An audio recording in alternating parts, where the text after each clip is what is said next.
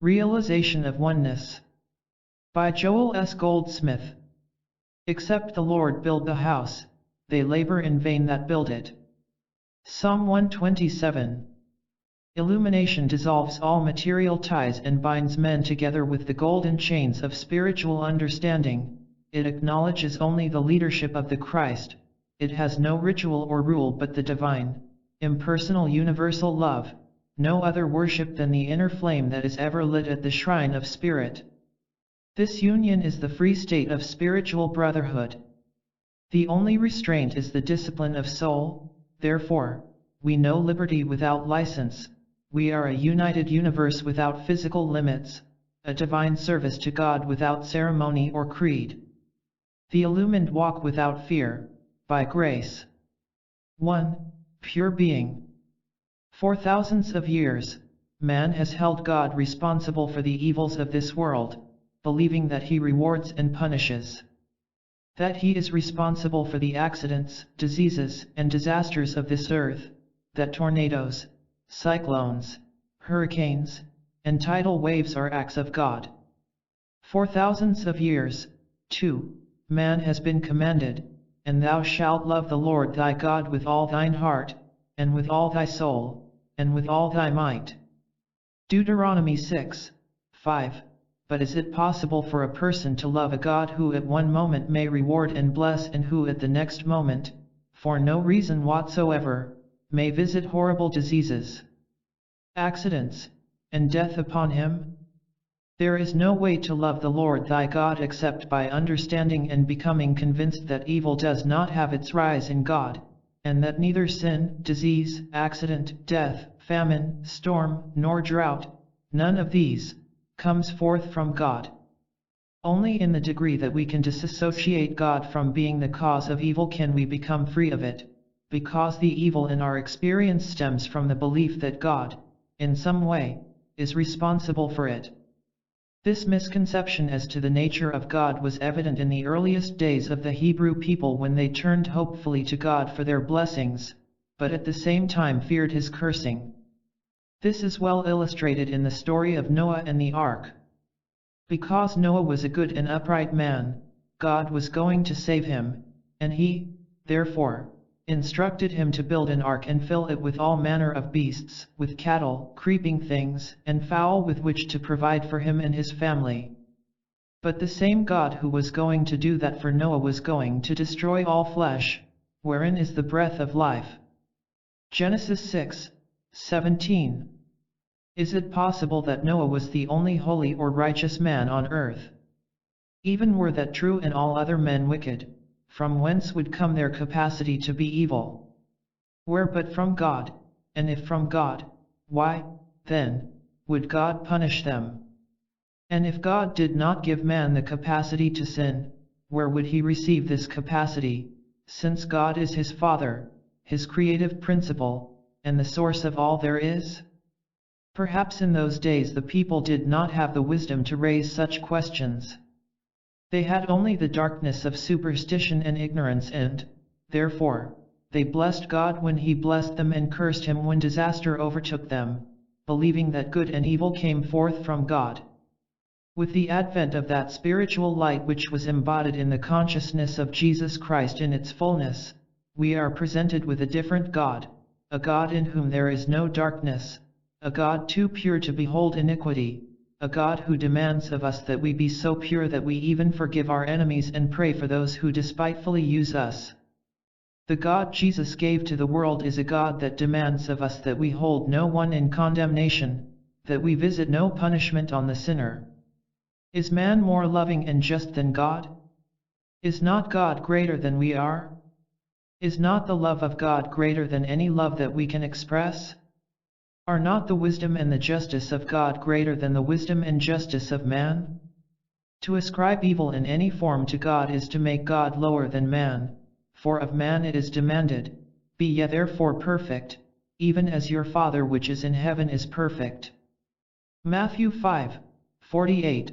No one would ever consider any man perfect who visited sin, disease, or death on another, not for any reason. Even in this modern day when civilization is still in its infancy, man is developing enough love and understanding so that capital punishment is gradually being eliminated. Each man can be that just and considerate. How much more compassionate and understanding must God be? In some instances, this same consideration is now being extended to international relationships, so that today, instead of wreaking vengeance on a country which has waged war against us, we help bolster its tottering economy and strengthen its financial structure. If nations can do that, how much more can and does God do? How much more of love, intelligence, life, and purity is there in God? To ascribe less than perfection to God is sinful. It is blasphemy. Many of the discords from which we suffer have their roots in the universal belief that God visits these evils upon us, either to punish us, to teach us a lesson, or for some other reason. There are those who even believe what is often preached at some funeral services: God has called this dear one home. The calling home has often come about by way of cancer, consumption, or an automobile accident. It is blasphemous to believe that God operates in such a fashion. Nevertheless, the universal belief is that God is responsible for our troubles, and you and I are suffering from our ignorant and unconscious acceptance of that belief. We may not be aware of this, but it is so ingrained in consciousness that we suffer from it. To begin to set ourselves free from the penalties of universal beliefs, we must release God from all responsibility for the sins, diseases, deaths, droughts, lacks, and limitations of this world. We must honor our Father which is in heaven. We must love the Lord our God with all our heart and with all our soul, in the realization that He is too pure to behold iniquity or to cause it. He is the very light of the world, and in Him is no darkness at all. Oneness of God and man. When that conviction becomes bone of our bone and flesh of our flesh, and when we have a God wholly good, we ourselves then are wholly good, for I and my Father are one. Son, thou art ever with me, and all that I have is thine. Luke 15:31. All the qualities we now attribute to God, all the purity, goodness, justice, love, and forgiveness, are in reality qualities of man, for God and man are one, just as the glass and the tumbler are one. What is the nature of the tumbler? Is there a tumbler, or is there just glass? Is the tumbler merely a name for the form as which the glass is appearing? Glass is the essence of the tumbler, glass is its quality. How strong is the tumbler? As strong as the glass of which it is made. How beautiful is the tumbler? As beautiful as the glass of which it is made. And what of man and his relationship to God? Is not man but the form or the temple, and God the essence of his being? Is it any more possible to separate God from man than glass from the tumbler? Is not God the substance of man's life, of his mind, of his soul, and of his spirit? Is not even his body the temple of God? Once we perceive that oneness is the true relationship of God and man, and, at the same time, perceive the pure nature of God in whom there is no propensity for evil, man is also recognized as pure and upright in whom there likewise is no propensity or capacity for evil. Before we can wipe sin, disease, death, accident, poverty, or injustice off this earth, we must first remove it from God. Then we shall have a universe showing forth God's glory, and God's glory can be only perfection itself. He that hath seen me hath seen the Father, John 14:9. For I and my Father are one. John 10:30. The Father is greater than we are, because the Father is the substance and essence of being, and we are but the form which appears in infinite variety. Just as the glass is greater than the form it takes and can be molded into a tumbler, a sauce dish, or a pepper shaker, with the glass always retaining the quality, essence, character, and nature of whatever form it takes, so is God the nature, essence, activity, and the law unto every form, including man, animal, plant, and mineral.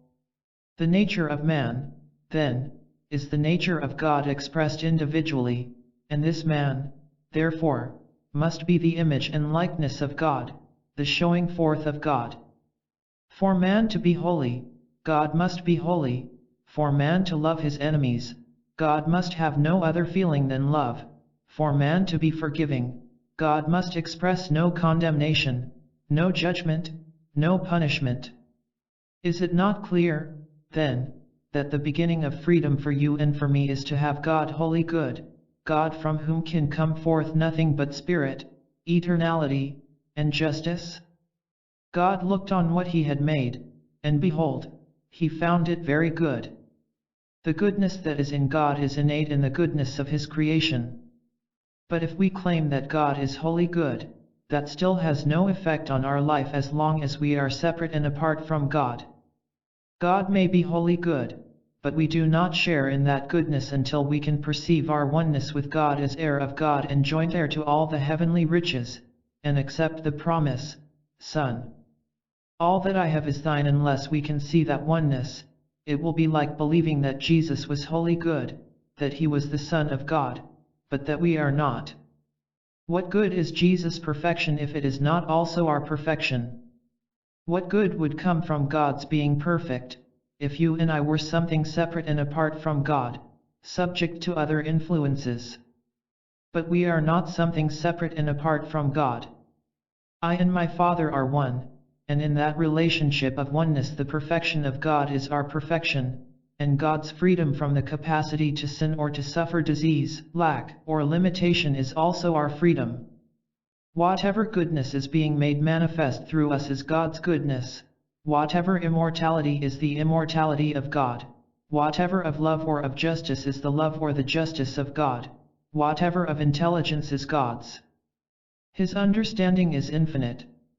Psalm 147, 5. But what good is that to you or to me unless we are one with him?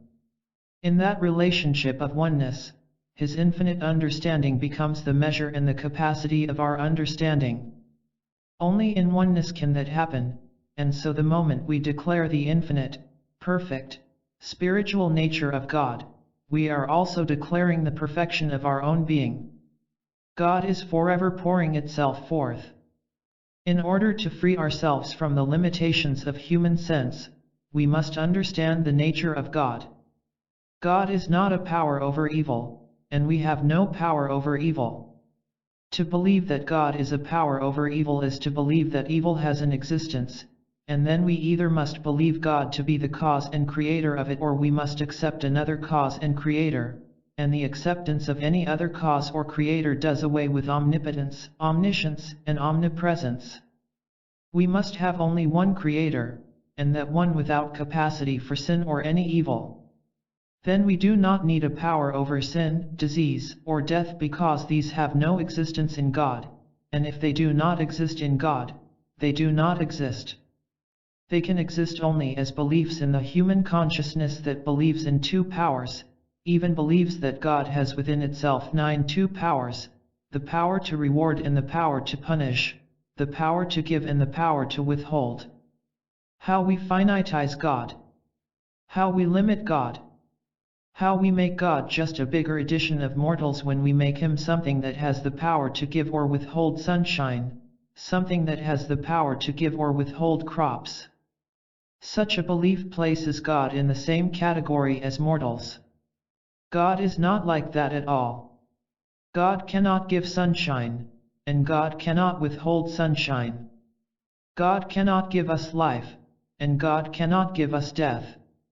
God is eternal life, and his life is the life of our being. He does not give it, he is it. God does not give us purity. God is our soul, and the soul of God being pure, our soul is pure. God does not give us wisdom. God is wisdom, but being infinite, God is our wisdom. There is no giving, and there is no withholding. There is only ising. If there were a God life and our life, God life might be immortal and ours mortal, but if God is infinite, God is infinite life, and that means your life and my life. In the spiritual literature of the world, the varying concepts of God are indicated by the use of such words as Father, Mother, Soul, Spirit, principle, love, or life. Therefore, in this book, the author has used the pronouns he and it, or himself and itself, interchangeably in referring to God. There is no God in evil. To know him aright is life eternal, and as we begin to know God as complete, pure being, without any capacity to wipe out a nation or punish sinners, God that cannot visit disease on innocent persons or even on guilty persons, God that does not permit conditions of war or poverty, we have freed ourselves, because much of the cause of evil in our lives is the belief that in some way God is the cause of it, the author, the creator, and the maintainer of it. When we come to know God aright, we have a God that we can love with all our heart and with all our soul, because we can look upon this world with its injustices, sins, and disasters and be thankful that there is no God in any of the evils besetting mankind. When we have removed God from them, we have removed the substance from them, and they begin to destroy themselves. They begin to dissolve. God is never in any form of force, not by might, nor by power, but by my Spirit. Zechariah 4:6, there is no evil where my Spirit is. The word my, capitalized, refers to God, for where my Spirit is, there is liberty. The world must awaken. It must awaken to the realization of the true nature of God in order to remove the cause of evil. Some persons believe that wars are righteous, and that God is on one side or another. God on the side of people out killing. God on the side of people murdering innocent men and women and children. God could not be in a war. God is not in the whirlwind, God is not in the storm, God is in the still small voice. Overcoming idolatry. When we come face to face with our fears, what do we find? We are usually fearing some person, thing, or condition, or on the other hand, very often we may be worshipping some person, thing, or condition. Habakkuk had a word for it. What profiteth the graven image that the maker thereof hath graven it, the molten image, and a teacher of lies, that the maker of his work trusteth therein, to make dumb idols? Woe unto him that saith to the wood, awake, to the dumb stone, arise, it shall teach. Behold, it is laid over with gold and silver, and there is no breath at all in the midst of it. But the Lord is in his holy temple, let all the earth keep silence before him. Habakkuk 2:18-20. Many persons place their hopes and fears in persons or things. It may be in gold or silver, it may be in land or in securities, or even in social security, but when hope, ambition, and confidence are in something external, that is nothing more nor less than idolatry. All this disappears when we understand that the nature of God is the nature of individual being, and, therefore, there is no need to want some particular person, thing, or circumstance, for we embody our good. Son, thou art ever with me, and all that I have is thine. The word I, italicized, refers to God. All that I have. Let us not worry about what somebody else has. All that I have is thine.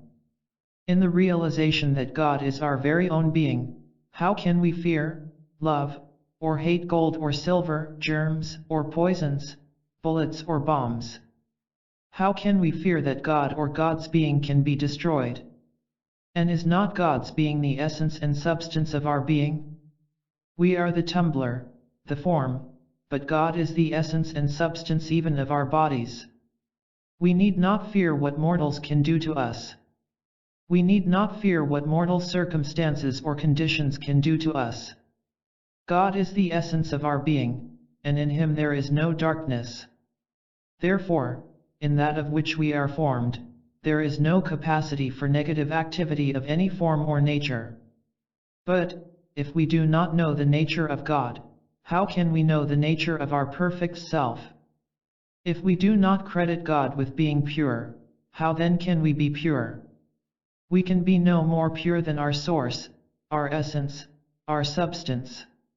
When we see evil in any form, in our own experience, in the experience of the world or of our neighbor, we can smile within ourselves as we realize there is no God in this.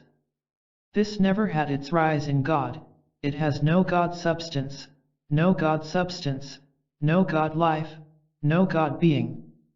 It is the arm of flesh, nothingness. 2 Chronicles 32:8. This immediately takes from evil its sting. We let it dissolve of itself and disappear from sight by removing from it that which gives it life, that is, the belief that it is of God, that it emanates from God, and that God is responsible for it. But if there is no evil in God, there is no evil at all, for God is the source of all creation. We need only to look at any situation and realize, there is no God in this, no power to sustain it, and no law of God to maintain it. There is no power but God. Then it must dissolve and disappear. This removes idolatry. It prevents us from loving, fearing, or hating that which has form, because we know that the real essence of all form is God.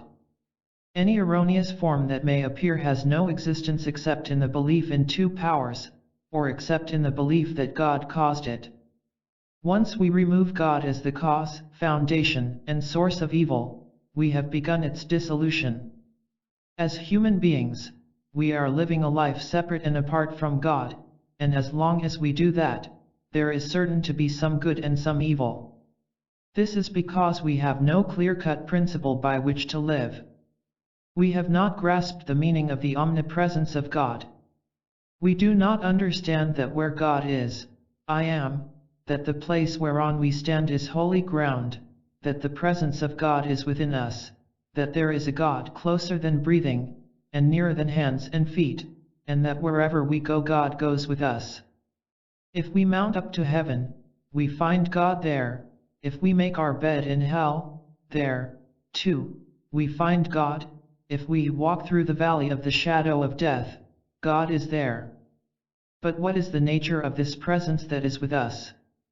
Is the presence of God going to reward us?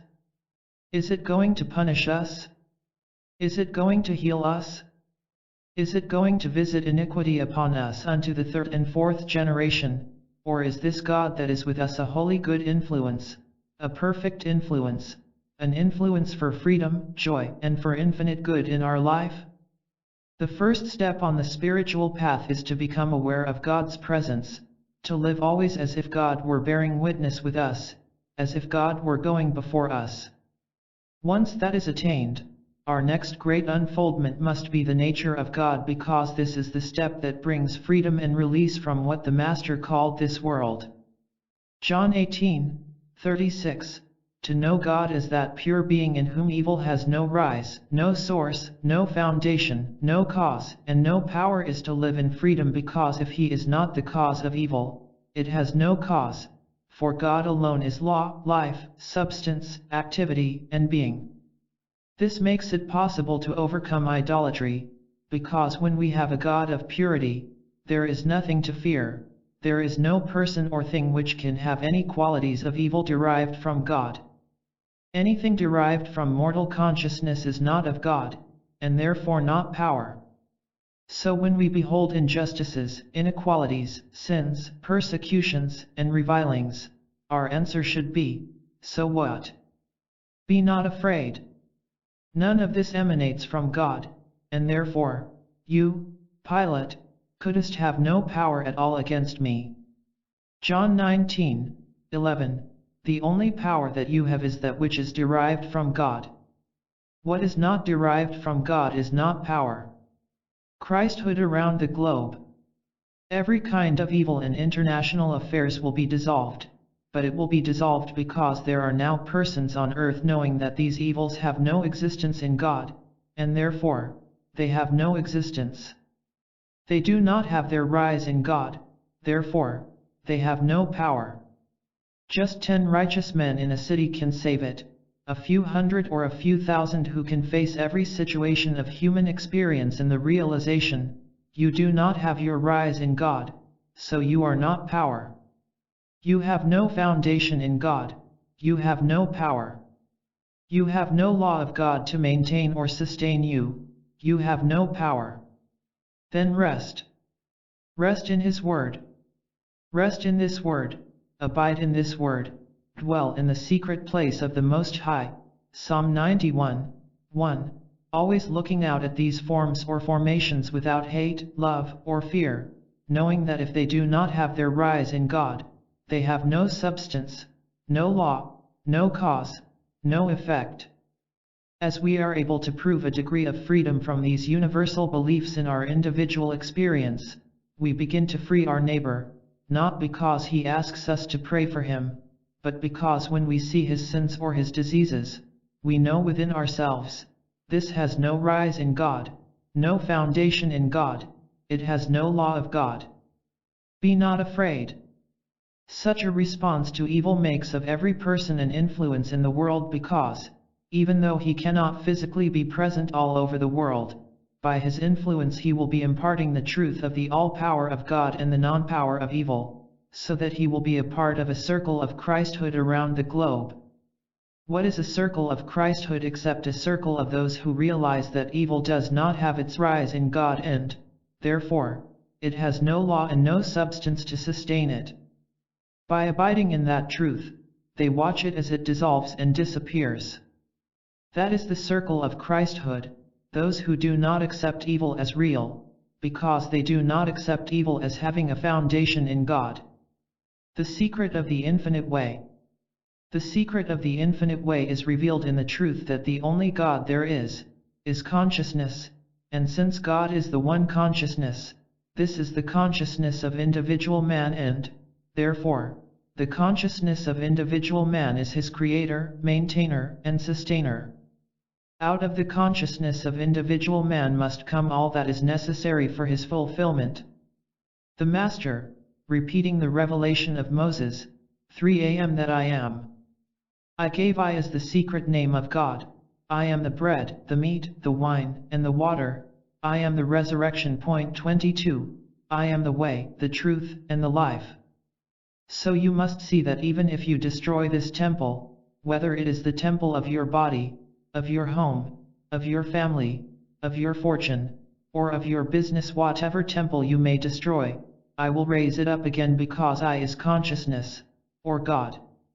When man turns anywhere other than to the withinness of his own being for life, supply, harmony, health, wholeness, completeness, success, wisdom, purity, or any other imaginable thing or thought, he is turning to where it is not, and the result is that there are persons of every religion and denomination praying in churches throughout the world. How many of such prayers are answered? And why is this?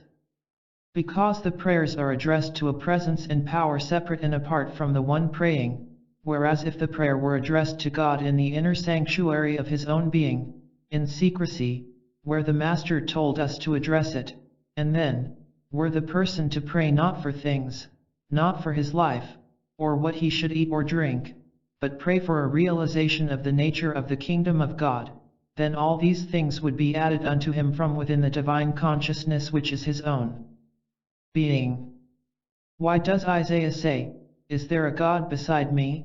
Yet, there is no God, I know not any. This me is I, and this I is the infinite, divine consciousness of my individual being. Therefore, I am not its master, nor do I have the wisdom to tell it what I want, or when, how much, or how little, nor do I have the wisdom to direct it to anyone else, because the I of me is infinite, divine consciousness, the all-knowing.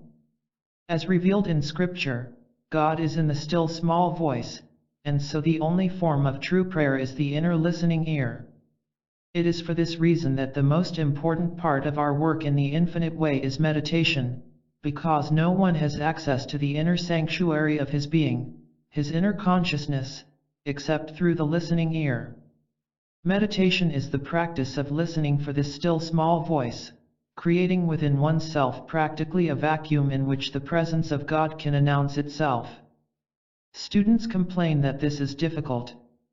It is difficult largely because it has not been practiced for hundreds of years, and they must now learn something that has been out of consciousness for generations. That is not easy.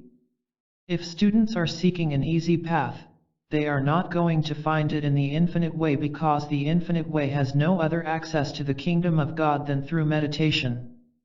Any degree of good that a student may receive from a practitioner or a teacher is only of temporary help, because it is still true that while a Moses can lead his flock to the promised land, he cannot take them into it. That, they must do for themselves. The Master later confirmed this in his statement, "If I go not away, the Comforter will not come unto you." By Comforter, he meant that which completes your demonstration, that which provides you with the ultimate comfort, full peace, and the fulfillment of your destiny. And even as it came to the Master, as it came to Moses, Elijah, and Isaiah, so must it come to you. Remember that not even Jesus took his disciples into the kingdom of heaven.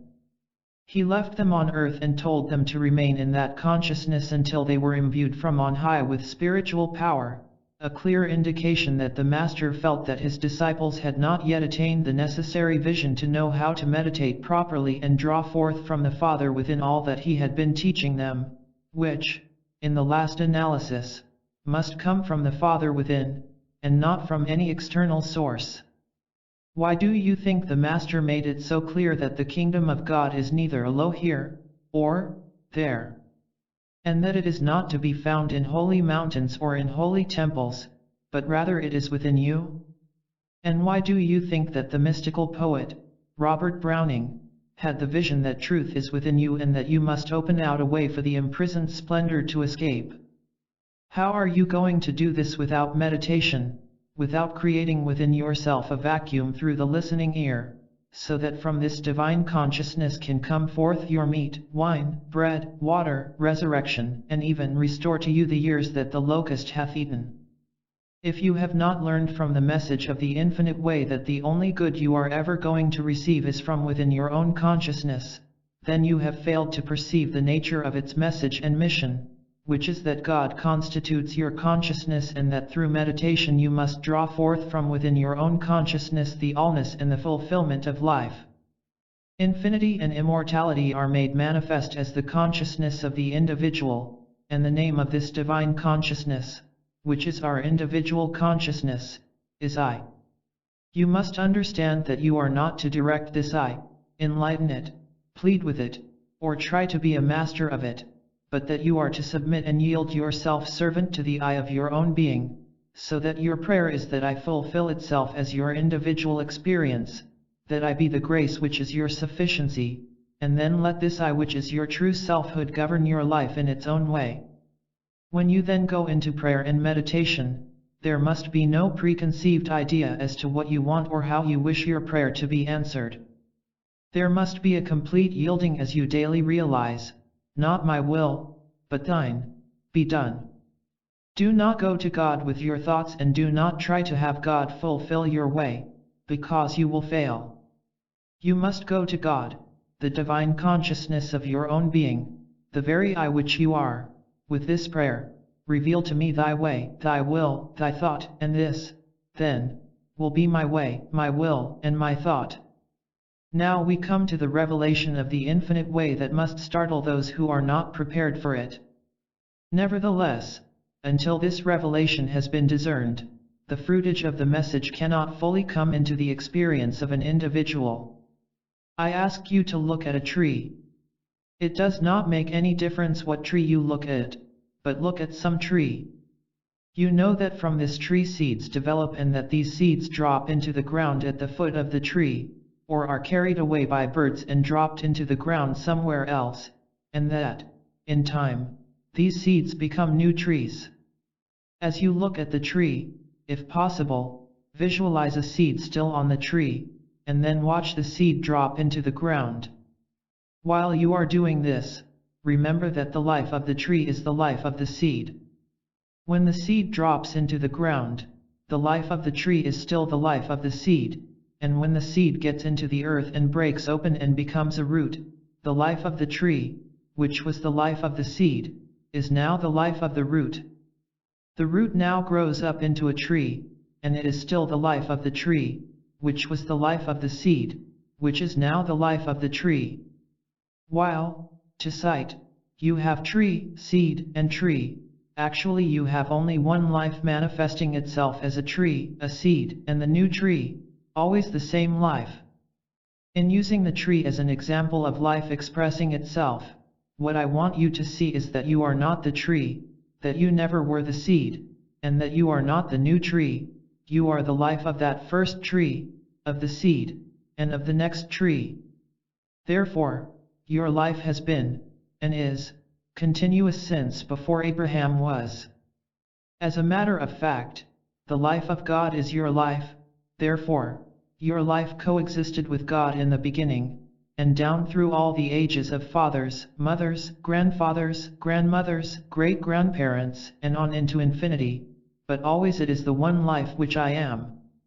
Actually, therefore, I am the life of all my ancestors, and I will be the life of all my children, grandchildren, great-grandchildren, and great-great-grandchildren, because it will be the same life appearing as me, as the seed, as my child, as his seed, and as his child. Always it will be I appearing as. This is my immortality, the immortality of my life manifested as many forms in many generations. When you look in the mirror, please remember that you are not seeing you are seeing your body, just as, when you look at the tree, you are not seeing a tree at all, you are seeing the body of a tree, for the tree itself is life. So the self of you, which is I am, is the real you, and the body is only the form, and as you drop a seed, it will still be your life. Then, as your child appears, it will be the life which you are, appearing as another form, and therefore, you are immortalized in your children, and as your children, all the way down to the end of time. The secret is, I will never leave thee, nor forsake thee. I will be with thee unto the end of time, for I am thee. Since there is but one consciousness, and therefore, there can be but one I, remember that I am not only the life of my children and the life of my parents, I am the life of my neighbors, of their cats, their dogs, and their crops, and I am the life of my enemies. It is for this reason that the Master taught us to forgive 70 times 7, to pray for our enemies, and to do unto others as we would have others do unto us. The reason is that anything you do to another you are doing unto yourself, because there is but one self, and I am that self. Be assured that even the money that you give to benevolences is only being transferred from your right hand pocket to your left hand pocket, because I is the only selfhood, and therefore, what you give never leaves you. This is the bread that you cast on the water of life which comes back to you. The forgiveness that you give to those who have offended you is the forgiving of yourself, because there is no other self than I am, and without the forgiving of others, there can be no forgiving of yourself, for I am the only other. When you pray for your enemies, you are praying for yourself. You are doing unto others as you would have others do unto you, and the reason is that the enemy is yourself. Therein is one of the great secrets of mysticism. The 12 disciples of Jesus were not men, they were facets of his own consciousness. The Master embodied within himself the qualities of Peter, John, and Judas. Like it or not, this is the mystical truth. You may think that you have loving friends and unloving ones, but you have neither. These loving friends and unloving friends are qualities of your own consciousness, which are you being externalized. It is as if you were to draw pictures of 12 men and women, any 12 you like, and when you had drawn them, you may be assured that you would have drawn your own concepts of manhood and womanhood, and nothing else, and there would be no use in blaming anybody for how your men and women looked. So you have drawn the pictures of your loving and of your unloving friends, and they are ideas in your mind. You have projected them, and they are your images in thought. The only way they will ever be changed is by changing your concepts of manhood and womanhood, and the higher the ideal of manhood and womanhood you attain, the higher manifestation of men and women will be drawn into your experience. Manhood and womanhood, and the higher the ideal of manhood and womanhood you attain, the higher manifestation of men and women will be drawn into your experience. Across the desk. This comes to you from London as the year 1963 draws to a close, the most momentous year of my work since receiving my initiation and instructions in the Infinite Way in 1946. This year, 1963, the word came to me to take our students from metaphysics to mysticism. My personal life has had many difficult periods since my first spiritual experience in 1929 because that experience lifted me into the fourth dimensional consciousness, and yet I had to live in two worlds in order to carry on first a healing ministry and then both healing and teaching. Except when done in absolute silence, spiritual healing and teaching are conducted out from the ordinary consciousness, and yet the inspiration is always from above.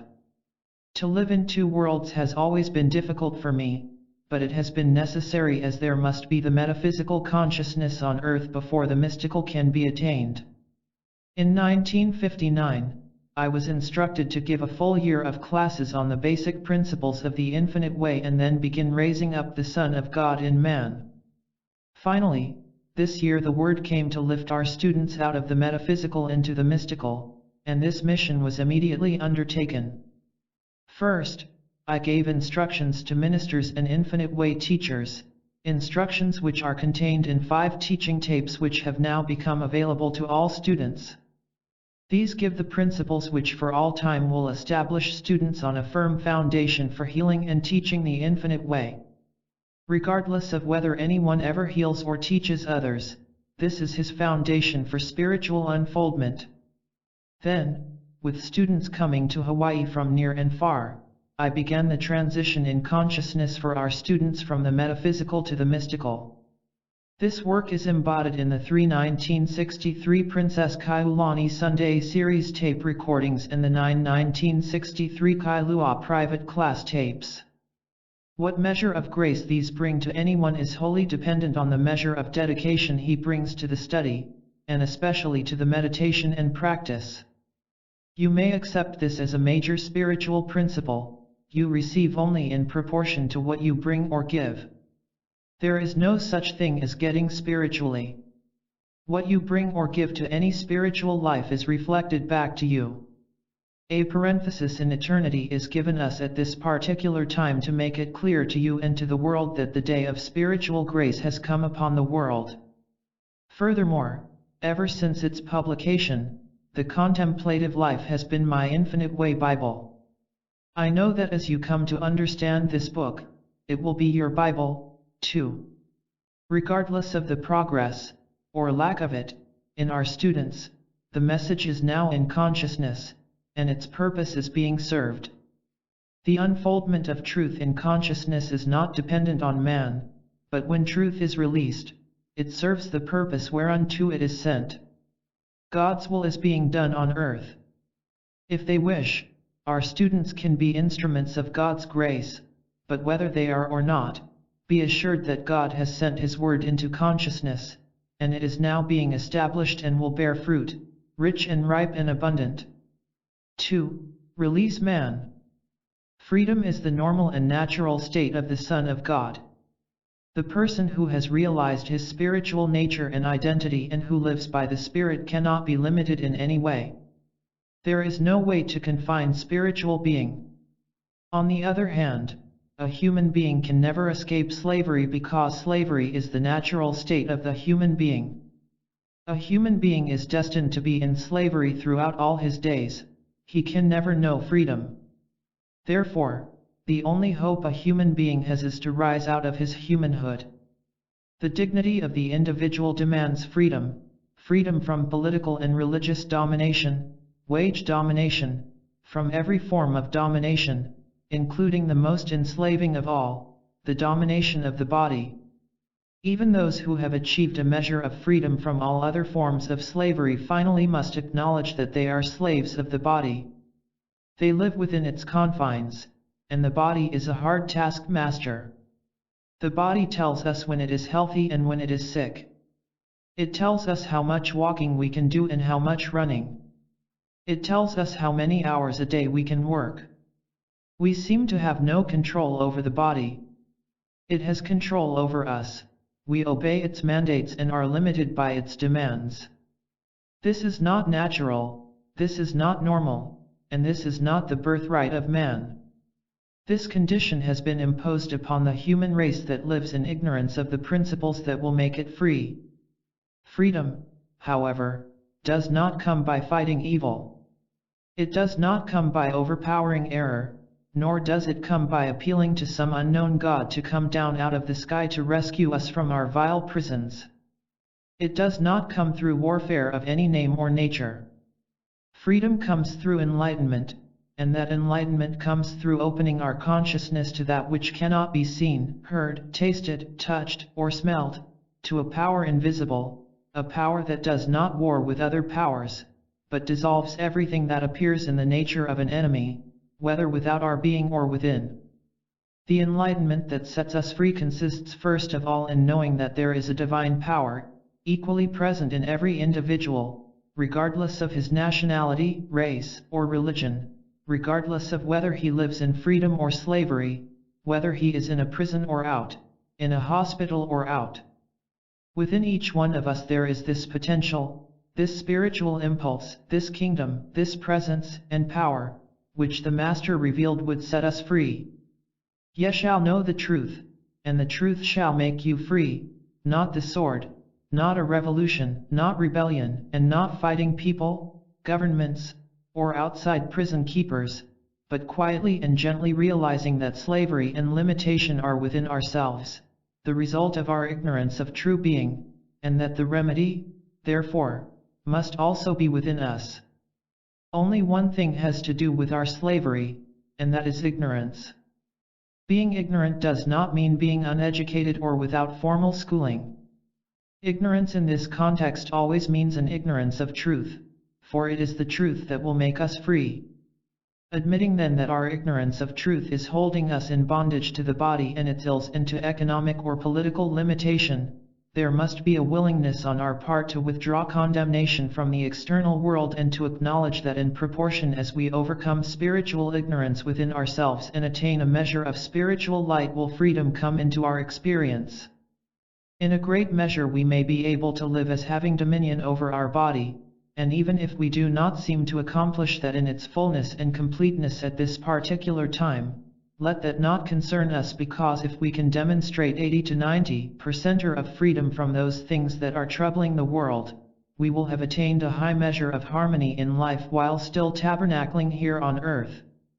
We may experience freedom only in an infinitesimal degree tomorrow or the day after, but even if progress is gradual it is certain, and as time passes and we remain true to the spiritual principles that we learn and apply, more and more freedom is realized. Even though there remains a measure of darkness and spiritual ignorance which must be overcome, if there is some recognition that there is a potential of freedom within us, and if there is a recognition that our troubles are not because of someone or some circumstance external to us but rather through this inner ignorance, then we are opening the way for our own freedom to begin to appear. Regardless of how far we go on the path, we can never expect to exercise a freedom external to ourselves. For the Christ, that which overcometh, is an overcomer of ourself and establishes freedom within our consciousness, which then becomes externalized by the power of truth. Real freedom can be attained only by virtue of the recognition of the Christ within us, and by learning to live, not only in subjection to it, but in the realization of its dominion over the circumstances and conditions of life itself. It was planted in the midst of us for that purpose. Son, thou art ever with me, and all that I have is thine, but until we acknowledge him in all our ways, we will not come under his government. God constitutes individual being. Only through understanding that God, the infinite love of this universe, is expressing itself as individual being, can we release God from responsibility for the bondage in which this world is held, and then take the next step of releasing man. God is forever expressing itself as the fulfillment of its own being, and God appears as the life of man, woman, child, animal, vegetable, and mineral, regardless of how false a material concept we may entertain of that life. Because of the infinite nature of God, there can be only one life, and that life is God expressing itself as life in, and as, infinite form and variety. With this as a basic principle, whenever any kind of an erroneous picture presents itself, whether in the form of a person, a condition of health, supply, employment, or of human relationships, instantly we realize, God expresses itself as individual being. Regardless of the appearance or of the degree of mortality that is presenting itself to my eyes and ears, regardless it is the criminal, the insane, the dying, or the dead, regardless of all appearances, God alone is, and God alone is the entity and identity of all being. God constitutes individual being. God is the life, the soul, the spirit, and the mind of individual being. God is the law unto individual being. Even the body is the temple of God. God constitutes individual being, and therefore the nature of individual being is godly and good, and in it there is nothing that defileth, or maketh a lie. Whether at this moment that being is appearing as a friend, a prisoner in a prison, a sick person in a hospital or in a mental institution, regardless of what the appearance may be, the basic point is that God constitutes individual being. God alone appears as individual being in whom there is no fault. Evil is impersonal. With the acceptance of the premise that God appears as individual being, and with that as we basic principle, it is useless to try to find the cause of the error in a person or to attempt to uncover the wrong thinking that produced the error. Can there be any wrong thinking in God appearing as individual being, in a being constituted of the nature, character, and quality of God? Often when we are dealing with our friends, our relatives, our students, or our patients, we are prone to revert to a human sense of criticism and judgment, or to the metaphysical sense of believing that there is something in their minds, perhaps their wrong thinking, that has to be corrected. That is true, but not true as generally understood. It is not their wrong thinking about a person, thing, or condition that needs to be corrected. The only thing that has to be corrected is the same thing that has to be corrected in all of us, the belief in two powers, the belief that God is not omnipotent, that God is not omniscient and omnipresent. The whole theory of resentment causing rheumatism, jealousy causing cancer, or sensuality causing tuberculosis is nonsense, pure nonsense. Those who accept a psychosomatic cause for disease find that they do not know how to get rid of the negative qualities of human thought to which all of us are heir, even after they have diagnosed this negativism as cause. The only way to be rid of these undesirable qualities is through understanding that they are not personal, they are impersonal, they are not power, they have no law to sustain them. Ulcers are not caused by worry, and cancer is not caused by hate or jealousy, or rheumatism by resentment. The truth is that error is not personal, and it does not have its beginning in you or in me or in any other person. But if we do not understand the nature of error before it touches us, we may spend the remainder of our lives tilting at windmills and trying to fight something that is not there. Evil is not personal, it is impersonal. You and I are not evil. It is true that we may hate, we may fear, we may commit adultery, we may even murder, but it is not you or I doing this, because the truth is that Christ is our true identity. Then what about the appearance of evil, the appearance of sin, disease, lack, limitation, unemployment, a nasty disposition, miserliness, or profligacy? What of it? It is impersonal. And the very moment that we understand and declare it to be impersonal, we begin to separate it from ourselves.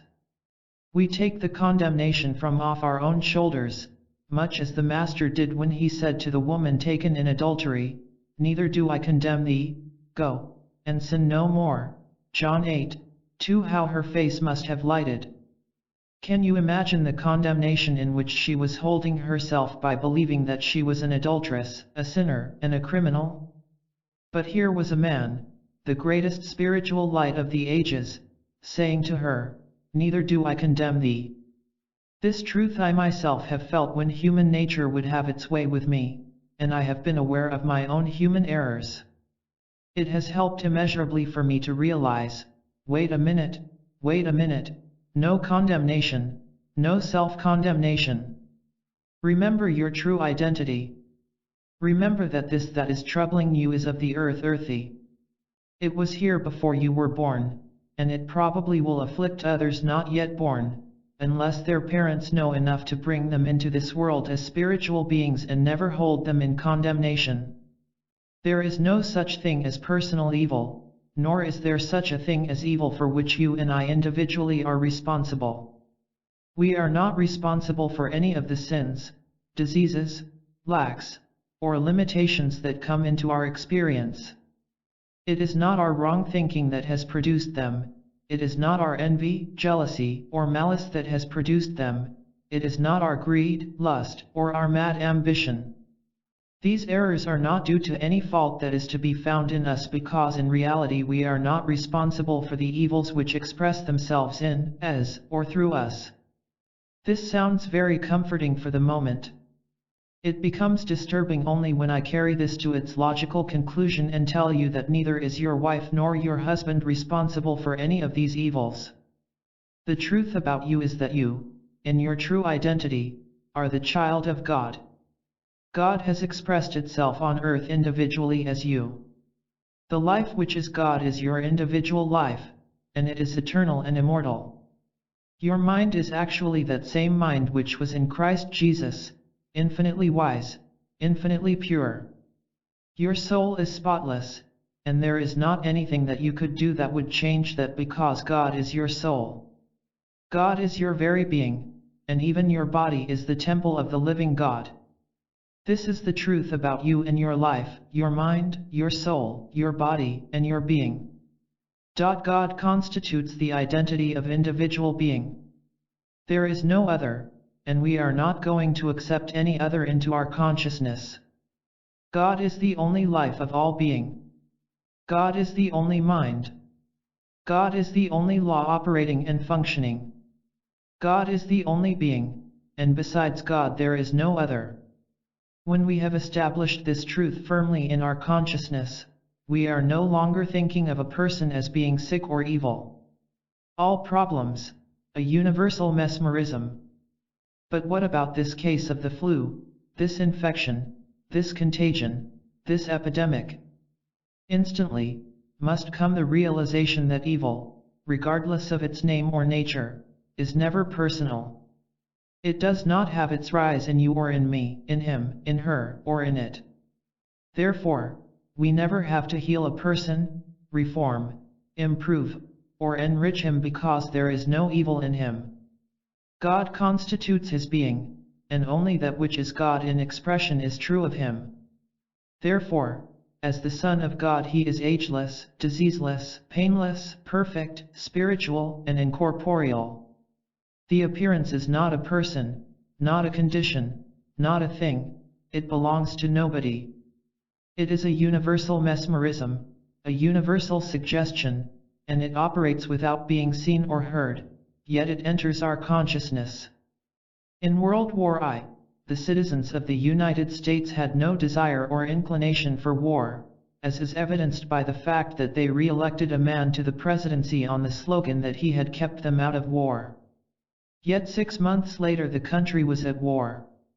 This was because the suggestion of the inevitability of war was thrown out into space, and eventually, all those who had elected the president because he had kept them out of war were crying, "Let us get into this war.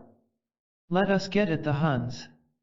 That was no more their nature than it was your nature or mine to want to become involved in World War II. This was mesmeric suggestion imposed from without.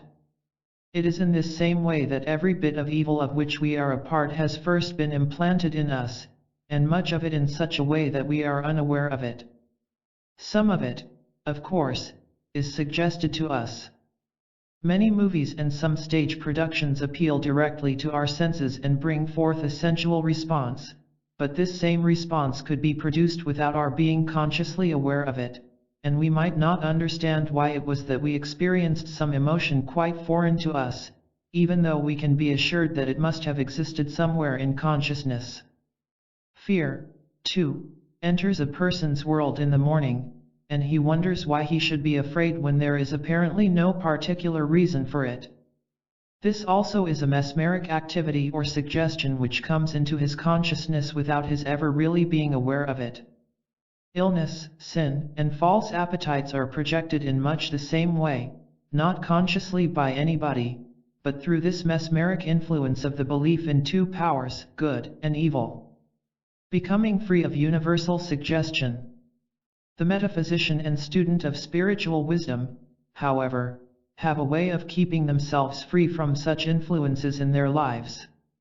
They separate themselves from becoming statistics, those who come under the law of averages or are affected by these seen and unseen influences, and instead of blaming some person or circumstance for the discords of life, they have learned to impersonalize and realize that all evil has its source in the belief in two powers, and that it has no power of projection because it is not God-ordained or God-sustained.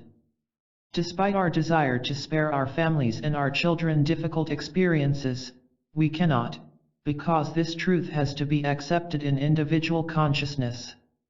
To some extent, we can do this for a person for a time, but eventually the person himself, through an activity of truth in his consciousness, must separate himself from sin, disease, death, lack, limitation, or the effects of wars and depressions.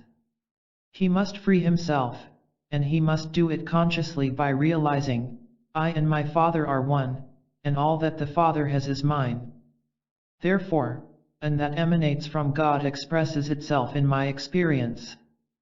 That which is not of God, the impersonal evil, is not maintained or sustained by God and has no person in, on, as, or through whom to operate. Thus he frees himself. This is a universal principle, but those who are not open, receptive, and responsive to it do not benefit from it. It is for this reason that this principle is most effective in our own experience, and often in that of those who are close to us. Teachers of spiritual wisdom also become a law of harmony to their students, but this may not continue if their students become learners and expect the teacher to keep them out of trouble forever. We cannot separate ourselves from sin, sinful desires, false appetites, or accidents except through a conscious activity of our own consciousness, and this activity must be a specific one. I am under the spiritual law of God, not material or mental laws. I am not subject to such laws because in my alignment with spiritual entity, only spiritual law can act in me, on me, and through me. An arm of flesh.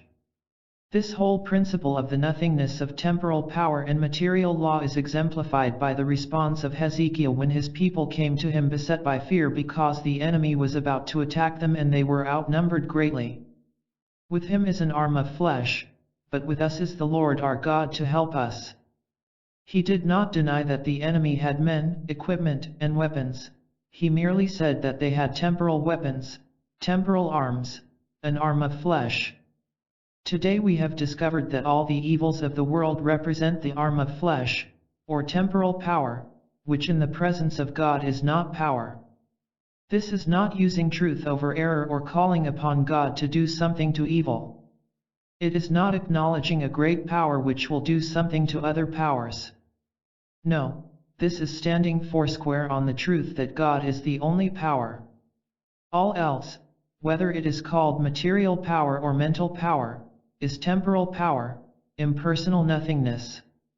This was the strength David had when he stood before Goliath. This was the strength of Jesus Christ as he stood before Pilate. Thou couldst have no power at all against me, except it were given thee from above. And what about the crippled, the blind, the sinning, the poor? Did Jesus turn to God and beseech him to heal them, to forgive or enrich them? Or did he say, Arise, take up thy bed. 8, be thou clean. 9, thy sins be forgiven thee. All that I have is thine. 2. In other words, what power is there other than God power? Jesus' entire teaching is resist not evil. Why should we not resist evil? Because evil is not power. It is only a suggestion or a temptation, which we do not have to accept. It comes to us as a suggestion of good or evil, health or sickness. It comes to us as a suggestion of a power, but we do not have to accept it. We do not have to accept the fall of Adam and Eve, which came about because they believed in two powers, good and evil. We can revert to our spiritual selfhood and accept God as the all in all of being, and then look upon material or mental forces as the arm of flesh, or nothingness. One thing above all we must never forget: if we ever blame a person for anything, we are setting the trap into which we ourselves will eventually fall. If we blame heads of state for our troubles, if we blame union leaders or management for our troubles, if we blame politicians or politics for them, we are setting the trap for ourselves. It is true that many of these persons are instruments for evil, but they are not the evil, and this evil cannot operate in the presence of a consciousness of one power. The ability to impersonalize evil comes about as the result of some measure of spiritual realization. For example, if I were to go out on a street corner and announce to the people assembled there that there are no thieves, no immoral or bad people, can you imagine what would happen? They would be listening with the mind, without any developed spiritual sense, and would have no understanding of what was being said, whereas, when I tell you that there never has been an evil person in the world and there never will be, you understand what is meant. There are times, however, when we and everybody else are the instruments through which evil manifests, but that does not make us evil. It merely testifies to our ignorance of how to protect ourselves from the mesmeric influence of world beliefs. Every spiritual principle that is ever voiced is utter nonsense to the human mind. But by the time you have arrived at the state of consciousness that would lead you to read this book, you must have developed a measure of spiritual consciousness and should be able to understand the impersonal nature of evil, an understanding of which takes a degree of spiritual illumination. Let us understand clearly the universal, impersonal nature of evil. Both good and evil are floating around in space just as radio or television broadcasts are in the ether, and therefore any place can be a mass of either good or evil suggestions. Subconsciously, we are tuned into these suggestions, and some of them have an effect upon us. To become free of any mesmeric influence that may be operating in any place, it is necessary for us to know only that which emanates from the divine source can find inlet and outlet through me. I and my Father, the creative principle of life, are one. All the mesmeric beliefs of good and evil, whatever their name or nature, have no inlet or outlet because they are of this one source, the nothingness of an impersonal universal belief. Across the desk. It is just a few hours before Christmas 1963, and I have been sitting here all week opening several thousand envelopes containing the love and gratitude of students from all 6 continents and many of the islands on Earth. Of course, you cannot possibly imagine my feelings as I open these envelopes filled with heartwarming messages, gifts, contributions to the activities, personal gifts to Emma and to me, and I realize that all this is an outpouring of the Spirit to God, not to man. None of this would really be coming to me for myself, and every bit of it is sent to me only as a representative of the infinite invisible, or as a transparency for God. All this is an outpouring of the soul of man to God. It is an acknowledgement of the omnipresence of God and a recognition of God manifest as man on earth, not as a mortal, but as man himself, the real man, the real self hidden within each individual. It is a joy to witness an outpouring of this nature, and then to realize that many of these messages represent the love of 2, 3, or 4 in a household, and in some cases, entire groups and cities of the United States and Canada, of Australia, New Zealand, and South Africa, of the United Kingdom, Sweden, Holland, Germany, and Switzerland, and to realize that there are these thousands lifting their thoughts and expressing their love toward God and recognizing His grace on earth. Looking out of the eyes at the visible scene, one sees much of man's inhumanity to man, even in this latter half of the 20th century, and much misunderstanding, not only between different nations and races, but misunderstanding among the people within each country. If one were to judge by this, the human scene would be sad to witness, but I ask you now to see through my eyes and to witness what I have witnessed here all month in the opening of this mail, and rejoice that you are one of those thousands upon thousands who are united in consciousness in an actual Christmas season of adoration, of love, and of gratitude to the one Spirit that you are recognizing as indwelling the soul and consciousness of every individual. Still looking out through my eyes, behold all mankind everywhere, even in the deepest sense of ignorance of his true identity, and remember that there, too, lies the unawakened soul, awaiting only your recognition to cause it to spring into an awakening. As I have opened each envelope and each package since the second day that the mail started pouring in this month, this has been my conscious thought: here, God, is a gift to you from another soul recognizing omnipresence, omnipotence, and omniscience. May this greeting and this gift pass through me to thee, and may thy grace fall upon each one who has sent this message through me to you, and may all of these gifts be dedicated to your service and be returned by you, not only to the givers, but to all those for whom these gifts were meant. In this way, I have given recognition to the fact that in thanking, honoring, and in greeting me, you were actually doing all this unto God through me, and be assured that I have let your gifts and your greetings flow through me to the throne of God, there to be blessed and returned to earth. May I give you this gift this year? With every gift or contribution that you make to any spiritual activity, and with every dollar that you spend for spiritual or philanthropic purposes, will you please remember that you are giving your gift to God through those individuals who will seemingly benefit? In Freemasonry, one of the major activities is benevolence in different forms. There are medical bodies which they sponsor, devoting their lives to research to overcome the universal belief of old age. There are hospitals for crippled children open to children of any race or religion whose families cannot afford to pay for such help. There are homes for the aged, and there is relief for widows or orphans, and many other activities of a philanthropic nature. All these are for the purpose of teaching members of the fraternity the joy and the blessings of giving and sharing.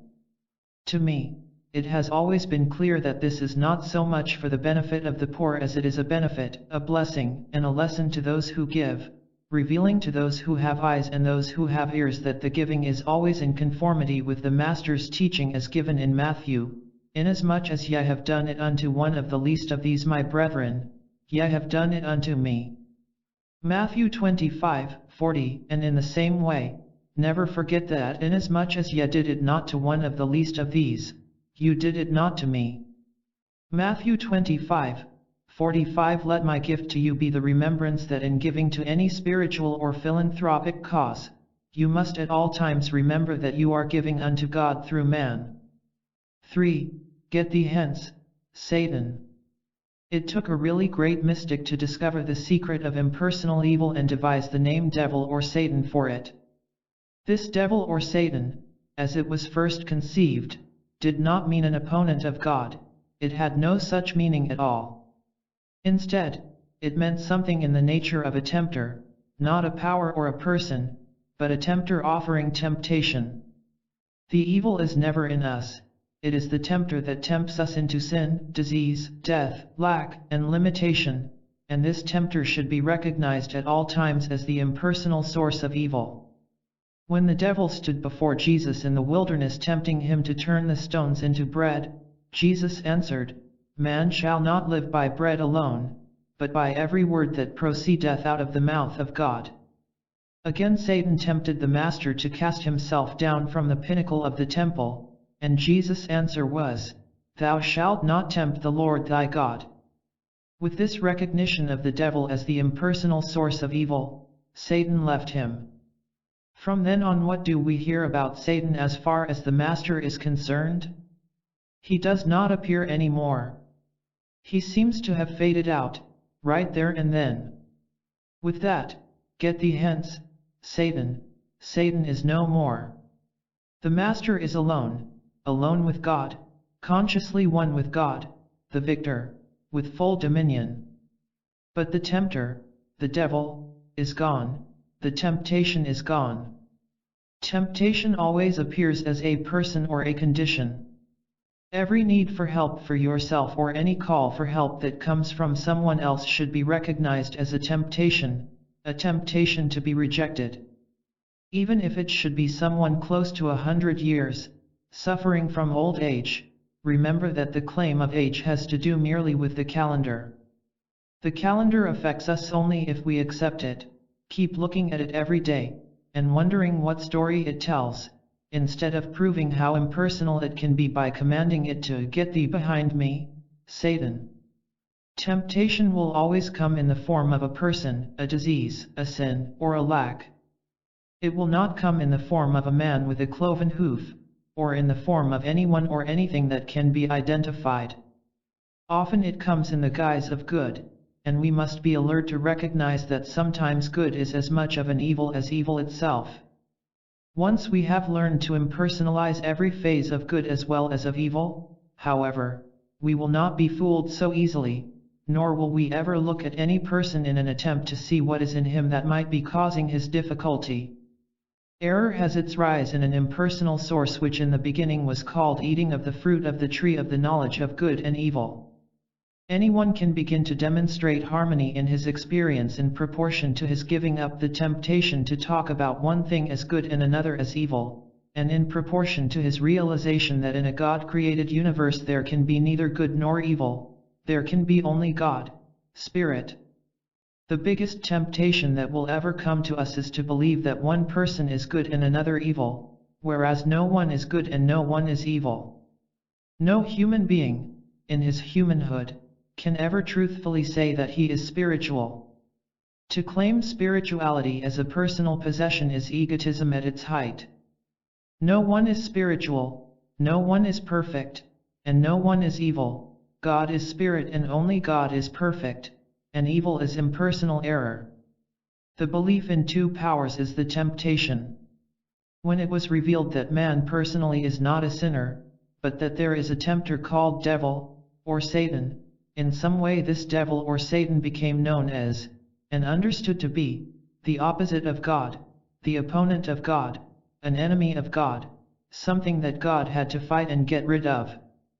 But be assured of this, and I say it only through revelation, God has nothing to fight at any time, no one to fight, and nothing to overcome. God is, and God is omnipotence, and besides God, there is none else. God has no battles. God has no enemies. God has no opponents. The devil can walk up and down the world parading its wares, but if everybody says, no, to the temptation offered, that will be the end of the devil, and this, without any help from God. We do not need God to fight the devil for us. We need only the words, no, get thee behind me.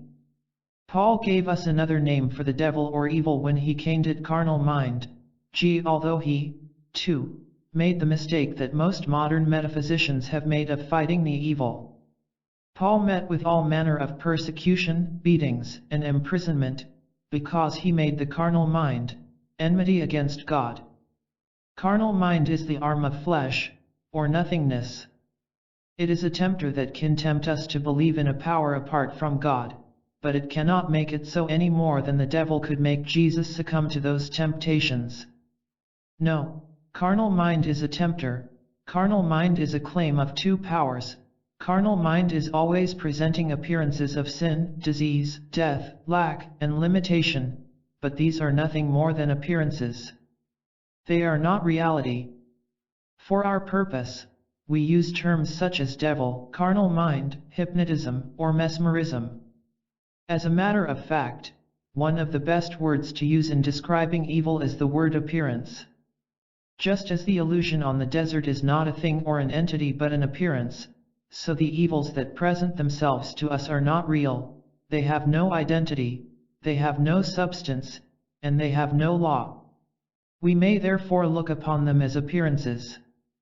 The point that I would make is this: error did not have its rise in you or in me. It did not have its rise in wrong thinking, it did not have its rise in hate, envy, or jealousy. It had its rise in the acceptance of the belief that there are two powers. No man invented it or discovered it.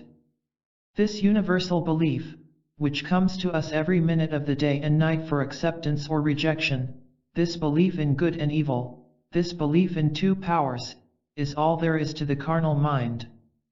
The nothingness and non-power of temptation. Is it consistent to declare God to be infinite and all-power, and then in the same breath ascribe power to something else, giving it the power to cause disease, sin, or lack? If we are to love God supremely, it can only be because we accept God as the only power there is. How can anyone love a God that not only is not the only power, but is not even strong enough to take care of the devil in all these thousands of years? I do not believe that it is possible for anyone to love God with all his heart and soul while at the same time he believes in two powers, regardless of how much he may mouth his love of God. One can love God only in the realization of the supreme nature of God's being, and that makes evil of no power. In understanding God as being the only and all power, having nothing with which to contend, no one and no condition, abiding in the supreme infinite nature of God's being, and then recognizing all these appearances as the arm of flesh, or a temptation to believe in two powers, evil conditions will disappear and evaporate. They will come back, however, if we fasten the evil onto a person, that is, if we personalize. Sin no more, lest a worse thing come unto thee. When we fight the devil, or carnal mind, we set up our own enemy, build it in our mind, and authorize it to stay there until something else gets rid of it. We have put it there, built it, called it carnal or mortal mind, and then given it evil propensities. Had we accepted God as omnipotence, we would have said, carnal mind? Mortal mind? What of it? It must be that arm of flesh the Hebrew prophet was talking about that we do not have to war against. What we have to do is to rest in the Word. We rest in the Word that the carnal mind is not enmity against God. It is the arm of flesh, a nothingness which must be understood to be an impersonal source of evil, impersonal, meaning without a person, without a you or a me. We are the person it is without when we impersonalize it. Devil, carnal mind, or mortal mind. It has only the power that universal belief gives it, and that is why we suffer from it without even knowing that it exists. But once we awaken, once we understand that the devil, Satan, mortal mind, or carnal mind is not power, but is a suggestion offering itself to us for acceptance, we can say, no, and then forget it. Devil, carnal mind, or mortal mind has no existence. In all this world, it would be impossible to find a carnal mind, a mortal mind, or a devil. Then what is this devil, carnal mind, or mortal mind that we are talking about? It is the very thing that cast Adam and Eve out of the garden, a belief in two powers. When we believe in two powers, we have a mortal mind or a carnal mind, and it can tear us to pieces, but we are free of it in proportion as we understand that God never made a power to destroy God or God's creation. God is the only creative principle of this universe, for God is omnipotence, omniscience, omnipresence, and therefore, there is no power of evil. Stop battling error. Strange how, throughout the ages, religious men and women have dedicated their lives to the one purpose of overcoming the devil, and the devil has no power. The devil is nothing except what we decide to make it. The metaphysical world has made the self-same mistake. It will tell you that there is no devil or Satan, there is just mortal mind. Nevertheless, all kinds of quotations and affirmations are concocted to overcome this mortal mind, and thereby many sincere truth students take a beating because of their belief in mortal mind. All there is to what is called mortal mind is the belief in good and evil. There is no such thing as mortal mind as an entity, there is no such thing as carnal mind as an entity, there is no such thing as devil or Satan as an entity, there is only a universal belief in two powers, and that belief is the cause of every bit of discord and inharmony that has ever existed on the face of the earth. In the degree that we fight or battle this so-called carnal mind or any of its individual forms and expressions, in that degree will we lose, because we have created an enemy greater than ourselves, one with which God cannot help us because God has no knowledge of it. God is too pure to behold iniquity. It was not the teaching of Jesus Christ to pray to God, "Please overcome my enemies, please destroy my enemies. Please go out before me and slay these terrible people." That is a superstitious and ignorant form of prayer, but certainly not enlightened Christian prayer. The overcoming has to be within us, and the overcoming that has to take place within us is our recognition of the truth, "I will never leave you, nor forsake you." If you go through the waters, you will not drown, and if you go through the fire, the flames will not kindle upon you. Why? Because they have no such power. As we realize this, we shall understand why Jesus could forgive the woman taken in adultery, the thief on the cross, and Judas who betrayed him. He knew through divine revelation that these had no power. "Destroy this temple, and in 3 days I will raise it up." But he spake of the temple of his body. This applies also to the body of our affairs, the body of our relationships, of our home, our work, and our supply. Certainly, depressions may come and deprive us of our savings, our wealth, and our investments, but they are only the body of supply, they are not supply. God is our supply, and if we lose what we consider to be the body of our supply, we can begin at once to build it again. There is no limit. There is no such thing as having only one chance, or even 2 or 3.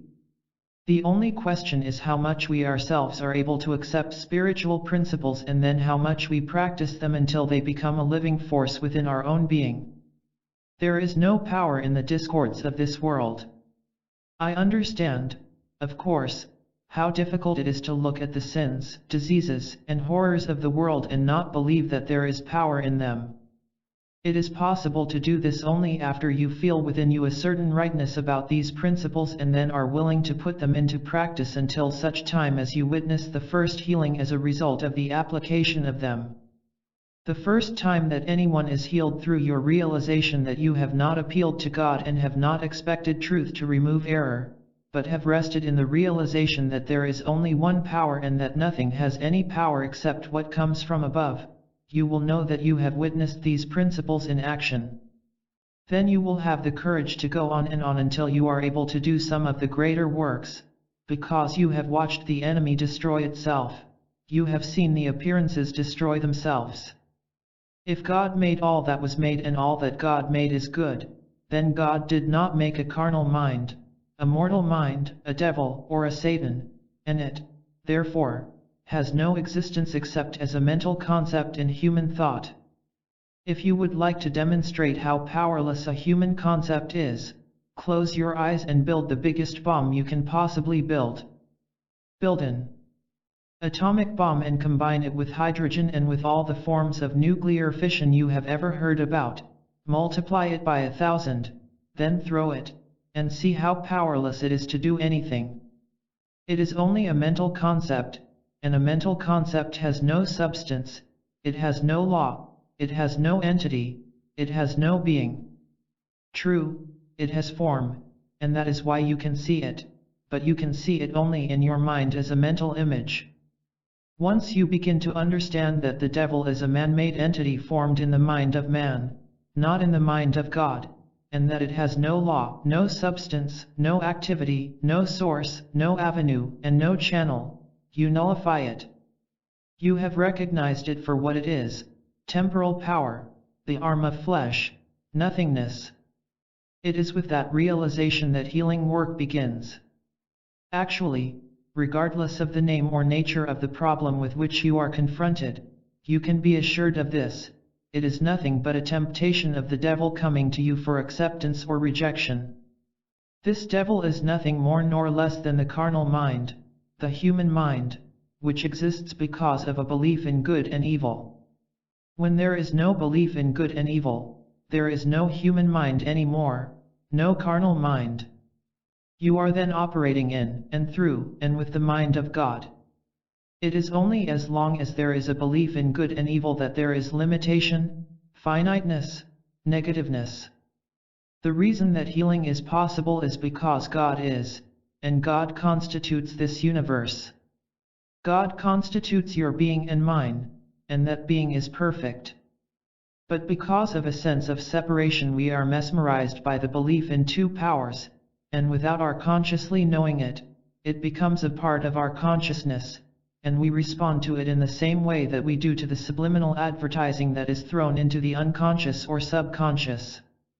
Error, a mesmeric sense of reality. There is a God maintaining and sustaining the integrity of this universe, and it is perfect except when we see it through a glass, darkly, except when we see it through a sense that has been to some extent mesmerized by the belief in good and evil. The healing lies in our realization that God's universe is intact, and therefore we are intact, for all that God is we are, and all that the Father has is ours. This that is appearing is just the product of mesmeric sense, but since it is not God created, God ordained, or God sustained, it is a nothingness, the arm of flesh. As we abide in this truth of the unreal nature of evil, it begins to dissolve before our very eyes, because it does not exist as a person and it does not exist as a condition. It exists as a mesmeric influence, owing to our acceptance of the belief in two powers as real. A person is not evil even if he appears as the most ruthless and tyrannical dictator the world has ever known. He will be evil to us if we see him as evil, but he cannot be that to us if we see him as he is in his true identity and realize that the evil we are beholding is not an evil person, it is a mesmeric influence which is being accepted as reality. That is the secret. If we do not accept it as reality, it cannot operate against us. As we sow, so shall we reap. For we believe that there is a sinful man, then sin can be committed against us. If we believe that there is a poverty-stricken man, poverty can knock at our door. If we believe that there is disease and death, we can experience them. In the kingdom of God, no man, woman, or child has ever died. There has never been a death since time began in the kingdom of God, never one. Passing from sight is part of the mesmeric influence. Those who are born must die, those who believe in birth must believe in death, for they are those who have not been able to see that this human picture is really immortal, eternal, and spiritual, but that it is seen falsely through the belief in two powers. The beginning of wisdom is to know that God is, that God constitutes and is the substance of all that is, the life, the activity, and the law of all that is, and therefore this is an immortal and eternal universe, and we are eternal and immortal beings. Then that which we behold as a limited finite world, as evil in any form, sin, disease, lack, limitation, war, depressions, storms, we must understand to be the product of a universal mesmeric sense, that which was originally called devil but is now called carnal mind, or mortal mind.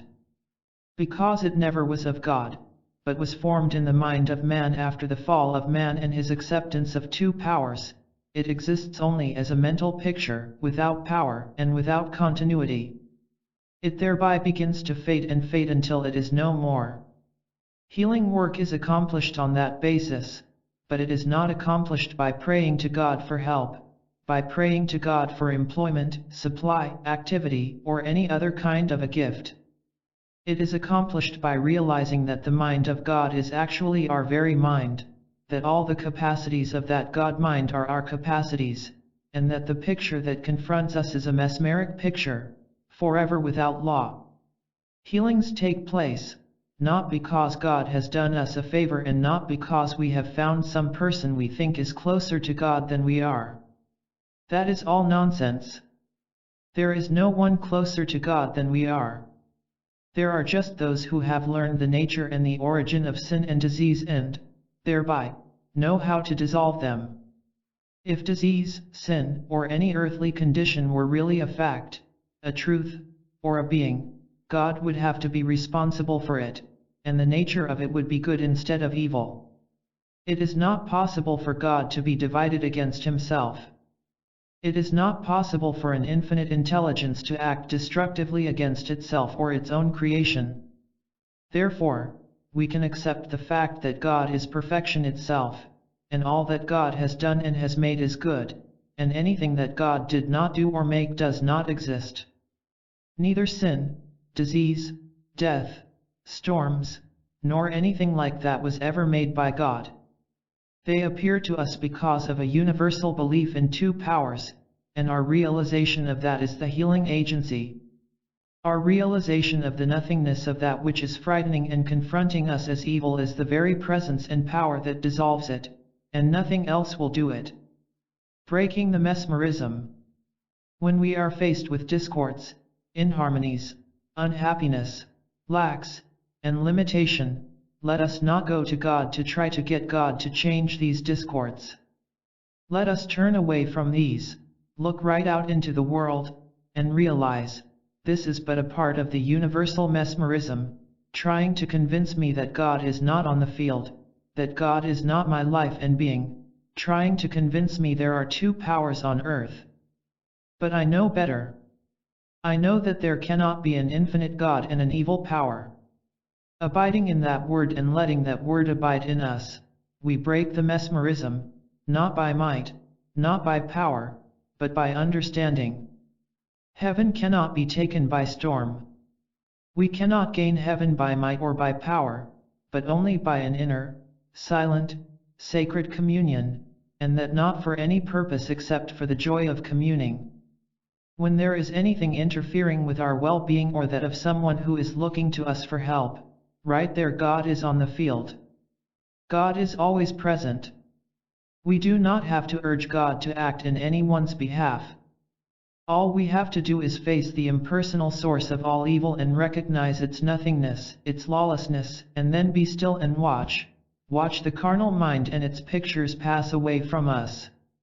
It is only necessary to reassure ourselves that God is the substance of all form, and this world is perfect because it is God's world.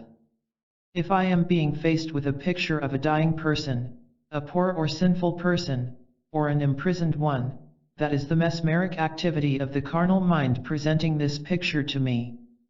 How grateful I am that I have learned that there is no law in this picture to sustain it, no substance, no form, no activity, so it must dissolve. If we constantly have in mind these major principles, we must come to a complete conviction that God is, and this means that harmony is. It means that the entire kingdom of God is at peace and at one with God. Then we realize that the only disturbance to our peace and harmony is caused by whatever it is that has convinced us that there are two powers.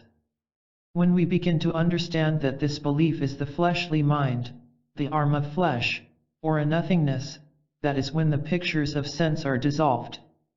That is why the person who does not rush out like a fireman to get his hat and coat and run to see the patient does the best work. The one who rushes to the scene will probably lose his case quickly because he has accepted the condition as a power. The mesmerism is broken by the person who can realize, nothing is going on in the kingdom of God about which I need to be disturbed, and what is going on to the human sense of things is not real, has no law to support it, and no power or continuity. In the silent contemplation of this truth, the mesmerism is broken, and along with it the picture disappears. That is how healing work is accomplished.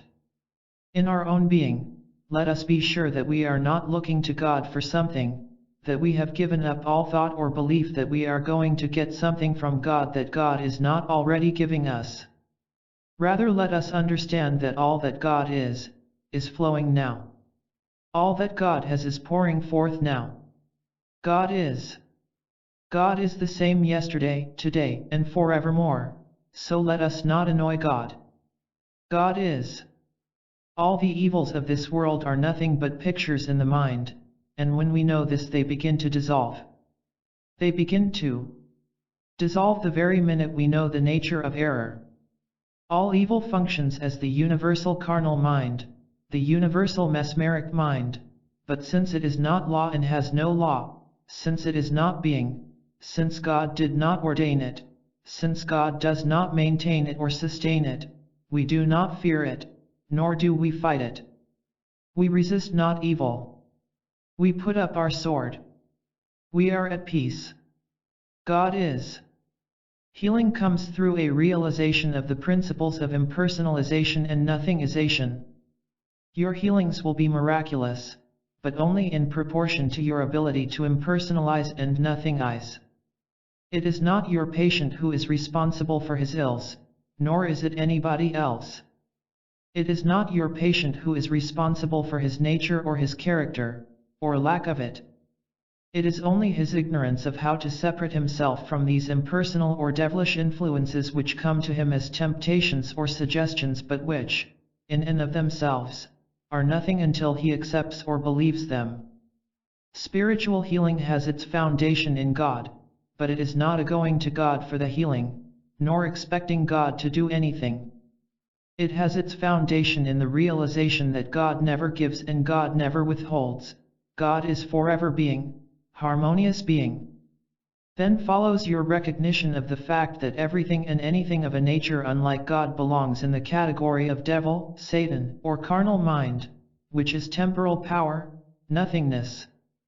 In actual practice, you will come up against specific conditions such as infection and contagion, which you will have to learn to handle in this impersonal way. Always, there are epidemics of one kind or another, and you will have to learn that these are not conditions of matter, nor are they conditions of weather. These are projections of the carnal mind, having no power. The moment you try to deal with infection or contagion, you will fail because you win beyond the materia medica level, which operates from the standpoint of the power of germs, infection, and contagion. But you cannot do this. You can work only from the spiritual level, and that level knows the nothingness of what appears as destructive germs. We do not deny germs. I suppose in our human experience we could not live without them. What we do deny is the destructive nature of germs, because God never empowered anything of a destructive nature to destroy his own creation. You will also come up against hereditary diseases and beliefs. These must be dealt with in the same way. We were not born of the flesh. God is our only Father, God is our only Mother. That which is called human birth is not creation. Creation begins in the invisible. It has its origin in God because God is the creative principle of all life, and therefore God is the only parent, and it is only from God that individual qualities can flow. Then what of these evil qualities? They belong to that carnal mind which is no mind. Recognizing them as the carnal mind, they are thereby nullified. As long as you plant them in a man, as long as you blame them on his mother or his father, you are personalizing. You have to remove the belief in traits inherited from the parents and the grandparents and the great-grandparents. You have to stop believing that this person is this way owing to certain nationalistic, racial, or religious traits, because these traits all stem from the same source. They emanate from the carnal mind, and because their substance is the carnal mind, they are not power, they are not presence, they are not substance, they are not law. Some of the evils you encounter will appear to you as forms that you may not recognize for what they are, and you may forget that these, too, have to be relegated to the carnal mind where they can be nothingized. In my 30 years of healing work, I have had the same problems to meet as every other practitioner. I have found, and you may have found this, too, that there are certain diseases that do not readily yield. However, not a single case that is called incurable really is incurable. There is nothing impossible once you understand the nature of God and truly know the nature of error as an impersonal nothingness. But you have to be willing to stand with that principle until you can demonstrate it. Again, remember, it is not because evil is nothing that it can be nullified. It is only in proportion as you can attain the consciousness of its nothingness that you can prove its non-power. If the nothingness of evil could remove it, it would have been removed by now because it is nothing. But its nothingness will not remove it. It takes the enlightened consciousness of an individual. It takes the dedicated spiritual consciousness of an individual, and that is why there are so few healers in this age capable of doing the greater works. Anyone could do them if he would dedicate his life to this work, if he could drop other responsibilities and dedicate himself to study and to meditation until his spiritual nature so evolves that evil would automatically disappear at his approach. There can be millions and hundreds of millions of persons who can be highly successful healers, but it is a life of dedication. The developing of the healing consciousness cannot be done in one's spare time. Yes, of course, the healing of colds, flu, or a little minor thing, that can be done. But in order to become a part of a world healing ministry and open up the rest of this world to the vision of living in God, there must arise out of society a group of persons who so want God and so want to bring God's government on earth that they dedicate themselves to this goal day and night. Across the desk, you will notice that each month the Infinite Way is now being given more and more recognition by the religious and educational worlds, and, because of this, inevitably, you are going to be called upon to explain what the Infinite Way contribution is to the world. To you, therefore, it must be clear that the Infinite Way reveals that 1.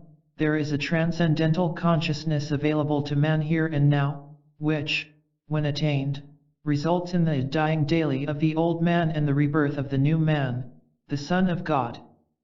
This transcendental or spiritual consciousness is the power of grace in the experience of man, freeing him from the law and establishing his life under grace. 2. There are principles of life whereby this higher consciousness is attained. 3. Through the spiritual discernment now possible, the nature of God as individual consciousness is revealed, the kingdom of God, and the secret of spiritual power. 4. No end. The secret of meeting error lies in knowing its nature. And the nature of error can be summed up in such words as carnal mind, suggestion, appearance, or hypnotism. The nature of error as hypnotism, or the carnal mind, can be illustrated in this way. If there were a plant in the room where you are now sitting, and if someone hypnotized you, he could make you believe that, instead of branches, snakes were growing out of the flower pot, and you would accept and believe it. Through hypnotic suggestion, the hypnotist has taken temporary control of your mind, and because you are apparently unable to act independently, you follow his suggestion to its logical conclusion. A fear of the snakes is set up in you. You run away from them and may even pick up a knife with which to chop off their heads, all this based on the belief that snakes are actually there. No matter what you might do to those non-existent snakes, you still could not change the fact that as long as you remain hypnotized you will see snakes. There is no possible way for you to be rid of those snakes except to become dehypnotized. There is no way to get rid of your fear of snakes except to become dehypnotized. There is no way to put up your sword except to become dehypnotized. In other words, as long as the hypnosis lasts, all the component parts of the picture are there, are they not? Now, just as it is possible to hypnotize you into believing that there are snakes in the room, so is it possible to hypnotize you into believing that there is a selfhood other than God in any place where you happen to be. As soon as you have been hypnotized into believing in a selfhood apart from God, you then logically accept all the beliefs regarding this selfhood, birth, growth, maturity, and ultimately death. There is only one way to be rid of the human picture, and that is to understand that there is no person and there is no selfhood other than God in the room or in any other place.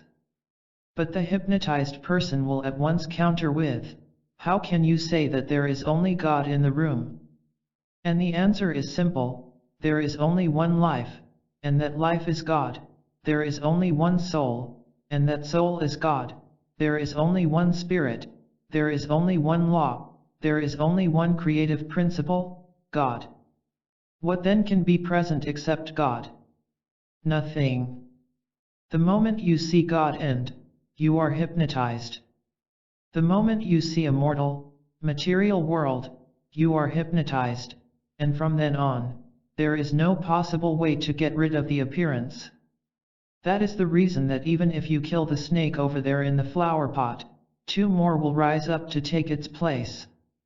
That is why with all the advances made in materia medica everybody still dies, because everybody who is born must die. They do and they will. At best they may live a few more years, but that is all.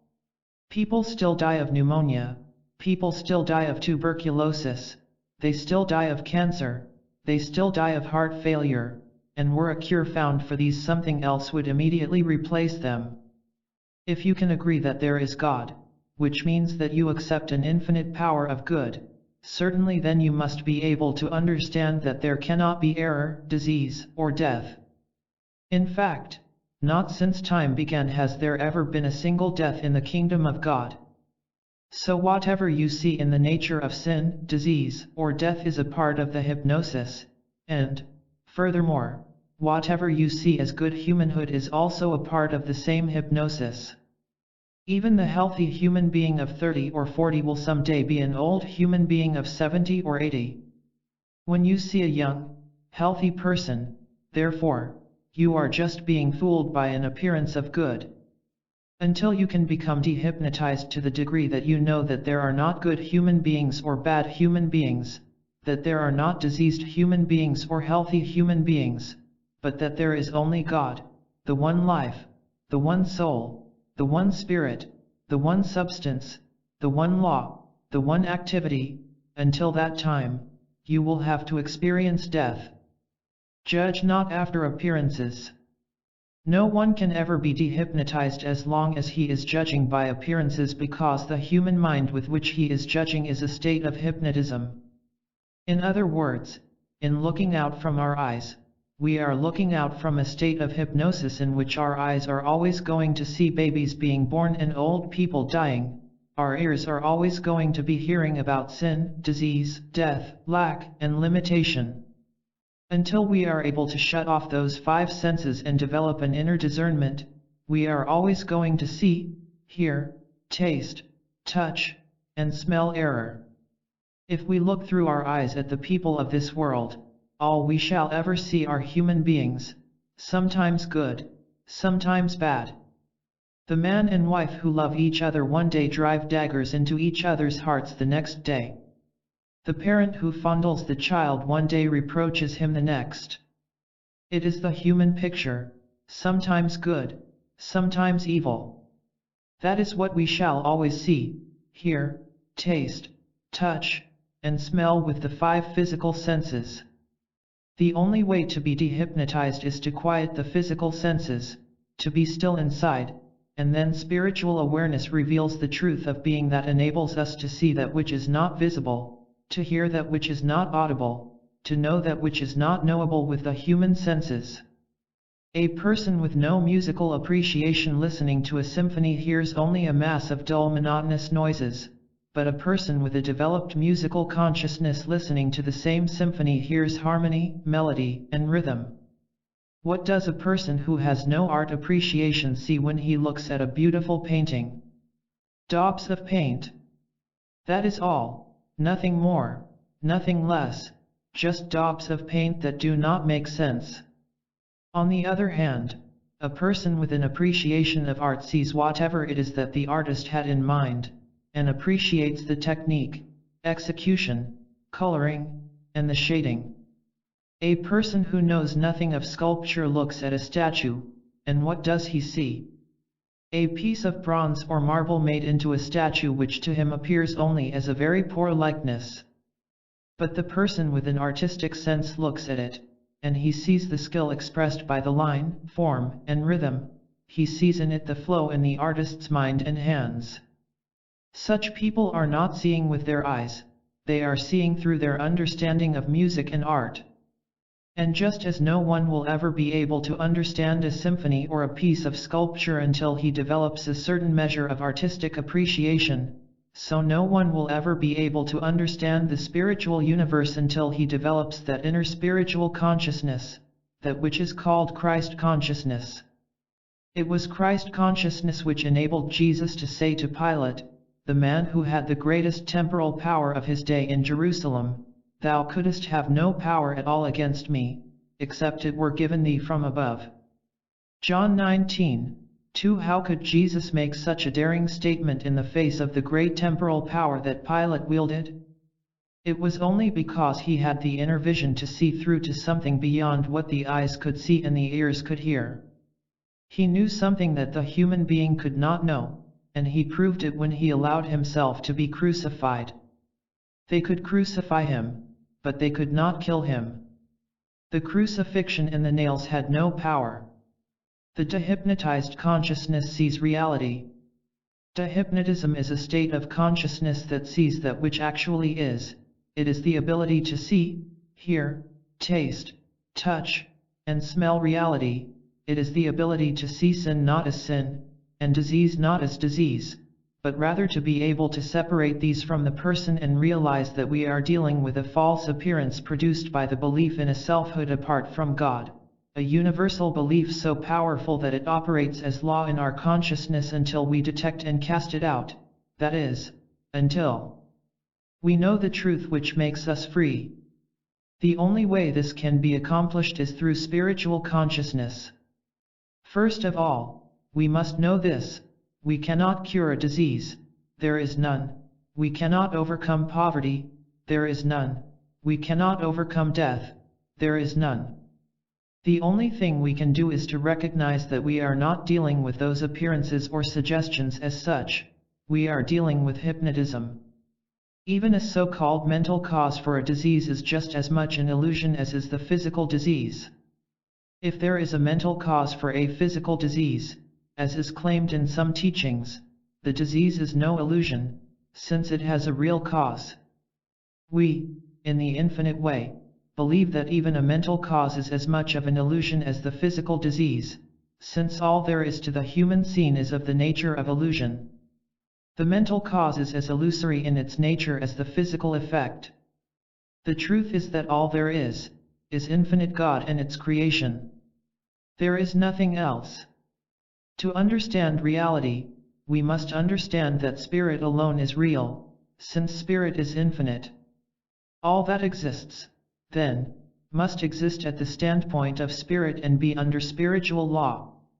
Therefore, we are not dealing with the physical effects of mental causes, we are dealing only with God manifesting itself and expressing its infinite harmonies, and with the appearance, suggestion, or claim of a universal belief in a selfhood apart from God, of a universe apart from God, and of a selfhood and universe subject to material and mental laws. This universe is governed by principle. Can you believe that there is God and sickness, too? Where would God be while someone is suffering? Human parents would never permit a child to suffer from a disease if they could prevent it. Would you let your child suffer? Then why do you think God would? It cannot be. In reality, there never has been a sick person or a dead one. Everybody who has ever lived from the beginning of all time is still alive. It could not be otherwise. Unless you accept this truth, you are really an atheist and believe that the world sprang up out of dust, that it is going to return to dust, and that there is no God. But how can you believe that when you observe the law of like begetting like in operation, apples always coming from apple trees, cabbages coming from cabbage plants? That cannot be accidental, there must be a law. This is not an accidental world. There must be a principle behind it, and that principle is God.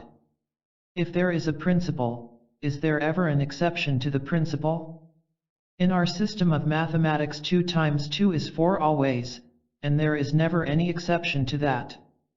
Does anything grow on apple trees but apples, or on orange trees but oranges?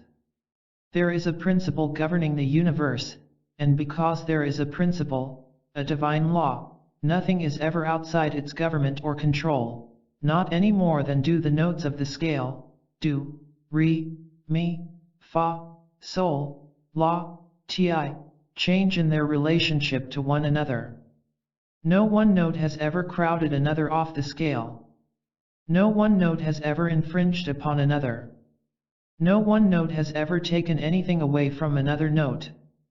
It is exactly the same with the digits not 1, 2, 3, 4, 5, 6, 7, 8, and 9. They never get out of their rightful places. Not one of them has ever taken anything from one of the others. Not one has ever crowded the other out or drawn from another. Cooperation? Yes, they have cooperated for the common good. If that is true of mathematics and true of music, how can it be other than true of man who was given dominion over mathematics and music? So, there never has been a man who crowded another man off the earth. There never has been a man who crowded another man out of his business. Never. Those pictures are a part of universal hypnotism, and if we can be made to believe that there is a mortal, material universe, we, too, are a part of this hypnotism. Hypnotism is the error, and we are the ones who have to correct it through the understanding that one with God is a majority. The moment a person knows the truth, or can turn to someone higher in consciousness who can know the truth for him, that one on God's side is a majority, and that breaks the spell. Go, and sin no more. The mesmerism may be broken, but that does not mean that the dehypnotized person cannot soon get himself back into it again. If he does not conform to the higher vision, nothing is going to stop him from slipping right back into the same sin, the same disease, or a different one. Jesus said, "Neither do I condemn thee, go, and sin no more." John 8:11. In other words, I release you and give you your freedom through my understanding of your spiritual nature, but do not go back and indulge in mortality again. If a person who is healed does not change his mode of life, that is, if he goes back and sins again, he may find that a worse thing will come upon him. The world misunderstands the meaning of the word sin. It means not only getting drunk, committing adultery, or stealing. There is much more to sin than that. Sin is really the acceptance of a material universe. Just going back to the belief that there are human beings is the sin that throws a person back into disease and sin again. What the world might call sin, stealing, lying, cheating, and adultery, is of the same nature as disease. It is just another form of hypnotism. Hypnotism is the substance of all discord. There is no difference between the hell called poverty and that called war, disease, or sin. One of them is no worse than another. They are all forms of one thing, and that one thing is hypnotism. In one man, hypnotism appears as some sinful thing or thought, in another, it appears as a diseased condition or thought, and in still another, it appears as poverty. The particular form makes no difference, it is all hypnotism. Take away the hypnotism, and none of these things would be there. There is only one error, and that is hypnotism. If we can be induced to give treatments to persons, to treat them for nerves or for a mental cause for a physical disease, to treat them for resentment, hatred, jealousy, or anger, or if we can be made to treat them for cancer or consumption, we are not in the practice of spiritual healing, we are in materia medica because we are treating effects, whether the effect is a sin, a disease, or poverty, and if we do get rid of it, two more effects lift their heads. Until we lay the axe at the root of the tree, which is hypnotism, we do not come out of the mortal or material state of consciousness. When we are able to see through the hypnotism, regardless of the name or nature of the sin, disease, or lack, our patient or student will experience harmony, health, wholeness, and completeness. If his trouble is nerves, he finds himself rid of nerves. If his belief is unemployment, he finds himself employed. If his claim is disease, he finds himself well. Why? Because of the practitioner's ability to see through the claim of hypnotism and realize God is the principle of all that is. Many times, however, even after a student understands hypnotism to be operating as the suggestion or appearance, he still believes there is a real condition to be destroyed. That is when we hear such expressions as, "Look what hypnotism is doing to me." But hypnotism is not an actual thing or condition. Hypnotism cannot produce water on the desert or snakes in the flower pot. Hypnotism is itself no thing, no form, no cause, and no effect. Recognizing any form or appearance of error as hypnotism and then dismissing it without any further concern is the correct way to handle all error. Meditate on this idea of hypnotism as the substance of every form of the mortal or material universe that is appearing to you. When you see sin, disease, lack, and limitation, remember it is hypnotism presenting itself to you as what is called evil form. But then when you see beauty all around, the mountains, ocean, and sunshine, remember that these, too, are forms of hypnotism, only this time appearing to you as good forms. This does not mean that we are not to enjoy the good of human existence, but rather that we are to enjoy it for what it is, not as something real, in and of itself, but because the reality, that which underlies all good, is spiritual and must therefore be spiritually discerned. We enjoy the forms of good, knowing them to be temporary forms, not something to be stored up, not something to be put in bank vaults, but something to be enjoyed, and then we go on each day letting the manna fall afresh. When confronted with the negative aspects of hypnotism, that is, the forms of sin, disease, lack, and limitation, the most important point to remember is that we are not to be fooled by them, not to be fooled into trying to reform evil or sinful persons, but always quickly to remember, oh, no. This is hypnotism appearing in still another form, hypnotism which, in and of itself, cannot be the substance, law, cause, or effect of any form of reality. Such a practice enables you to become a spiritual healer. Never try to change a person or a condition. As you go further in the work and, through meditation, are able to rise to a point where you are above this world, then you will know me as I am, and I will know you as you are. That is how healings take place, and that is why I caution our students not to tell people that they must correct themselves, not to refuse patients because they do not seem to be doing what they think is right. That has nothing to do with the student. He must go within and see the person he is trying to help as God made him, and then the patient will soon conform to the pattern shewed to thee in the mount. The world is hypnotized by person, place, and thing to such a degree that a good person, a good place, and a good thing become so pleasant and comfortable that everybody wants to enjoy these effects, and they do not want to go any higher than that. Such material pleasures and enjoyments cannot be a permanent dispensation, however, because no matter how much good a person may have, he still fluctuates between the pairs of opposites. So again I say this to you, if you can be made to treat a person in an attempt to change him or give him more of this world's good, or if you can be made to fear war, a depression, or an atomic bomb, you are hypnotized. It is only a question, then, of what date will be placed on your tombstone. If, however, you can catch this vision, when the time comes for you to leave this world, you will step out into a transitional experience which will be higher and better than this one. You cannot treat a person, you cannot treat a condition. To do that would be like trying to treat the snakes appearing in the flower pot and saying, I've got to get rid of my 3 snakes. As soon as I get rid of them, I'll be able to study better. Do you see how foolish that is? There are not any snakes, so you are never going to get rid of them. All you have to do is to get rid of the hypnotism.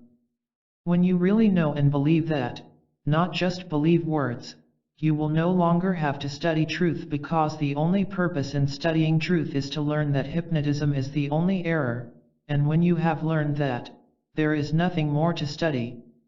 All the rest is to be lived within your own being. The minute you try to change or improve a disease or condition, you yourself are in the hypnotism because there is no disease or condition apart from the mesmerism or the hypnotism. To be ensnared, then, into trying to handle the condition would be but to make the whole situation worse. Those who are reading or studying truth or who are using truth for healing, for supply, or for some other purpose will find that the more their minds are fixed on getting rid of the condition or on getting the healing, the more are their minds in the mirage of error. You must see that there is no human demonstration to make.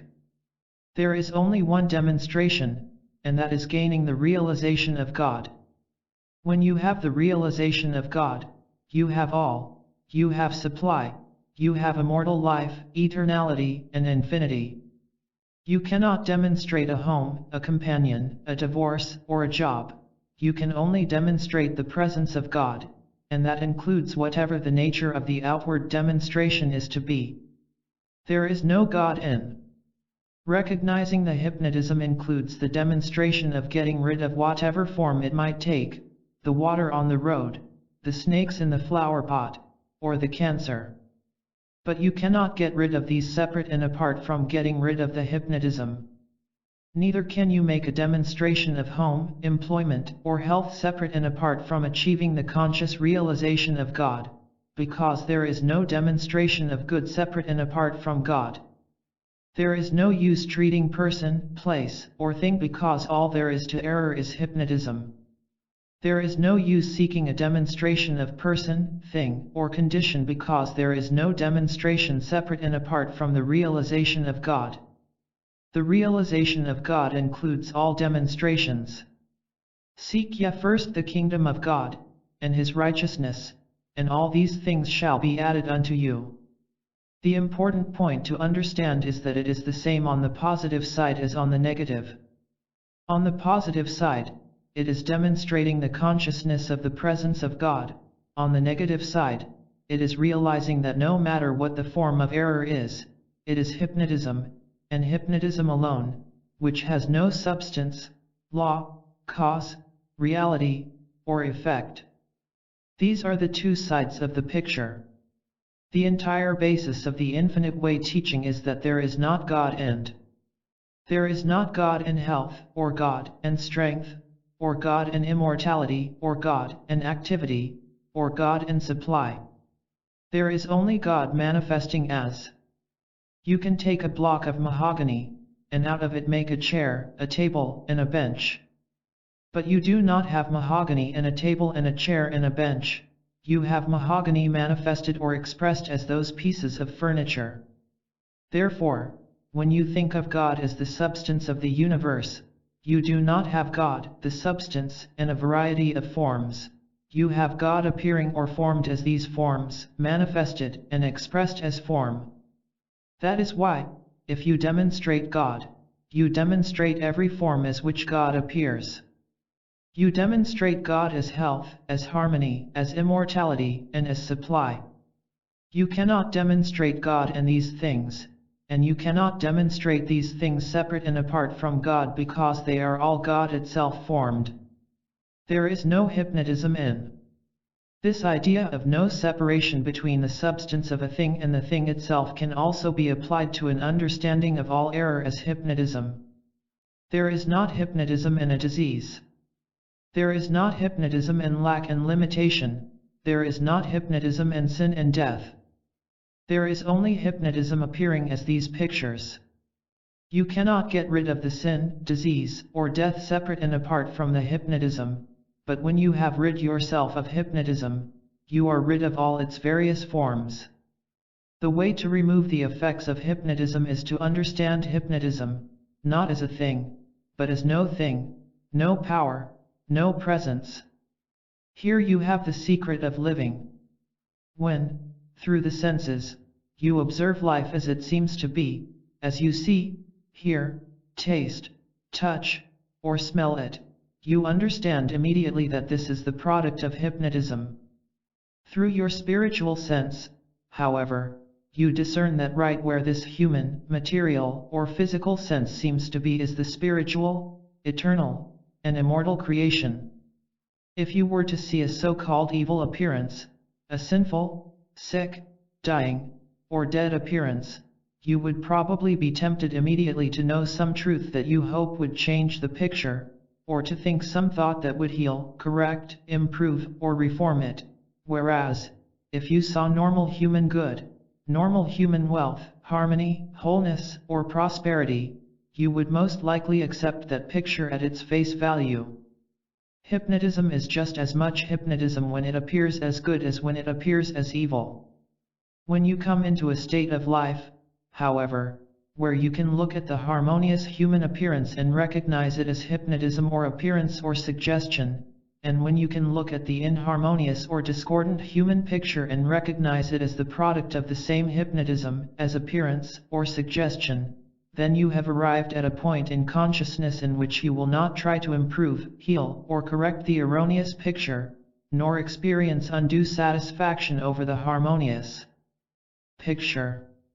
That is because you will know through your spiritual sense that, regardless of the picture or the nature of its appearance, right there is spiritual reality and harmony, right there eternal and immortal being is. So you make no mental effort to correct, heal, or improve it. And with that ability to refrain from all attempts to heal, correct, or improve, you will have demonstrated the consciousness of God's allness. If you can know that the harmonious human appearances are no more real than the inharmonious or discordant ones, and if you can know that inharmonious, discordant, sick, sinful, dying human appearances are no more real than harmonious or healthful appearances, then you have arrived at a state of consciousness that spiritually discerns harmony right where any form or human appearance may be. When you have become accustomed to the idea of observing the harmonious human appearances and the inharmonious human appearances with the same degree of unconcern, you will know that you have arrived at a state of spiritual consciousness in which you see that which is invisible, hear that which is inaudible, and know that which is unknowable. This is Christ consciousness. Across the desk. In March, we traveled to California, and in May we start on another trip through the United States and Europe. Again we will experience the joy of meeting with those who have dedicated themselves to God. We are ever mindful of the many revelators of spiritual wisdom whose lives have been consecrated to God's purpose, and of those who have devoted themselves to carrying on their work. Even to think of Zarathustra, Lao Tzu, Buddha, Jesus the Christ, and Shankara is to find oneself on holy ground. There are many others, too, who inspire us because we witness the nature of their consecration. There is another form of dedication which we meet in the lives of those who have surrendered their personal sense of life to give themselves, yes, dedicate themselves, to the cause of freedom, and this is a consecration to loving one's neighbor as himself. These unselfed souls brought forth the freedom of England, France, Holland, Switzerland, countries in North and South America, as well as others throughout the world. Many now are devoting themselves to worthy causes in different parts of the world. Some have given themselves to youth in the work of the YMCA and the YWCA, the Boy Scouts and Girl Scouts, to the poor through their work in the Salvation Army, and to the suffering by carrying food and clothing to friendly and enemy countries. Such movements as CARE and the Peace Corps demonstrate love in concrete form. This dedication to God, expressed as consecration to our neighbor's needs, ennobles the lives of those who are called and furnishes inspiration to the rest of us so that we, too, may rise above the deadness and dullness of human living. Real living begins only when inspiration enters. Self-completeness is attained only in giving and serving. Freedom is attained in consecration, and peace is found in dedication. When the Spirit of God touches us, there follows an unrest, a disquiet, a lack of satisfaction with ordinary human experience, and this persists until we find ourselves serving God in our neighbor and resting in Him. 5. Resting in oneness. It is a grave responsibility when someone comes to you for spiritual help. He is coming to be fed, spiritually fed, he expects help, and you cannot give him a stone. If, at the moment, however, you are not living out from that high consciousness which enables you to give that help, you may reach that state through the process of a contemplative meditation. This contemplative meditation should consist of every statement that you can bring to conscious remembrance that has to do with the truth that spirit is the only power, not matter and not mind. Spirit, divine consciousness, is the only power, invisible cause is the only power. Dwell upon every truth that will establish in you the conviction that all power is spiritual, all power is invisible, and that there is no power in effect. The truth is that no effect is power, whether that effect appears as a person or a thing. Many persons wonder how long this meditation should be. The answer is quite simple. It should continue until you have lost all fear of the condition that has been brought to you for healing. You must continue working with these truths until you feel an inner release, a click, an inner feeling that tells you that this appearance is only the arm of flesh, only temporal power, nothingness, and since it is not of God, it has no power. Since it is not of God, it has no life. Since it is not of God, it has no continuity, no substance, no being, no externalized form.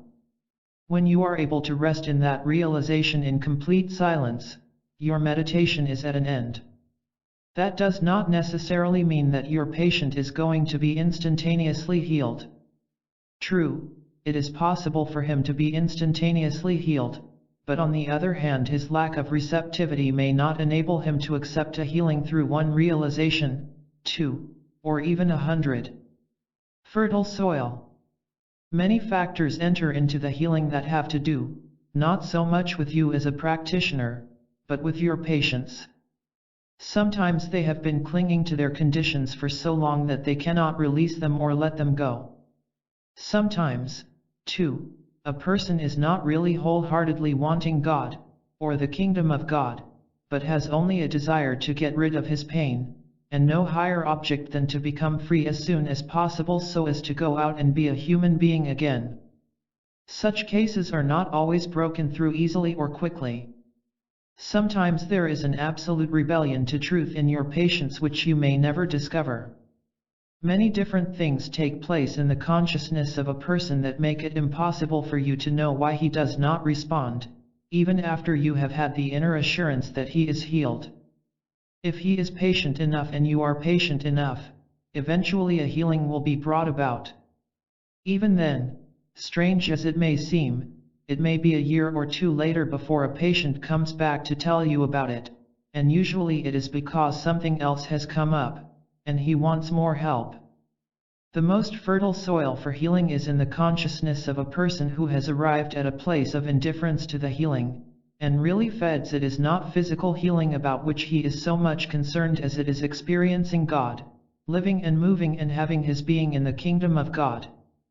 But how few persons there are who will come to you at that point of readiness. Your function is not to sit in judgment on the patient, but consciously to realize the presence of God. Each time that you are called upon for help, your meditation should embody whatever truth will bring to you the realization of God as all, and the nothingness of the condition, the nothingness of material or mental law. Whether it is the second, third, fourth, or 100th time you are called upon, you meditate. You do not use a formula, nor do you attempt to recall the last truth you knew. In fact, above all things, you should try to forget that last meditation. Do not believe that the repetition or the recitation of certain truths is going to heal anybody. The purpose of bringing these truths to conscious remembrance is only that you may attain that silence which brings forth the healing. Every contemplative silence must be spontaneous, and it must be a realization in one way or another of God as omnipotence, as omnipresence, as omniscience. When someone asks for help, you should be able instantly to remember that there is only one power and that this for which he is asking help is not power. Rise above both good and evil. Recently, when the principle of one power came up with someone who was drinking too heavily, I cautioned him, be careful that you do not believe that alcohol is power, power for good or for evil. At first, that may sound shocking because the devastating effects of alcoholism can be seen on every side, but if you accept the belief that alcohol is power, you will be the blind leading the blind. You will never be able to help anyone rise out of alcoholism unless you, yourself, have clearly perceived the truth that there is only one power. What is the difference? really, between an appearance of alcoholism and an appearance of infectious germs. What is the difference? If you claim that germs have no power, you must be equally sure that alcohol and drugs also have no power. Your stand from morning to night and night to morning must be that there is but one power. I do not say this lightly. I am well aware of all the appearances there are in the world. I know all the claims to power that exist, but I say to you that, if you are going to live the spiritual life, you must come to the point where Adam and Eve were before they had eaten of the fruit of the tree of the knowledge of good and evil, before they were cast out of the Garden of Eden. All our discords have to do with our belief that we know what things are good and what things are evil. But there are no things that are good, and there are no things that are evil. God is the substance of all form, and therefore there is no evil form in all the world. Whether you are ready to accept it or not, the truth is that there also is no good form. There is only God form, a form that has no opposites. What then are these forms that we behold with the eyes? Concepts, concepts which have been etched into our minds by the belief of good and evil. There is nothing either good or bad, but thinking makes it so. William Shakespeare. Hamlet, Act N, Sc. 2. Regardless of what it is that you may call good, the label good was given it by some person for some reason, but some. Where on earth there may be those who might call that very same thing bad. Take any form of evil that you know of, and see if you cannot find a place where that very thing is not considered evil. Nothing is good or evil, but thinking makes it so. Let your contemplative meditation be arising above both good and evil. Be still, and begin with the premise, there is no power of evil in the world, so I cannot be made to fear this thing. There is God. There must be, and if there is, God could not be God without being infinite, omnipotent, omniscient, and omnipresent. That means that there cannot be anything but God. That means that there cannot be two powers. There is only one. Live with the idea until you arrive at a place in consciousness where you know that there are not two powers, and when you reach that place, you are back in the Garden of Eden, and you have taken your patient there with you. Dwelling in omnipotence, omnipresence, and omniscience. Repeating words will be of little effect. You must take the words into your consciousness and let the depth of their meaning be revealed. All power. What power am I dealing with if God is all power? Is there any power in this so-called patient, even a power to resist this treatment? If God is the only power operating as the consciousness of this person, is there any other power? Is there any power in what the world calls a disease or an enemy? And so you meditate on what really constitutes power until material or mental power has lost all significance to you, and you are left with the realization and the assurance, 3 in the midst of you am mighty. I am the only power. In the next meditation you have for the very same person or the very same condition, you may take the word omnipresence. God is omnipresence. But what does that mean? If God is omnipresence, it must mean that God is the presence of this patient. There can be no presence of a patient other than the presence of God. There can be no presence of a disease, since God alone is omnipresence, and God is spirit.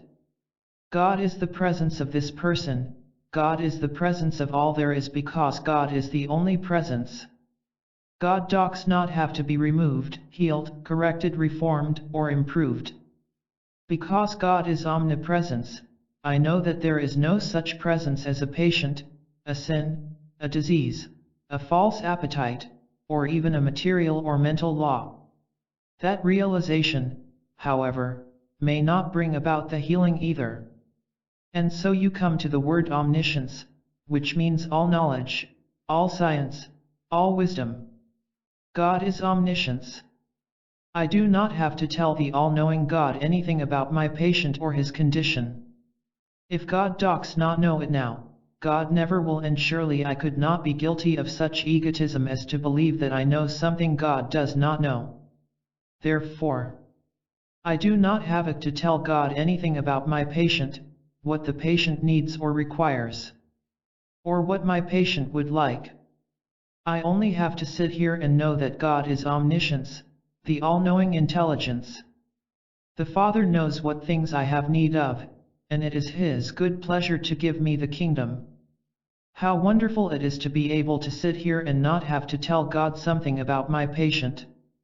How wonderful to know that all that is to be known God already knows, and God already knows what to do and when to do it and how to do it.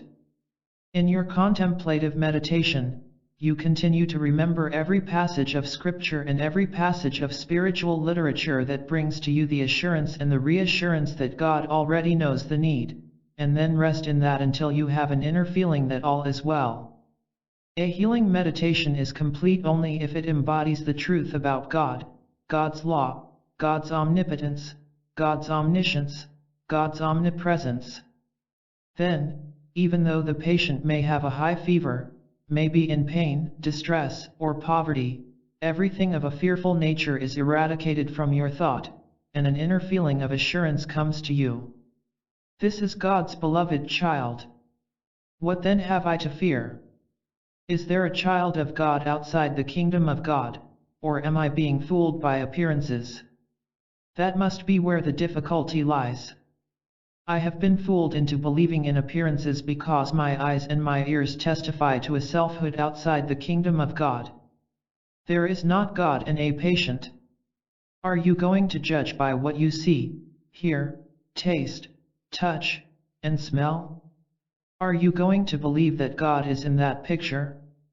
If you are going to look at this world with your eyes, you are never going to be able to believe in God because all you can see, hear, taste, touch, and smell is finiteness, just finiteness, limitation, sin, disease, death, stupidity.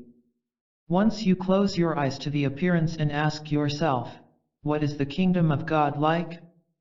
What is the Garden of Eden? You will hear the still small voice, and even while you are looking directly at sick, sinning, or dying man, that voice will say to you, "This is my beloved Son, in whom I am well pleased. Fear not, it is I, God, constitute all being in spite of every appearance to the contrary. There is only one I. Therefore, it is I, be not afraid. But do not look with your eyes because you will be deceived. I is in you, and I is in me. We are one. There is room in heaven only for I. There is room only for one, and that one is God." You would be surprised at what sometimes happens in meditation when you realize that there is no room in the kingdom of God for God and your patient, and since there is nothing but the kingdom of God, your fear drops away. You realize, I have been looking with my eyes. I have been believing what my eyes see, believing sense testimony. I have been judging by appearances, when in reality there is only God. Here is but the I which I am. Keep your meditation and prayer centered on God. Always begin your meditation with a contemplation of truth, but by this time you know that there is no truth about man, whose breath is in his nostrils. Isaiah 2:22. So there is no use pondering or contemplating anything about your patient or his condition. If then, you are not to take your patient or his condition into your meditation, what are you to do? There is nothing left God. Therefore, in your contemplative meditation, you meditate on God, God. Why am I seeking God, when God is already closer to me than breathing? Why am I struggling so hard to reach God? Why am I going through so many mental gymnastics? Why do I think I have to repeat formulas? Why should I believe that I have to stand on my head, or fast, or feast to the God that is already my very own being? True, judging from appearances, I am separate and apart from God. What is the truth? What truth is there other than that I and the Father are one? God is, I am. I am not meditating to find God. I am meditating only to bring to conscious remembrance the truth that I and the Father are one, that the place whereon I stand is holy ground. All that God is, I am, for he has said, Son, thou art ever with me, and all that I have is thine. Here and now all that the Father has is mine, wisdom, love, peace, confidence, serenity, and joy. I need not struggle physically or mentally for these. I need not go any place to find them, because here where I am God is, in God, and God in me. This is the truth about me, this is the truth about my patient, this is the truth about my family. There is real no family but God's family, since there is only one Father. Call no man your father upon the earth, for one is your Father which is in heaven. We are all of one household. God in the midst of me is my life, the bread on my table, meat, and the wine and the water. God is the health of my countenance. I do not have to go anywhere, I do not have to think anything. Be still, and know that I am God. I is God. I is infinite. I is all-inclusive. In the presence of the I, there is fulfillment. Where the spirit of the I is, there is peace, joy, completeness, and harmony. I do not have to deserve it. God's rain falls alike on the just and on the unjust. I have only to be still, because it is not by might, nor by power that this is realized. It is in quietness and in confidence. In quietness and confidence, I know the presence of God is here with me even though I cannot feel it. The return to the Father's house is an activity of consciousness. Does God have a son and then disinherit him? Does God have a son and cast him off? No, even the prodigal was able to find his way back to the realization of God not by traveling anywhere in time or space, but by making a journey in consciousness. So, too, you do not have to go any place in time or space. The spiritual journey that you are making is being made in consciousness. It all takes place in your consciousness, where you come to the conscious remembrance, I and the Father are one. Even if I make my bed in hell, even if I walk through the valley of the shadow of death, I and the Father are one. Neither life nor death can separate me from the life of God, the love of God, the awareness of God, the presence and the power of God. I will never leave thee, nor forsake thee. Never leave thee, never.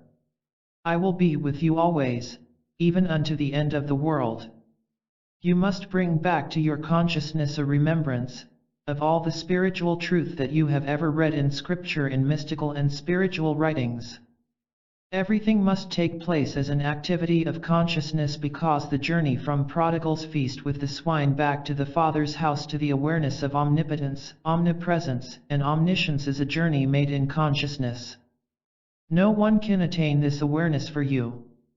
You must attain it through a conscious realization of all the spiritual truth you have ever known, and you must continue in your meditation or prayer, call it what you will, until such time as fear departs from you. Then you can sit in quietness and in confidence and let God's grace flow through you. Let the voice of God speak to you if it will, let the voice of God thunder if it will, or just breathe into your ear, a peace, be still, be not afraid, it is I. What have you to fear, if I is with you?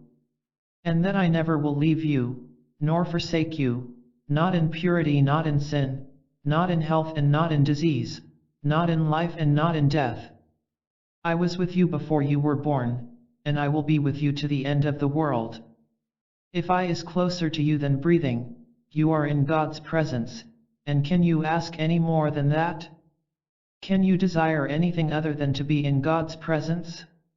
So fear drops away, and from somewhere deep down within you comes a release. And when that happens, you have no more fear, cause you are in the presence of God. You have attained that mind that was in Christ Jesus, that mind in which there is no fear. Never take a person into meditation. The purpose of meditation is to bring you into conscious union with God, but when it is for the purpose of helping yourself or others, it can be called contemplative meditation, which sometimes carries with it the sense of overcoming even if it is not intended to do so. When you contemplate God, or when your meditation consists of knowing all the truth about God and spiritual creation, then you are really in the mystical way of life and the spiritual way of healing. In a healing meditation, you never project your thought to your patient, never under any circumstance, because, if you did, you would be trying to patch up the illusion. To do this is nothing more or less than mental power projected, which is a form of suggestive therapy. It is healing by suggestion, and suggestion is a mild form of hypnotism, neither of which has anything to do with spiritual healing. You never address your patient by name, nor do you ever say you to your patient. Your meditation has nothing to do with your patient, it has to do only with you and your relationship with God and your awareness of God. Because your patient has reached out to you for help, he will get the benefit of your realized oneness with God. It is not statements of truth that bring about healing. If they did, you would never outgrow statements of truth, and the day will come when you will outgrow them. Statements of truth are for the purpose of reinforcing your own understanding and assurance, so that you can come to a place of relaxedness, and then wait for the Spirit to announce itself. You cannot do that while you are fearing for your patient. You cannot do that while you are wondering what can help him or how you can reach God. You can rest in an inner peace only after you have come to the realization that there are not powers of good and powers of evil, there is only the power of God. You cannot rest in your meditation until you have reached a consciousness in which there are not two powers, two laws, or two substances operating. Stand fast in the principle of oneness. At times, you may be presented with a problem of some kind of a law of heredity, a law of infection or contagion, a law of time or age, or some legal law. And so you sit in your meditation, law. God is the only lawgiver, and God is spirit. Then all law must be spiritual. How can there be a destructive law? How can there be a finite law? How can there be a law of limitation? There is only one law, and it is spiritual. There are no material laws, there are no laws that are binding on the Son of God. Even legal laws cannot bind anyone in the presence of spiritual grace. The only law is the law of spirit, and the very moment that spirit touches even a person in prison, the penalty violating the legal law drops away, and the prisoner is free. A spiritual being cannot be held in any kind of prison, and when a person has been touched by the Spirit, he has died to his humanhood and has been reborn of the Spirit. How can such one be held in prison? On another occasion, you may be told that your patient is going to die and that nothing can be done to save him, that the word power may come into your mind. Power to cause death? Power to perpetuate disease? Power, until that word rings in you, and you realize, God is power. If God is power, can there be two powers? What then, have I to fear? I shall not fear what power can do to me. The only problem is the belief that the carnal mind is a power. Always remember this, your patient is not suffering from rheumatism, he is not suffering from a cold, he is not suffering from a headache, he is suffering from the universal acceptance of the carnal mind as a power. Consciously or unconsciously, he has accepted two powers, the power of God and the power of error called carnal mind. To nullify error in your experience, in your family's, patient's, or student's experience, you see through the belief that the carnal mind is power. You have only one demonstration to make, and that is the realization of the presence of God. You have only one devil to overcome, and it is not rheumatism, cancer, consumption, immorality, poverty, or unemployment. Do not pray for employment for an unemployed person. Remember, it is the carnal mind claiming that there is lack and limitation, lack of opportunity or lack of some other thing. Then realize that carnal mind is not power and that there is no lack in God's kingdom. If business is not good, do not pray for good business. Pray to realize that the carnal mind and its suggestions are not power. We have a principle that works, and the principle is this, that there is only one demonstration to make, the consciousness of the presence of God, for in its presence the carnal mind dissolves. There is only one sin, disease, death, lack, or limitation, the carnal mind. Whether you call it carnal mind or some other name makes no difference. In my writings, you will find carnal mind referred to under the name of hypnotism, suggestion, mesmerism, world belief, or appearance. They all mean the same thing, a belief that there is a destructive power. That is all we are suffering from, a belief in two powers which, consciously or unconsciously, all of us have accepted.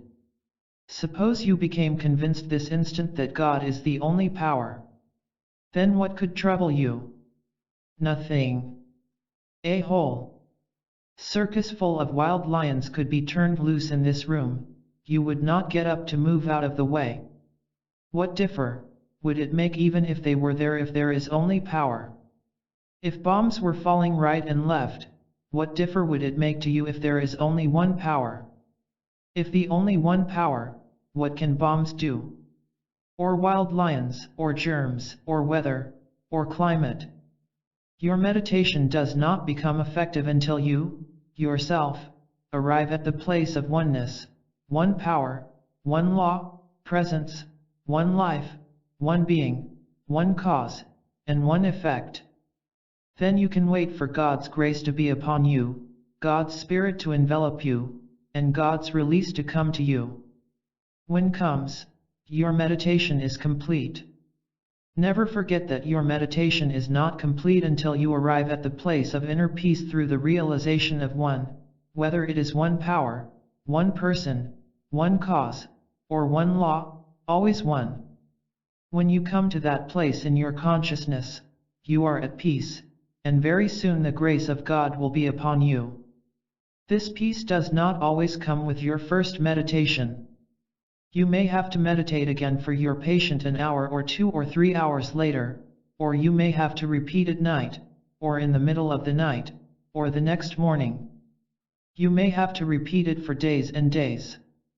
This is because as human beings, we are living a life of separation from God, and it is not always easy at any or every moment we choose to get at one with God. So it is that it may be necessary to meditate many times until the click finally comes that sets us free. The simplicity of the message of the infinite way lies in the truth that you have only one enemy. And it is not carnal mind. It is the belief that carnal mind is power, and when you overcome the belief that it is power, it is finished as far as you are concerned. Then you do not have to demonstrate supply, you do not have to demonstrate health, you do not have to demonstrate happiness, you do not have to demonstrate companionship, you demonstrate only the realized presence of God. All that you need is God's grace realized, and it fulfills itself in all things. Across the desk.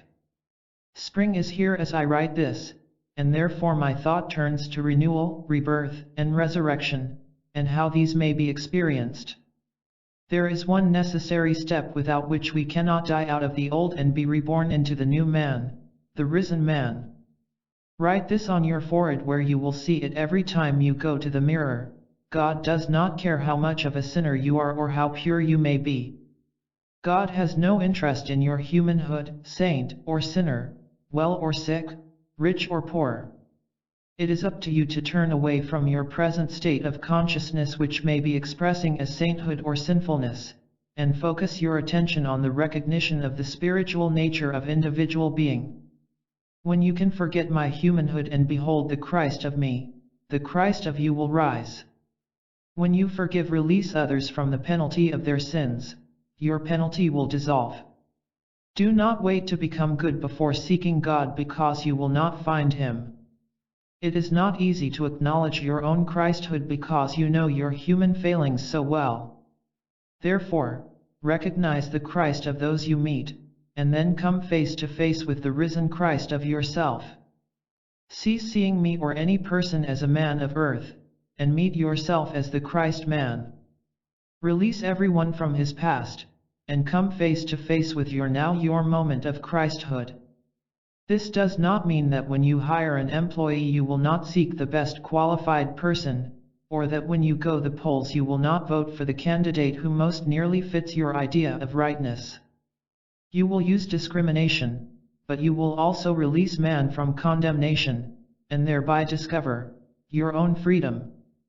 Be assured, you attain freedom only as you free others, you attain justice only as you are just, you attain abundance only as you give. You admit the Christ, the Spirit of God, into your consciousness as you recognize the Christ in man. I stand at the door and knock. Revelation 3:20. When you admit me, the Christ, I am then come that you might have abundant life. That I then becomes the bread and meat of life to you, the wine of inspiration and the pure waters of life eternal. Open the door of your consciousness and admit the Spirit of God, and then the Christ lives your life. Have you ever felt that there is a me, a real tangible me closer to you than breathing? If not, begin to greet me in all whom you meet, especially the enemy, and quickly you will meet me in you. 6. Living the principle of impersonalization. To different people, and for many different reasons, travel is a stimulating and fascinating activity, but in my experience the main function of travel has been to meet people. My interest has always been in people. I have seen all the scenery, sometimes once and sometimes many times, and I have seen the art galleries, too. But I like people, and I do not go around the world over and over again to see more scenery or even to see more art galleries, but to meet people. Life is for living, and the living cannot be done except it is done with others. No one can live a life unto himself and be fulfilled, and no nation, race, or creed can live unto itself and become anything but ingrown. The more traveling there is, the more opportunity there is for a meeting of minds and for a greater understanding of others, even on the human level. Think what it would mean to the world if, in our contact with other people, we could attain the awareness that everyone is the temple of the living God, if we were no longer to ascribe evil to one another, no believe that evil is a component part of this or that race, or that nation, but were to learn to impersonalize. Think of the kind of relationships that could exist in the world if we were to embody these spiritual principles. Think of the invisible bond that would be established among all peoples of the world through such spiritual illumination. These principles will never become effective on a worldwide scale, however, unless you and I begin applying them where we are in our home, here and now. Let us assume that there is a member of your family who is not living up to the highest standards of humanhood, much less of his spiritual identity, a person who is unruly, disobedient, dishonest, untruthful, trustworthy, unfaithful, or one who is not measuring up to the standard of normal health, physically or mentally. Surely, it must be clear to you that you have a responsibility in your own home. True, you are not necessarily responsible for the purity of everyone in your home, nor is it your responsibility that everyone there conform to your standards of life, since one of the privileges of living in a free country is that each person is an individual and has the right to live his own life. This is true, however, only up to a certain point.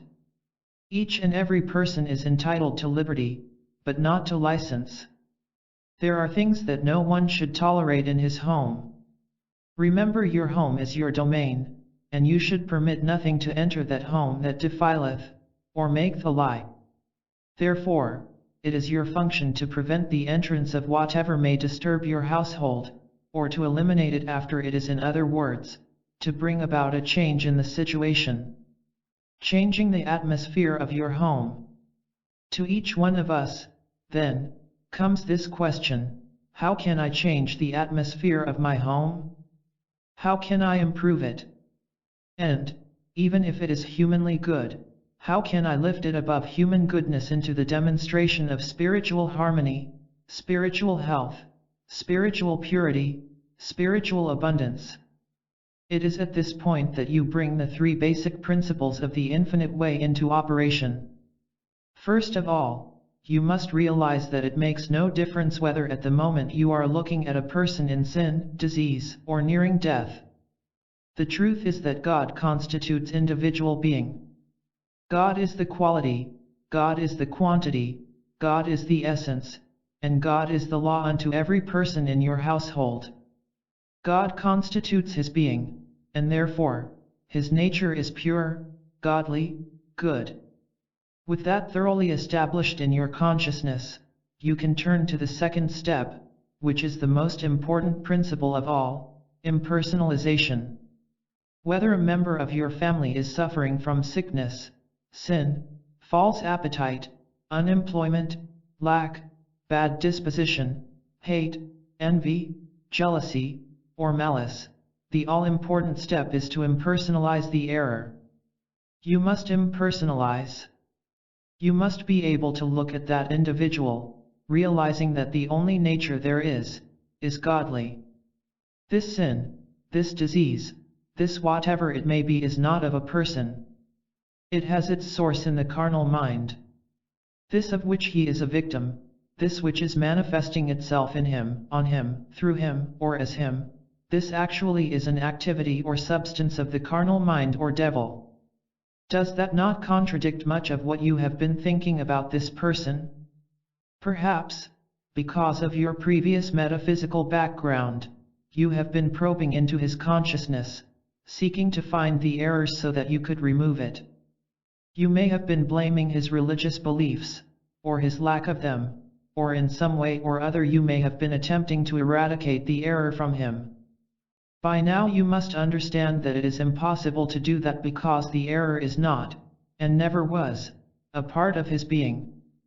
God constitutes his being, and God has constituted his being from everlasting to everlasting. Let me remind you again that it is for this reason that you must never use the name of a person in treatment, nor must you ever name the disease or the problem because you are then personalizing it and fastening it to the very individual you would like to see free. It is vitally important for you to understand that this trait or quality of character, this apparently evil nature, this false appetite, or this diseased condition is an activity of the carnal mind. Therefore, when you have impersonalized whatever the problem may be, the extent that you really have released the individual and can feel that this is something that does not belong to him, but something that exists only in the carnal mind, you then take the third and final step and realize there is only one mind, the mind that is the instrument of God. Therefore, there is no carnal mind or mortal mind. That which has been termed carnal mind is not a mind at all, it is the belief in two powers. When there is no belief in two powers, there is no carnal mind. In other words, if you could wholly remove from yourself the belief in two powers, as far as you are concerned, there would be no human beings left to be healed or improved. There would be only children of God, or Adam, and even the Garden of Eden before they ate of the fruit. All there is humanhood is a belief in two powers. Without that belief there is no human race anymore, there is only immortal being. Loving your neighbor by living the principles. After you have practiced these three principles in your home and have begun to see some changes, you broaden your horizon by practicing them when you go to market, to your business office or factory, or when you are driving an automobile or riding in a bus. The moment you leave your home, you are faced with countless pictures of carnal mind, drunkenness, obscenity, vice, mean disposition, poverty, deformity. You cannot pass by on the other side of the road. You have to be the one who ministers to those persons so afflicted. Only in order to do this you do not have to leave whatever it is you are doing. All you have to do is to recognize, God constitutes all being, therefore, the nature of man is godly. Even the body is the temple of the living God. Body, mind, soul, and spirit, these are the temple of the living God, and this that I am seeing or hearing is carnal mind, the arm of flesh, nothingness. It is a belief in two powers. Thank you, Father, that I know enough to know that there is only one power, one mind, one life, one law, and that power, mind, life, and law are spiritual. In this meditation or treatment, you have not treated any person, you have not used anyone's name or identified his fault, you have not directed a treatment to him. All this was a truth realized within you about the appearance. It does not matter who the appearance is or what the appearance is, it is nothing but an appearance, and you are recognizing it as the carnal mind, the arm of flesh, or nothingness, and you can rest in that word. Secrecy. It will not take long for you to discover that you are having experiences different from any you have ever had before, and that a change is taking place within you. But here I must caution you about something both in your home and outside of it. Be sure that all this is taking place in secret. Never voice this to anyone. No one must ever be told, no one must ever know that you are knowing the truth. The day does come, however, when someone in your family says, "You have changed," or "You know something," and then, if you find that he is really serious in wanting to know what has brought about the change in you, you can begin to impart what you have learned. But you have to be very, very sure that he really wants to know, that he is not going to let you unburden yourself and then ridicule it, and thereby probably deprive you of your pearl. Be very sure that you treat this truth as the pearl of great price.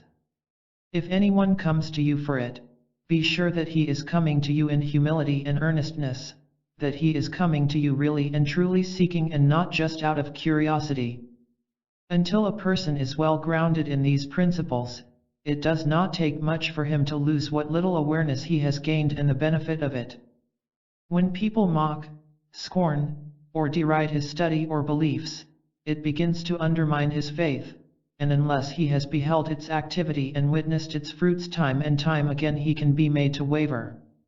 Many persons have like Lot's wife, they sometimes look back if they do not know the principles thoroughly, and if they have not seen them work so often that nothing, not even crucifixion, could make them change their minds. Evil is impersonal. Always remember that, whatever belief you or I may be suffering from, it is not your belief or mine, it is a universal belief which we have temporarily picked up, accepted, or to which we have yielded. Never blame anyone and never try to make anyone better than he is. You will not succeed, and you will only give yourself heartaches. It is useless to tell a person to be more loving, more generous, or more forgiving because he cannot be anything more than he is, until a change of consciousness takes place through the realization that any undesirable qualities he seems to possess never were of him. They are of the carnal mind, they are not, and never were, power, and they operate only because of the universal belief in two powers. If you see a man stealing, do not call him a thief. Realize instantly, this is a belief in two powers operating, but it cannot operate because there are not two powers.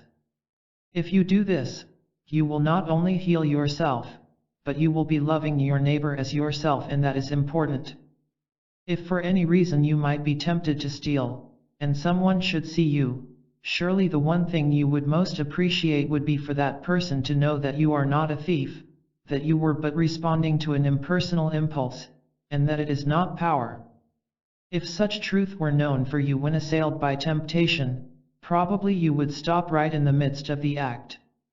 When we live in this higher consciousness, we are living in an entirely different atmosphere, in a world where we are not conscious of the evil traits in people, or even the erroneous ones. We are far more aware of the good qualities that are being expressed. This is in no wise a Pollyanna attitude, because when we are in the consciousness of God as the only being, then the evil that may be presented to us as a person dissolves, and we bring to that person a higher and richer experience than he knew before, especially if he is at all receptive to the spiritual way of life. This has been proved to a large degree in the work that I have carried on in prisons. It was while I was working with the inmates in a prison that I first became aware of the principle that there is no evil, as such, in people, not even in those who are in prison. Several years ago, I was invited to speak to a group of prisoners who had found a couple of Infinite Way pamphlets through one of the teachers working in the prison. Evidently these pamphlets had been circulated rather widely because found a good-sized group of men waiting to hear me. Before I went into the room where the men were assembled, the man in charge of such activities called me aside and said, "You're in trouble, and I'm going to get you out of it. There are 66 men in there waiting for you, but I've read the Infinite Way, so I can tell you that they don't want anything you've got. I have an idea you will be able to hold them for about 10 minutes, so when you find yourself slipping, just look at me and give me a wink, and I will call for a smoking recess, and then I'll have someone else take over." "All right," I replied. "I'll be on the alert." 1 hour passed, and there was not a sound in that room. By then, the man in charge was beginning to wonder what was all about and called a recess for smoking, but the men said, "Can't we smoke and have you go on with your talk?" 2 hours passed, and then he announced that the time was up. I told me afterward that he was astounded that these prisoners had displayed such a deep interest in, and could be so attentive to, a talk of this nature. Actually, the secret was what I had learned in my first experience in prison work, and that was that there are no sin men. There is no such thing as evil in the mind of man. Evil absolutely impersonal. Man, himself, is an incarnation of God. God is the very fiber and fabric of man's being, and everything else is superimposed upon that perfect expression. It is not any more a part of man's spiritual identity than dirt is a part of the water in a pail. Even after the dirt gets into the water, it can always be removed because it never becomes water. Evil never becomes man, nor does it become a part of man.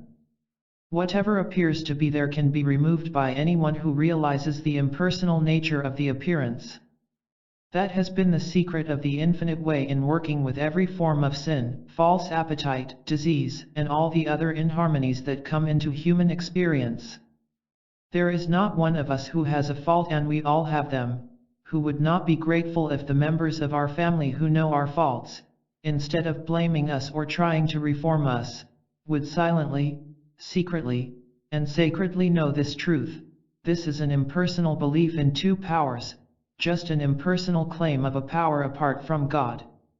There is no mind but that mind which is the instrument of God, therefore, carnal mind is not enmity against God.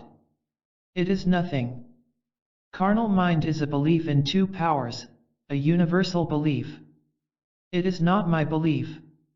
It has no person in whom, on whom, or through whom to operate. Practice, practice, practice, until you can look at the saint or the sinner and know that the saint never could be a saint any more than the sinner could be a sinner. Do not make the mistake of saying that there is no evil, but that all is good. Good and evil are just two ends of the same stick. Why callest thou me good? Do not call anyone good. Do not forget that there are no saints. God alone is good. When a person is showing forth any measure of goodness, be assured that it is only God expressing through him. The part for which a person deserves credit is that he is willing to be a transparency, and thereby he plays his role in this work. No individual can be good, God alone is good, but that goodness must find expression as individual being. Once you perceive that, you will find it very easy never to judge, criticize, or condemn an individual, because you will know that whatever is present is nothing more nor less than a universal belief, good and evil. If that individual does not know enough to annihilate that belief, you can help to do it for him, more especially if he is reaching out for help.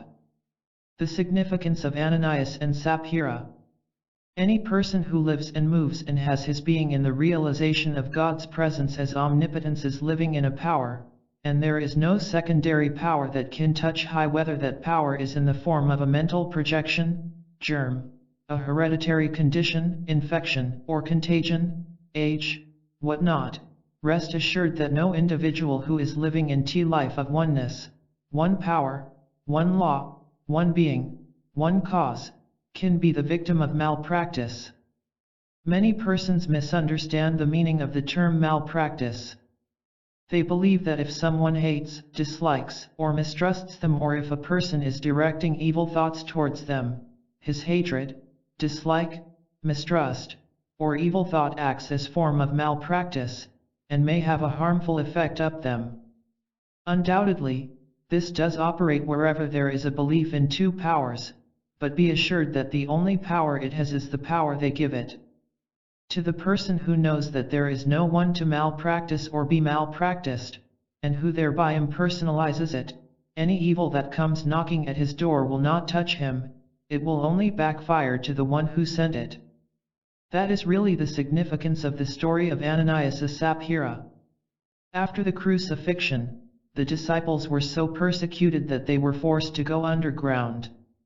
They were unable to earn a livelihood, so they banded together and agreed to put into one fund all that they owned, thereby helping to support one another out of this common fund until the period of persecution passed. This they all did and gave the fund over to the care of Peter for safekeeping. Sapphira and her husband, however, decided to hold out a little of what they had, a deception which Peter was quick to discern. When he rebuked them, "Thou hast not lied unto men, but unto God," what he really was saying was that there is no man, but only God, selfhood, and that their act of deception was unto God, the consequences of which were so great that both Sapphira and her husband dropped dead. The very moment they consciously wronged God, the evil wronged back on them and destroyed them. God did not cause this, God did not do this. The evil that they committed against that little band of disciples hit up against the selfhood of God, which is invisible and incorporeal. There was nothing there and nobody to receive it, so it had to boomerang right back to the senders.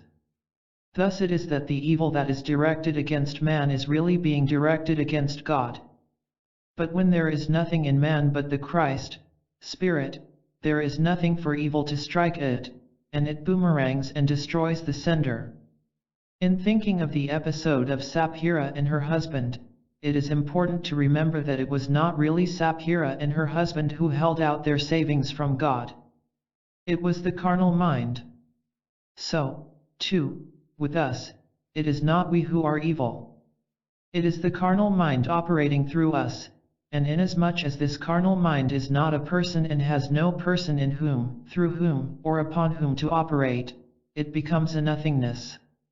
When we impersonalize it and begin to understand that no person has done any evil unto us because there is no us separate from God, we have no selfhood but the capital S selfhood, and therefore no one has wronged or injured us, no one has.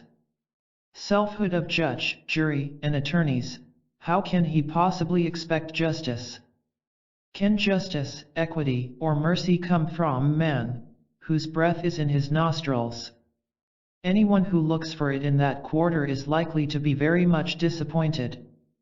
In all our relationships in life, unless we are looking to the divine self of all being for our good, we are looking amiss and we may not find it.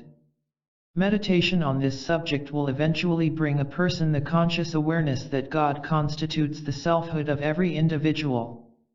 So, whether he is seeking justice in court, from his employer, or from a labor union, he must be sure that he is expecting that justice from the divine selfhood of individual being and that he is recognizing God as that selfhood. When he does that, he will have impersonalized the good he hopes for and the evil he fears. Whenever we have a grievance against anyone, we are faced with the belief of injustice from that person or a lack of mercy or cooperation, and in accepting that, we are pinning the evil on him. Our solution to this problem consists of our ability to impersonalize, and that means that regardless of who it may be that we think is ungrateful, unjust, immoral, or neglectful of us, this must be reversed instantly in the realization that to identify error with a person is to be guilty of malpractice, because it is seeing God's child as a sinner, as ungrateful, unlawful, unmerciful, instead of realizing God as the selfhood of individual being, and thereby impersonalizing any erroneous appearance. Eventually we include the entire world in our realization of God as individual being. We do not pin error onto any individual, not even ourselves. We do not claim that our jealousy, envy, greed, or lust is responsible for our ills because we do not have any such qualities. If temporarily those qualities may be expressing themselves through us, they must be recognized as having their source in the impersonal carnal mind, and as long they are out there, they are nothingness. This principle of impersonalization is one of the most important in our work, i.e. we must make every effort to embody it in our consciousness because we will not find it expressed in our experience until we make it our own. Watch what this secret of impersonalization does for you, watch what it does in the experience of those around you, and you will understand why the Master could say, "Love thy neighbor as thyself." Across the desk. Please use the following as a meditation so frequently that never again will you forget it. Regardless of what I think or believe, this does not change that which is. Regardless of what I may have faith in, this faith carries no power since the power is that which is, whether or not I have faith in it. There is really no power in my beliefs or my faith, since power exists whether or not I believe or have faith. To know that there is sky, earth, and sea requires no belief or faith. To know that apples come from apple trees or peaches from peach trees requires neither belief nor faith. To know that fish are in the sea, birds in the air, and that rain is wet requires neither belief nor faith. Suppose that we do not believe these things or have faith in them, does that change anything? Does our lack of belief or lack of faith prevent the operation of nature's laws? So, no, or does our lack of belief or lack of faith prevent the operation of God's laws? To know that God is spiritual attainment. Not to know does not change the isness of God. Since God does not function in the human scene, no belief or faith in God will make it function there. For this reason, millions are praying to God, believing in God, and having faith in God, and receiving no answers to their prayers. God is not in the human scene. To bring God into our life and activity, it is necessary to experience God, and the knowing of the truth, becoming actually conscious of truth, and meditation. These help us to attain the experience of God. Let us assume that we are faced with human problems that seem insurmountable. There is a way out / relax. Rest. Let my spirit be upon you. Let my peace be established within you. Let my grace take over the situation. There is an invisible presence within you which will go before you as you withdraw thought and emotion and let the inner invisible live and work through you. When there are no problems, set aside time for daily meditations so that the weapons of the world do not prosper. Clothe yourself in my invisible robe. Let my light how through you to human consciousness everywhere, friend and foe, near and far. Live consciously in my presence through my grace, and you will always experience my peace. Is the infinite way truth? It is inevitable that occasions will arise which may cause you to question whether the infinite way is really truth. Many questioned the truth of Christianity even while the Master walked among them. Did not the disciples fall away at times? Lao Tzu became so discouraged by the lack of recognition and acceptance that he just walked away from it all and disappeared. This is to assure you that the infinite way is truth, but students, even practitioners, or teachers may at times fail. It is not the teaching that is power, but the measure of the student's attainment of the consciousness of infinite way truth. Only in proportion to our attained consciousness of truth are we the light that dispels the appearance of darkness. The principles of the infinite way will develop that consciousness in proportion to our study and meditation. The infinite way is truth, and it cannot fail. Our devotion to study and practice of its principles will enable us to attain the consciousness of truth, which reveals divine harmony. Here material evil or good appeared. The object of the infinite way is not overcoming or destroying or rising above evil, but rather attaining that mind that was in Christ Jesus, or the Buddha mind, which reveals the spiritual man and universe where evil or good humanhood has claimed existence. Let us for a while forget about doing good or saving the world or helping our fellow man and give our entire attention to our own spiritual enlightenment until we are sought out. Be assured that as we attain a measure of realized Christhood, the world will beat a pathway to us. Actually, we can benefit others only in proportion as we attain some measure of spiritual realization. The multitudes came to the Master, he did not have to seek them. The multitudes still seek the Master. Be that, even in a degree, and the multitudes will seek you for the light. 7. Unconditional infinity. It is an accepted part of natural normal human living for us to look outside ourselves to others for our good, for those things which we already have embodied within our own being. All of our years on earth, we have thought of ourselves as human beings, finite and limited by our education, environment, or finances, and because we have so thought of ourselves, we have brought forth the demonstration of limitation. If, however, we had known that we are one with the Father, not two, and that all that the Father has is embodied within us, we would then know that what we call ourself is that divine Son of God who has been given dominion over all that is, and to whom the Father has given his own allness. Once we begin to realize that our real self is not a personal limited self, a self limited to our personal sense of good, but rather that our selfhood, our real being, is God, of which the human personality is but the outer form, or individual expression, then, through meditation, we learn to make contact with our divine self. From the moment that we have contact with our divine self, infinity begins to flow forth, immortality and eternality. Self-contained being. Because of our false education, we have accepted our human personality as our real self and have never looked within, but rather have looked outside, putting our faith in princes, in political preference, influence, or in the accident of birth. With the revelation of our true identity, we realize that the self of us God, and, therefore, we can reach down into this withinness and find ourselves one with divine, one with our divine selfhood. The moment that contact is established, it is as if a voice said, I am with you. I am going before you, I will be your bread, your meat, your wine, I will appear outwardly as your opportunity, as your companionship, as your home, as your safety, and as your security. I will do all things for you.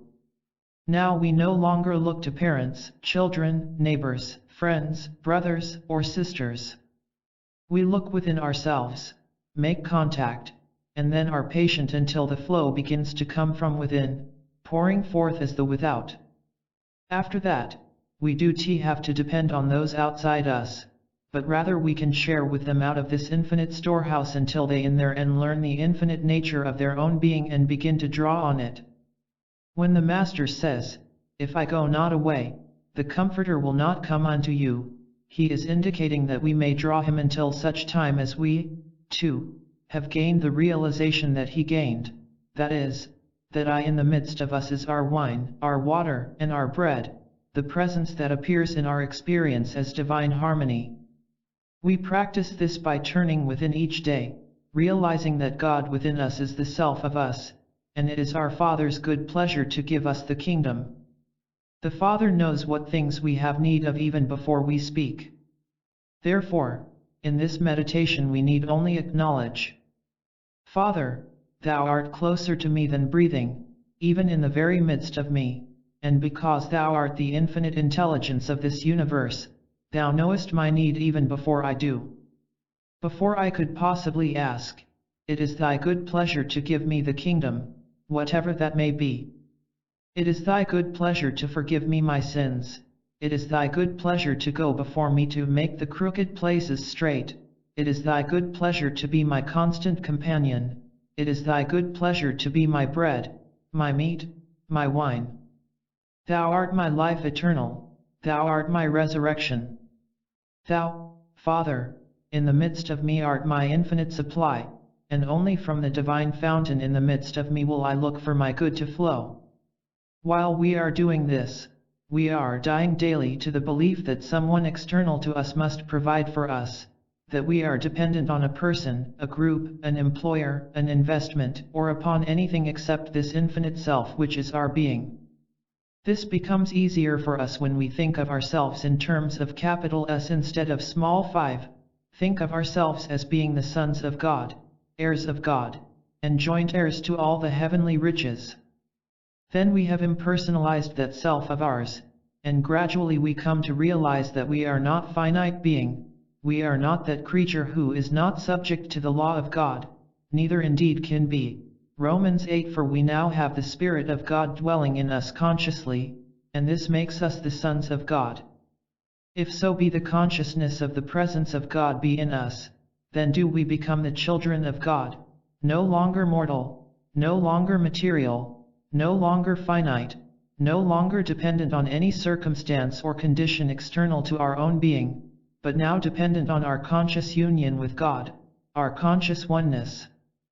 Mind is not a creative agency. When we struggle to demonstrate or create things for ourselves, usually those things that we want are already in existence, and probably belong to somebody else. Trying to draw them to ourselves, therefore, is like trying to draw unto ourselves the bread that somebody else has placed upon the waters. The truth is that we do not need anything that belongs to anybody else. We do not need anybody else's money or his property. All we need is a conscious realization of God within us, unconditioned and free, and the supply comes to us without depriving anyone else of that which is his, and without lessening anyone else's supply. The correct interpretation of bringing spiritual supply into our experience is to bring it out of what might be called the unmanifest, to bring it forth out of the invisible. But to attempt to create with our minds is to draw to us that which is already in existence, that which is already finite, and in many cases already belongs to somebody else. Using the mind for creative purposes always results in a state of limitation, because what we are demonstrating, then, is finiteness. If it were possible to demonstrate infinity by some kind of mental manipulation, it would certainly be wise to use the mind to its fullest extent. But no one can create infinity with his mind because that would make a person greater than infinity. We cannot compress God within our mind, we cannot have a monopoly on God, not even a copyright, but we can become aware of the infinity that is. The secret is to relax from mental activity and become aware of unconditioned infinity. That we can do. We can become aware of God, and by becoming aware of the infinite nature of God, we bring into our experience all the forms necessary to our unfoldment. Not drawing to ourselves but living in the consciousness of fulfillment. When we open ourselves in the realization that our sufficiency is God's grace and that God's grace is not a thing, even though it appears visibly in our experience as a thing, we have the joy of knowing that whatever comes to us comes as the gift of God. It seems to come through others, but when it comes as the grace of God, it does not lessen that which others have, for God does not benefit one at the expense of another. The materialistic view of life is that we need somebody else's money, land, or country, we need somebody else's this or we need somebody else's that. We do not. What we need is the grace of God, and in the recognition of that, we can have that grace for it exists within our own being. Son, thou art ever with me, and all that I have is thine. Abide in that word, and then let's apply flow. It does not always come from, or through, those from whom we may expect it. In fact, it rarely does. As you well know, the economy of the United States has always prospered through the creation or discovery of things that did not exist yesterday, new materials, new methods, and new approaches to industrial and scientific problems. After World War I, the nation suffered a severe economic shock because funds were no longer being channeled into war projects, and that resulted in the recession or depression of the early 20s. At that time it was the development and phenomenal growth of the automobile industry, a comparatively new industry that broke that depression within 6 months and set us on the way to prosperity again. So it has always been. This country has had successive periods of prosperity not by acquiring what some other nation had, but by the spontaneous development of something new, something that came into expression without taking from others and which gave unto others out of a new-found abundance. Once we, as individuals, come to the realization that we do not need anything that is already manifest in this world, we will not have to create anything. All we will have to do is open ourselves to grace, and then an idea for a new product to be manufactured, a new talent, a new way of presenting something already in existence, or a new subject may be revealed to us. Always it will be a new something or other, expressing as the infinite flow of supply. An excellent example of that principle can be found in the change that has taken place in the economy of Hawaii. For years and years, the prosperity of the islands rested primarily upon increasing the production of sugar and pineapples, as if sugar and pineapples were the only basis for economic stability and well-being in that region. And what has happened to change that picture? Now Hawaii has discovered tourists, and aloha shirts, and miu-mius. With these new products, a whole new prosperity has blossomed. So it is with us in our individual life. Let us realize that we do not need anything from one another. We should be glad to share with each other what we have, but we do not need anything from anyone because we have access to the kingdom of God within. When the Father reveals Himself, it is in infinite capacities, infinite quantities, infinite qualities, a whole infinity of good, and it is always in a way that is new or different, way that is original, a way that adds to the world's good instead of taking from it. If we could draw unto ourselves all the money in the world, we would have no pleasure in it because our heart would break, looking at the many without it. But it is a joyous experience to be able to increase the goods of this world, to be able to look at our particular world and feel that, in some small way, we have been responsible for bringing an increase of good into the whole world. Is that not what industry, rightly understood, is doing today? Is it not bringing forth into expression the very good that we enjoy, and increasing the flow of supply in every direction? Our industry is an activity that must be the human expression of God's grace, and often the bigger the industry, the better it is for all the world. Sometimes we are afraid of bigness, not realizing that if it were not for bigness, we would not have many of the things that we now have. Bigness does not take from the world, it gives to the world. When a new idea springs into being, whether it is the automobile, the radio, television, or the airplane, be assured that somebody has touched cosmic consciousness and drawn out of it its secrets, and whenever that happens, mankind is going to be enriched. In our present stage, there may be some evils connected with unrestricted industrial expansion because the world has not yet been brought to the place of brotherly love, of loving our neighbor as ourselves. We should be grateful, however, that we are living in an age when brotherly love is beginning to be practiced. Let all of us rejoice when something new, spontaneous, and great comes into thought, whether it comes into your thought or mine, because it is adding to the whole. Let us not work with the idea of drawing to us from the world, but living in the consciousness of fulfillment. The significance of the individual. You may believe that as long as you go your own sweet way, bothering no one, you are living your own life, and that nobody else is affected by it. You may think that you are unimportant, that you are unknown, or that you have no influence. That is the most disastrous state of thought that you can possibly entertain. There was no one more unimportant than Thomas Edison when he was selling newspapers on trains not long after the middle of the 19th century. But look what he accomplished. There was no one with less influence, money, or standing in the world in the early years when she was trying to establish Christian Science than Mary Baker Eddy. But think of what a blessing her work has been to the world. Every person who has ever accomplished anything worthwhile has discovered that if he lives his life concerning himself with attaining wisdom for himself, he cannot keep it bottled up. It has to spread. There was no one more unimportant than Jesus Christ was as a Hebrew rabbi. But how true was his prophecy, "My words shall not pass away." No, they never have, and they never will. They live on in consciousness awaiting our demonstration this very day. There is no one, especially in a free world, who is really unimportant, nor is there anyone who can live solely and exclusively unto himself, even if he seems to be doing so.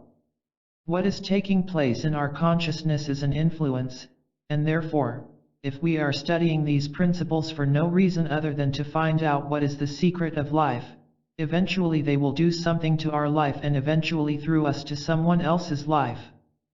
We have no way of knowing how widespread that may be in time.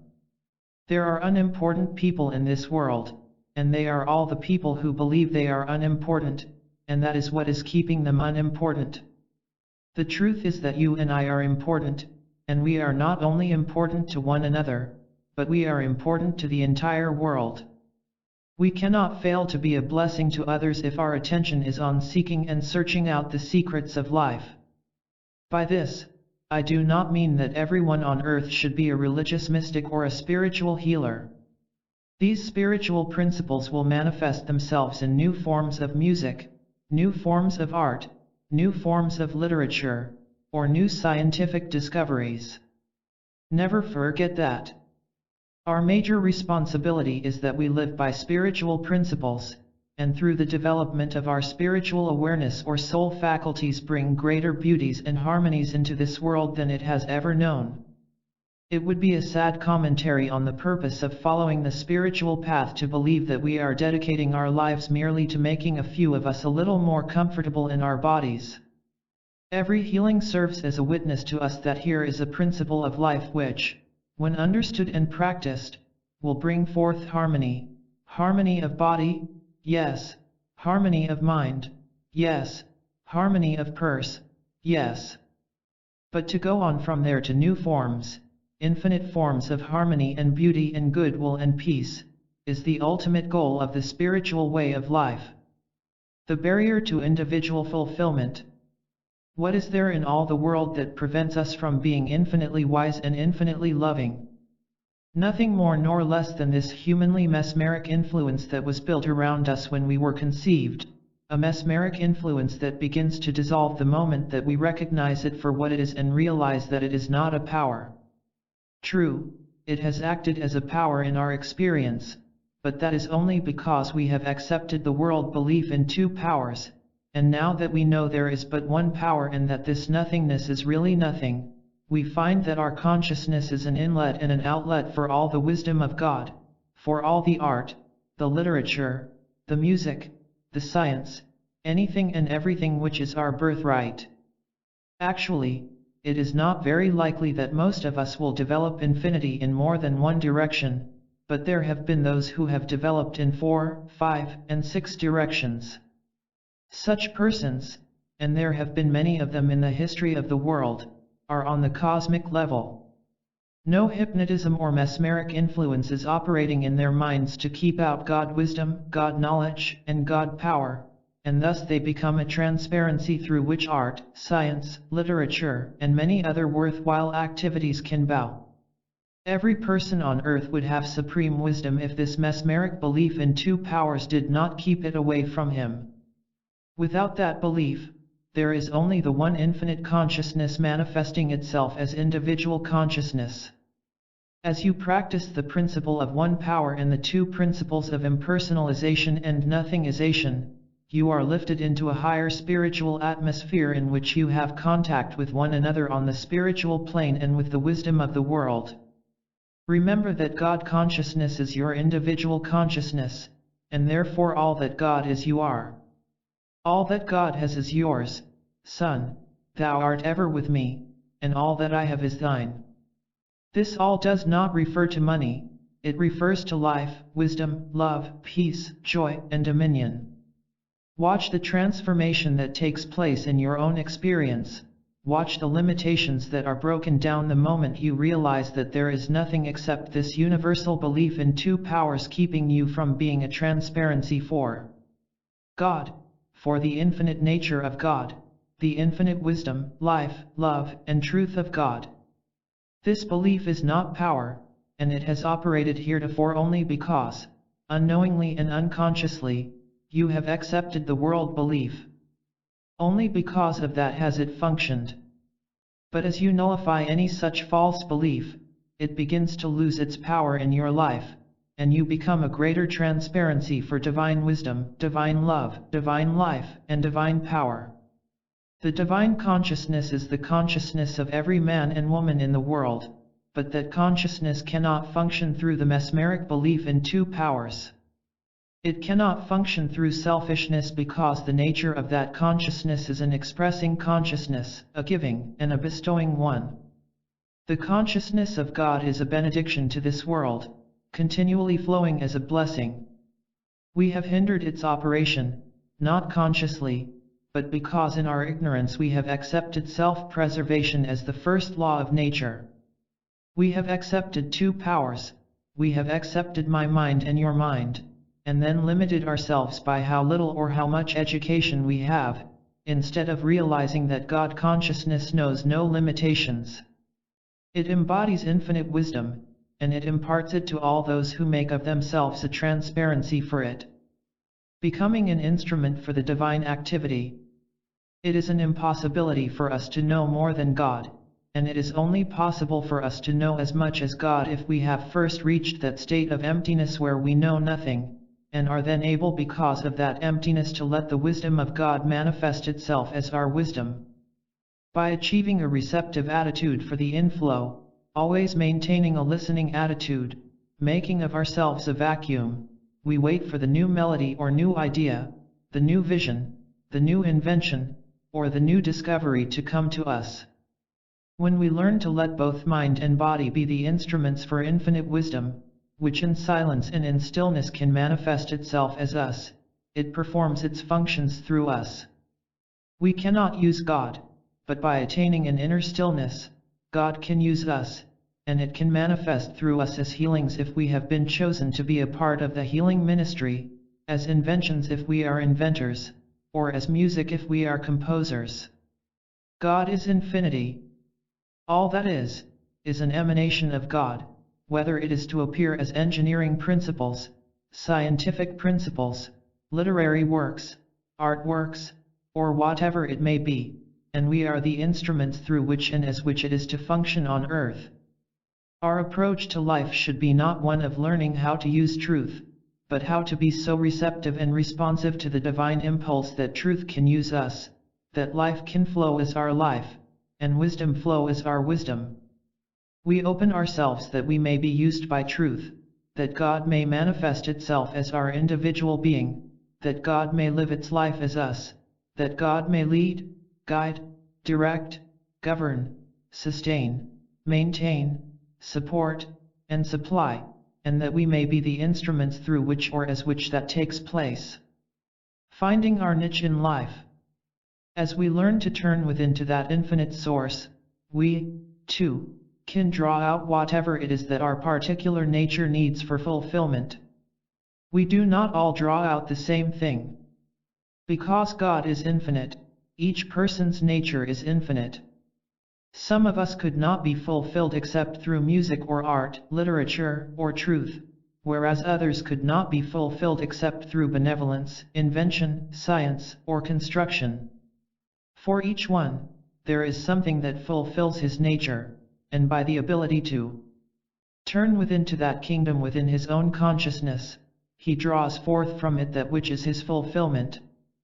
99% of the people of the world are working for a living, and yet the work in which they are engaged is often not an activity that is fulfillment for them. Their work is something they merely tolerate, possibly because they began their careers before they knew enough about themselves. They started out young, got into the wrong kind of work for them, got married, had to support a family, and had no time, energy, or money to experiment until they found that which would have fulfilled them. So they had to stick with that with which they were stuck. But with the understanding of the infinite nature of individual being, it is never too late, because we can all turn within, we can all reach that infinite source within ourselves and begin to draw forth our fulfillment. Then with patience we will find that we are moved one step at a time to that which is to be our life. Unfortunately, most of those who come into metaphysics expect fulfillment to come the easy way, and it does not happen that way. Then, too, they may hesitate to embark on a new venture because they are afraid of that interval in between when they may seem to be a failure to the world, when they may not seem to be bringing forth fruitage. They expect to be led from where they are to their heavenly estate without the experiences that often do come when they have to give up the familiar ways they tried yesterday for the unknown ones of tomorrow. Often there are long bleak intervals between the old and the new, but with wisdom, they learn not to be afraid of failure, they learn not to be afraid of lack or limitation, they learn to be patient with their transitional experiences until they do come into their fulfillment. Be assured of this, our life's experience is the outpicturing of our own state of consciousness. Whatever limitations we are experiencing are the limitations of our state of consciousness, and they are going to continue until that state of consciousness develops and deepens and becomes enriched. Then the outer experience follows that new pattern. There are times when we have a limited sense of ourselves, and then there are other times when for one reason or another that limited sense disappears and we are our natural selves. Or there may be times when we have a fearful sense, and for hours we may be walking around in fear or dread, and then all of a sudden it dissipates and is gone, and once again we are our normal natural selves. Every sense of limitation, every sense of discord, every erroneous trait of character is nothing more than an erroneous sense that is gripping us, and the very moment that we begin to realize the one power and the non-power of the mesmeric sense that heretofore we have accepted, a sense of freedom takes its place, and although we are the same person we were, nevertheless now we are free, whereas I was blind, now I see. John 9:25. Whereas before we were under a sense of limitation, now we feel free. Whereas before we may have felt inadequate, now we feel adequate to whatever situation is brought into our experience. The whole thing really is a process of dehypnotization.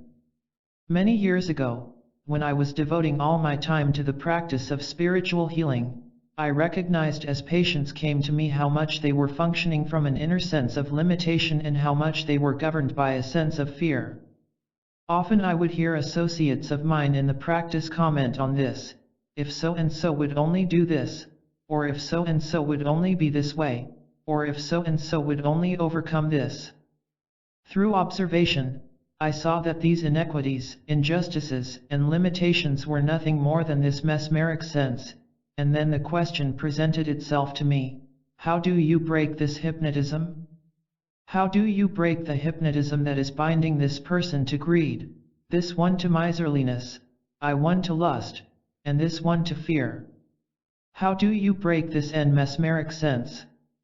It required years of meditation and years almost of break before it was revealed to me that the way to break hypnotism was to know that hypnotism is not power. That is the only way, and that has been the function of my work and the nature of my practice from that day to this. Not trying to break hypnotism, not trying to free anyone from being hypnotized, but knowing that hypnotism itself is an activity of carnal mind and therefore has no power and no law to sustain it, and that it is inoperative. To be a transparency for infinite intelligence and divine love means to recognize that the carnal mind, this mesmeric influence of two powers, is not power, is not functioning in your or my experience, and has no law of God to maintain or sustain it. The realization of these principles instantly begins to operate as a freeing influence in our consciousness. Such a realization does not heal us of anything, it does not enrich us, it does improve our morals, it breaks the mesmeric sense and leave free to function as the spiritual and harmonious beings which we naturally are. Across the desk. Wanderlust has always kept me traveling. I have never been able to settle down in one place for very long, but always, after a brief pause, have felt that inner urge that has sent me seeking far places. In my human span, I have had 5 and have never remained in one of them for more than a week or a couple of months each year, and then pushed on, crossing many blue horizons. Even in these last 10 years of living in beautiful Hawaii, I traveled 30 to 35,000 miles a year before the jet age, and since then I have been traveling about 60,000 miles a year. I have found joy in travel, and peace of mind, and have shared happy hours with the wonderful souls I have met in so many different parts of the world. The goal of my travels has always been seeking some experience or understanding of the nature of the kingdom of God. The traveling was not undertaken because I expected to find the kingdom of God in some place, in some excitement or adventure, or in some country, but because I recognized the beauty of nights on the desert, days on great rivers and lakes, and the companionship of rare souls as a part of the journey to the kingdom within. While I have walked the main streets of the cities of North America, of London, Paris, Berlin, Vienna, and Rome, I have also experienced the desert of Egypt, the interior of the Belgian Congo, and the Zambezi River at Victoria Falls in South Africa. I have walked on the main streets of Sydney, Australia, and have had many happy hours in London Court in Perth on the west coast of Australia, and I have also been outside the cities where fantastic wood carving is still done with the most primitive of instruments. But whether it has been in the midst of city traffic, in the quiet nights at sea, or traveling rivers and lakes, consciousness has always been centered within, even while enjoying the without.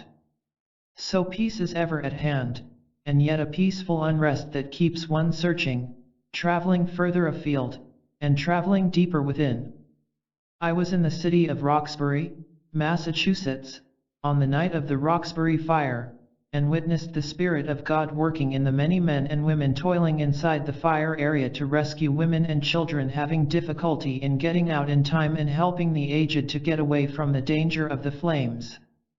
I have sat quietly with my friend, the old China hand, tucked away near the National Museum in London, and witnessed the Spirit of God as it lightened his eyes and brightened his face while he handled the rare treasures fashioned by the skilled hands of Chinese artists and carvers.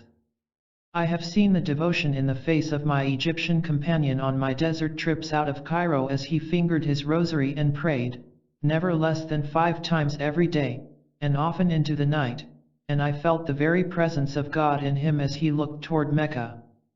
I saw the very face of God in a stranger who came up to me on a Sunday in Hollywood, California, and asked why he felt an urge to make my acquaintance, and then found our common interest in the Bhagavad Gita, of which he had made an excellent English translation.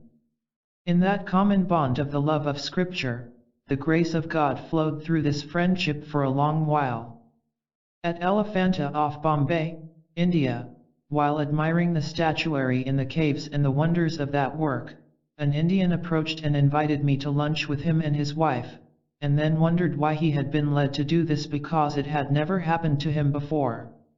We did lunch together and formed a friendship which still lasts. His heart was reaching up to God, and when 2 or more of us were united by this common bond, he and his wife found their peace, and I, another experience of the activity of God on earth. With a student, I spent a holiday at Victoria Falls in South America, and with him made a trip on the Zambezi River, and for several days experienced the joy of visiting that area. On the last day of our holiday, a couple spoke to the student who accompanied me and commented on the fact that they had observed us for several days and marveled at the wonderful relationship we had. They felt the peace and the understanding that existed between us, for they had noticed something of a nature never before known in 2 persons. It was true because there was a current of the Spirit of God constantly with us in every experience.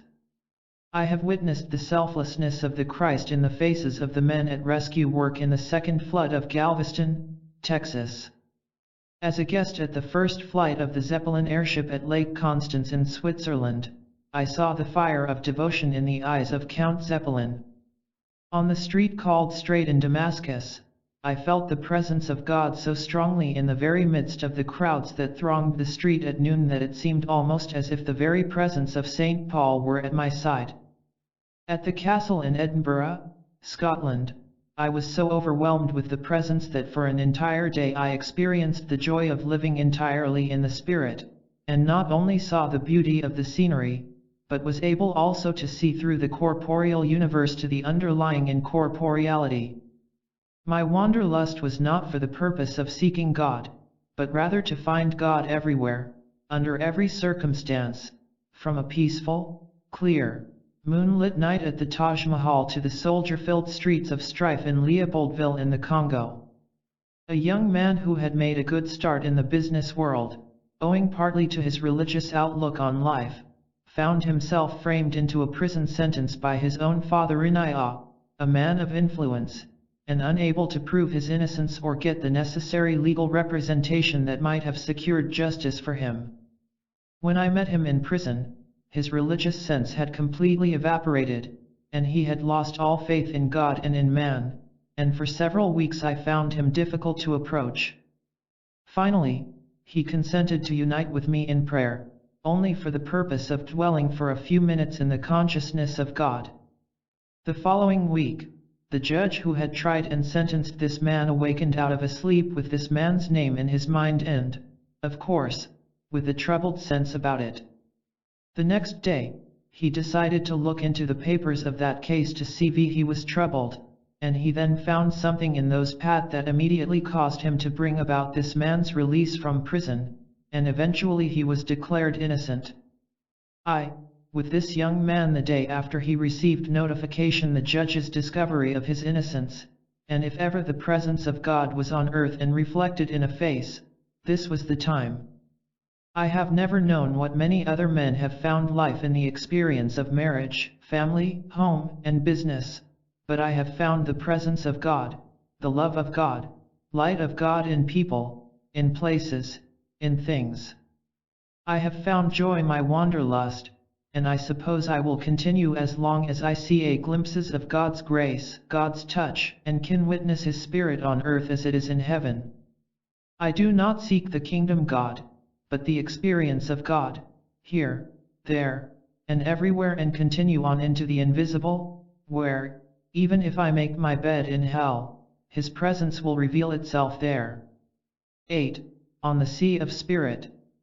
Life on the spiritual path can be divided into 3 major periods, the first a very pleasant one, the second not quite so comfortable, and the third not only pleasant but satisfying.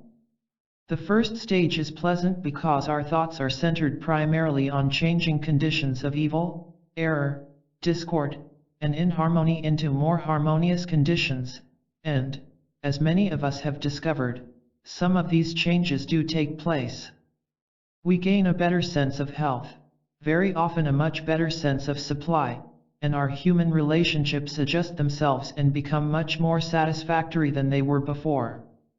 In this first stage of our spiritual unfoldment, it is a joyous thing to watch some part of the old man die, and the new man be born, watch the old conditions disappear, and new and more harmonious ones appear. Living in 2 worlds.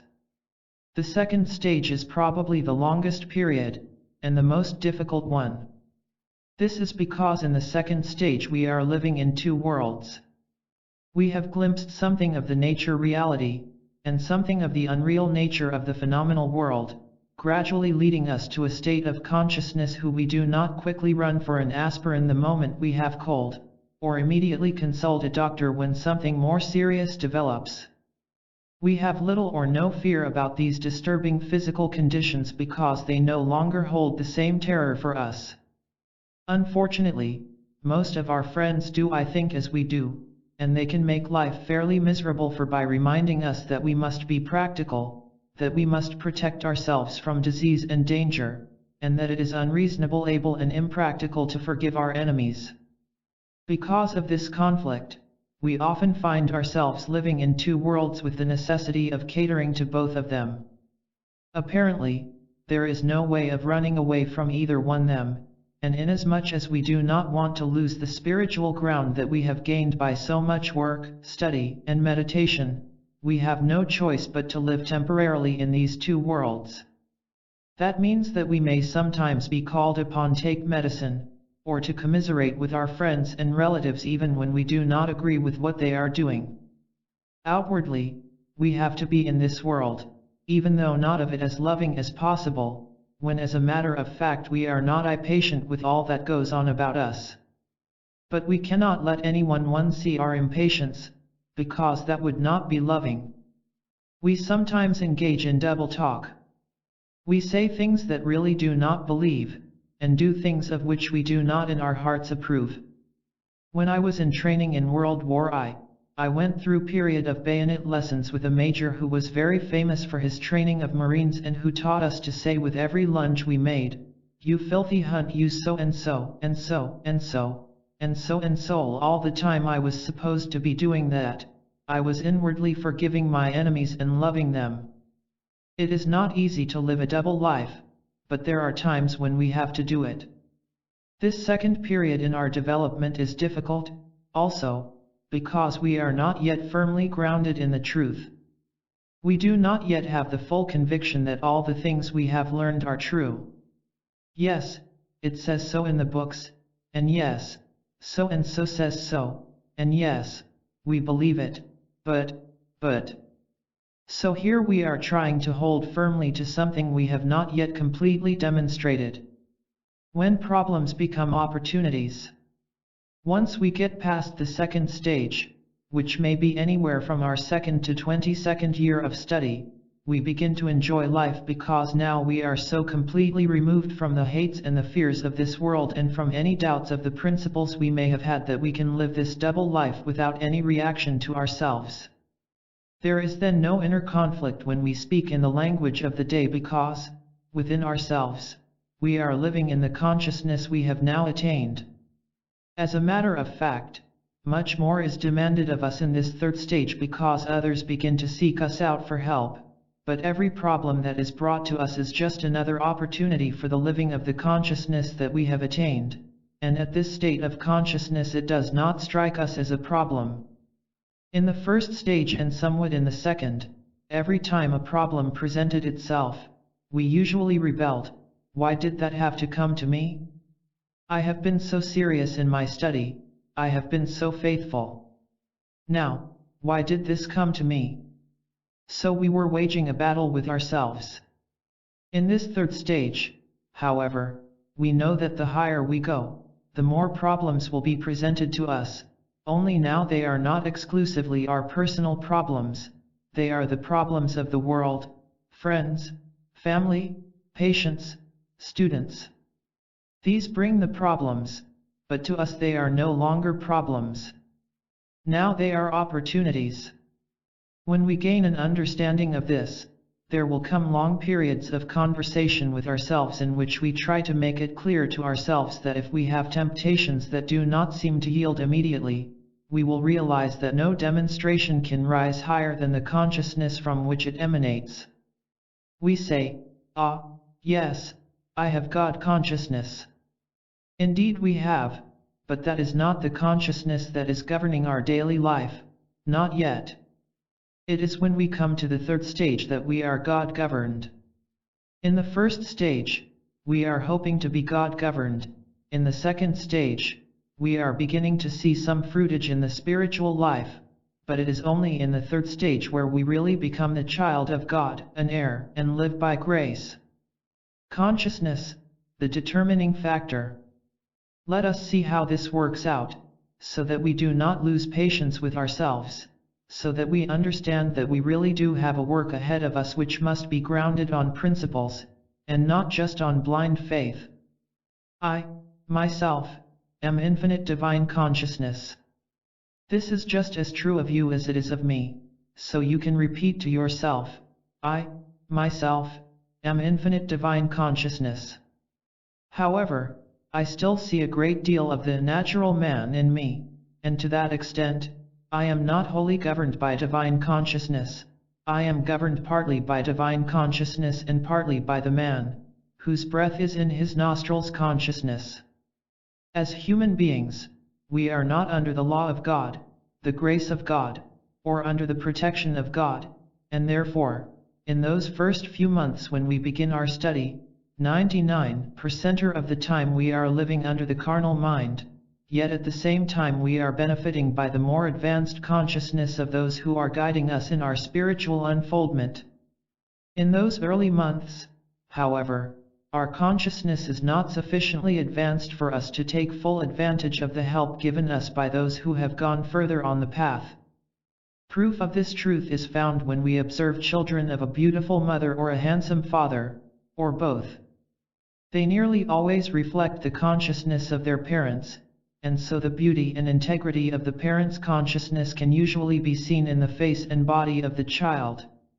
When that child becomes 16, 17, 18, or 19, however, he begins to live his own life and to manifest his own consciousness. How often does that beautiful child become an ugly duckling? On the other hand, how many children who have been ugly ducklings, when under their parents' consciousness, become beautiful once they begin to reflect their own state of consciousness, which sometimes is far more beautiful than that of their parents.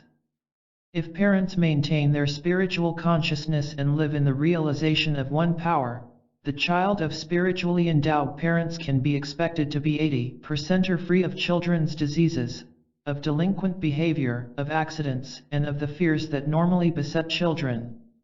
If, however, that child does not accept some of the principles by which his parents have been able to give him that immunity during his childhood years, he is more than likely to lose the benefit of his parents' consciousness once he is living through his own consciousness and has come out from under the umbrella of the parents' consciousness. So, too, as students, we are benefiting by the consciousness of our teacher. We are experiencing far less of the world's discords and inharmonies because the consciousness of our teacher is acting as the law unto our experience. If we, ourselves, are not learning these principles, however, practicing meditation and developing our own consciousness, then when the teacher goes away, the comforter is found to be no longer with us. Living with the principles. In these early days, we are gaining an understanding of the principles, learning to pray aright, learning to meditate, learning to live in the consciousness of one power, and learning to live in an awareness of omnipresence, omnipotence, omniscience. Year by year, there is less of the natural man about us, and more of that mind which was also in Christ Jesus. So it is that we go through all our student days partly under the law and grace of God, and partly under the law of the natural man. When problems come, then, they represent that degree of the natural man which has not yet been overcome. Not a single one of us can hope to be completely transformed into the Christ by a few years of study. That cannot happen. But, in proportion to our study and meditation, we do manifest less and less of the natural man and demonstrate more and more of the divine consciousness. As long as we have not yet fully overcome the natural man, which is not subject to the law of God, neither indeed can be, Romans 8:7, we cannot receive the things of God. As problems arise, therefore, what we are called upon to do is to remember that this natural man is not of God, is not a power, a presence, or a reality. The purpose of the spiritual life we are trying to lead is to recognize the carnal mind every time it raises its head. I know thee who thou art. Get thee behind me. Thou art not of God, therefore, there is no reality to you, there is no spiritual law or divine grace to support, maintain, or sustain you. The degree in which the Son of God has been raised up in us is the measure in which we can turn on the carnal mind with its manifestations, and nullify it. It is important that students catch well the principles of impersonalization and nothingization, so that in the event that problems come to them, they do not say, "How could that happen to me? I have been reading the books all year. I have been meditating all year." It is not the amount of reading and meditating that counts. What counts is what degree of Christ is raised up in students, What degree of loving their neighbors have they accomplished? What degree of forgiving their enemies? What degree of resisting not evil? What degree of realization of one power? This determines the degree of their freedom from discord, and it determines the nature of their ability to meet problems quickly and decisively. Impersonalize failure. Some may think that faith plays a part in this, but faith does not enter into this in any way whatsoever.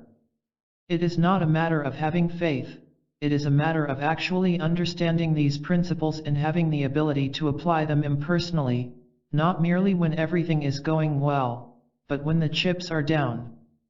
When we are faced with that Satan, that condition, we must be able to stand fast and say, "Aha! This is the universal belief in two powers." Another temptation that comes is the tendency to blame ourselves for something we have done. When we do this, we are not impersonalizing. Once we say, "Oh, I am at fault. I guess I am not a good student. Evidently I do not understand.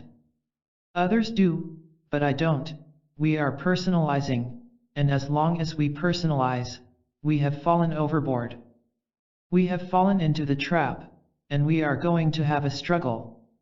Let us do as Paul did, not claim to have fully arrived, but to press toward the mark for the prize of the high calling of God in Christ Jesus. Let us recognize, I am not looking at the past, I am going forward. I do not claim to have attained Christhood. I claim only that Christhood is my true identity, and that as I come into the realization of my Christhood, in that degree I am God-governed, and there can be no problems, certainly none of my own. Then, when temptation in the form of a problem comes, we will remember that we are not dealing with any failure on our part, we are dealing with the appearance of a universal claim of two powers, with the claim of personalized evil or discord, and it is up to us to put our heel on it. Whereas we may not be responsible for being 90 years of age, we are responsible for being old at 90 years of age. That is a universal claim. In fact, at 70 and at 80, age is a universal claim, and if we are going to accept the universal claim as being personal to us, then we are the ones that manifest it. We must understand that in our true identity, the lot us is as old as God and as young as God, because I coexists with God. I have no more beginning than God has a beginning, and I have no more ending than God has an ending. This, you know, and I know. Ah, yes. We all know it until we get a twinge of rheumatism, and then somebody reminds us that we are 48 or 84. In dealing with any problem, we impersonalize the entire picture, and once we have impersonalized it, the problem has no person in whom, on whom, or through whom to operate. In other words, we must lay the axe at the root of the tree. Every time that we give way to doubt or discouragement, it is because we are personalizing the universal belief in two powers, and holding ourselves responsible for it. The life of the Spirit demands much of all of us. The Master said, "Strait is the gate, and narrow is the way, which leadeth unto life, and few there be that find it." And perhaps the reason so few enter is because the spiritual path demands that we stand fast on certain principles, and one of the major principles is impersonalization. It is undoubtedly true that as long as there is belief in two powers, a belief in good and evil in the world, people are going to act in a good or an evil way. But if we continue condemning our friends and our neighbors, we have no way to enter the higher consciousness, and we will experience good and evil until such time as we actually realize that we have no right to be functioning as human beings, to have human feelings of good or evil, and certainly no right to have human will. Living in the higher consciousness.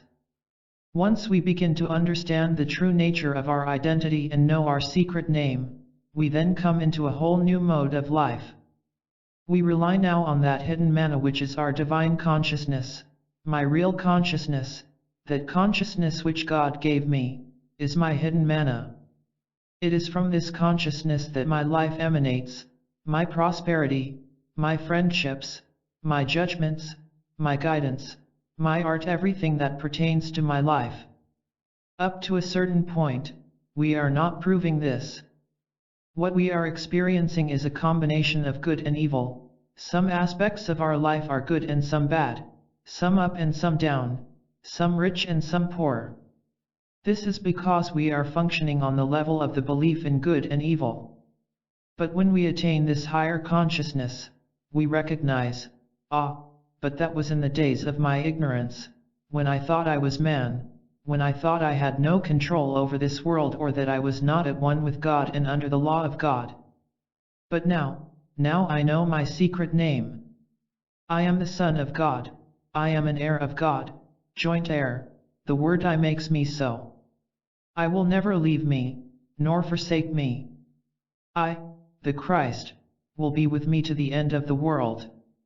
Therefore, I am spiritual consciousness, I am immortal, I was never born, and I will never die. I live, and move, and have my being in God, and God in me, for we are one. This conscious awareness that I and my Father are one, that I and the infinite divine consciousness are one, this is my hidden manna. This divine consciousness, which I am, is the substance of all form. It is the substance of my tomorrow, the hours and the minutes of my tomorrow, the dollars, the food, the relationships, the clothing, the transportation, the activity, and the success of all my tomorrows. I of my own self can be nothing, but the I that I am, which I now recognize to be my Christ selfhood, this is my hidden manna. Such a recognition deprives us of the privilege and the luxury of having desires. We have no right to have desires, we must now be beholders, letting God's grace flow from our consciousness. We have no right to have a will of our own, we must live always at the standpoint of being beholders, bearing witness to God's will being manifest through us. We have no right to know lack, limitation, or unhappiness because we are watching the infinite Spirit of God flow forth from us, through us, and as us. We are beholders. We lose the privilege of having fears or doubts, or of losing hope, because if we indulge in those temptations we are taken back to our mortal selfhood, the one that is supposed to be dying, or already dead. In the degree, then, that we have human desires, human will, human ambition, human fears, and human doubts, in that degree are we denying and crucifying our Christhood. The hidden manna. Instead of indulging in such humanhood, we must cherish, deep within us, our hidden manna. I have hidden manna. My hidden manna is the divine consciousness which I am. It is the fullness of the Godhead bodily. In its presence is fulfillment. It can give me spiritual peace, harmony, rest, completeness, perfection, guidance, wisdom, and direction. This is my hidden manna, and no one in the world, not even my mother, can see it. No one can see the divine consciousness which I am, nor can he see my awareness of it because I do not go out in the street and talk about it secretly and sacredly. I realize within myself, thank you, Father, that I have learned that God constitutes my being. My hidden manna is that awareness, and therefore, infinity is the measure of my demonstration, immortality is the measure of my life. Nothing else. There is no big or little, there is no great or small, there is no up or down, there is just allness. God is the substance of my days, and God is the substance of my nights, and everything that flows into my days and my nights is God action, God activity, God substance, God presence, God law. This is my hidden manna, and I can rest and relax in it. This realization is like resting back upon a cloud, floating on a sea of infinity, living, moving, and having our being in this divine grace, and letting it flow, doing nothing, taking no thought for the morrow.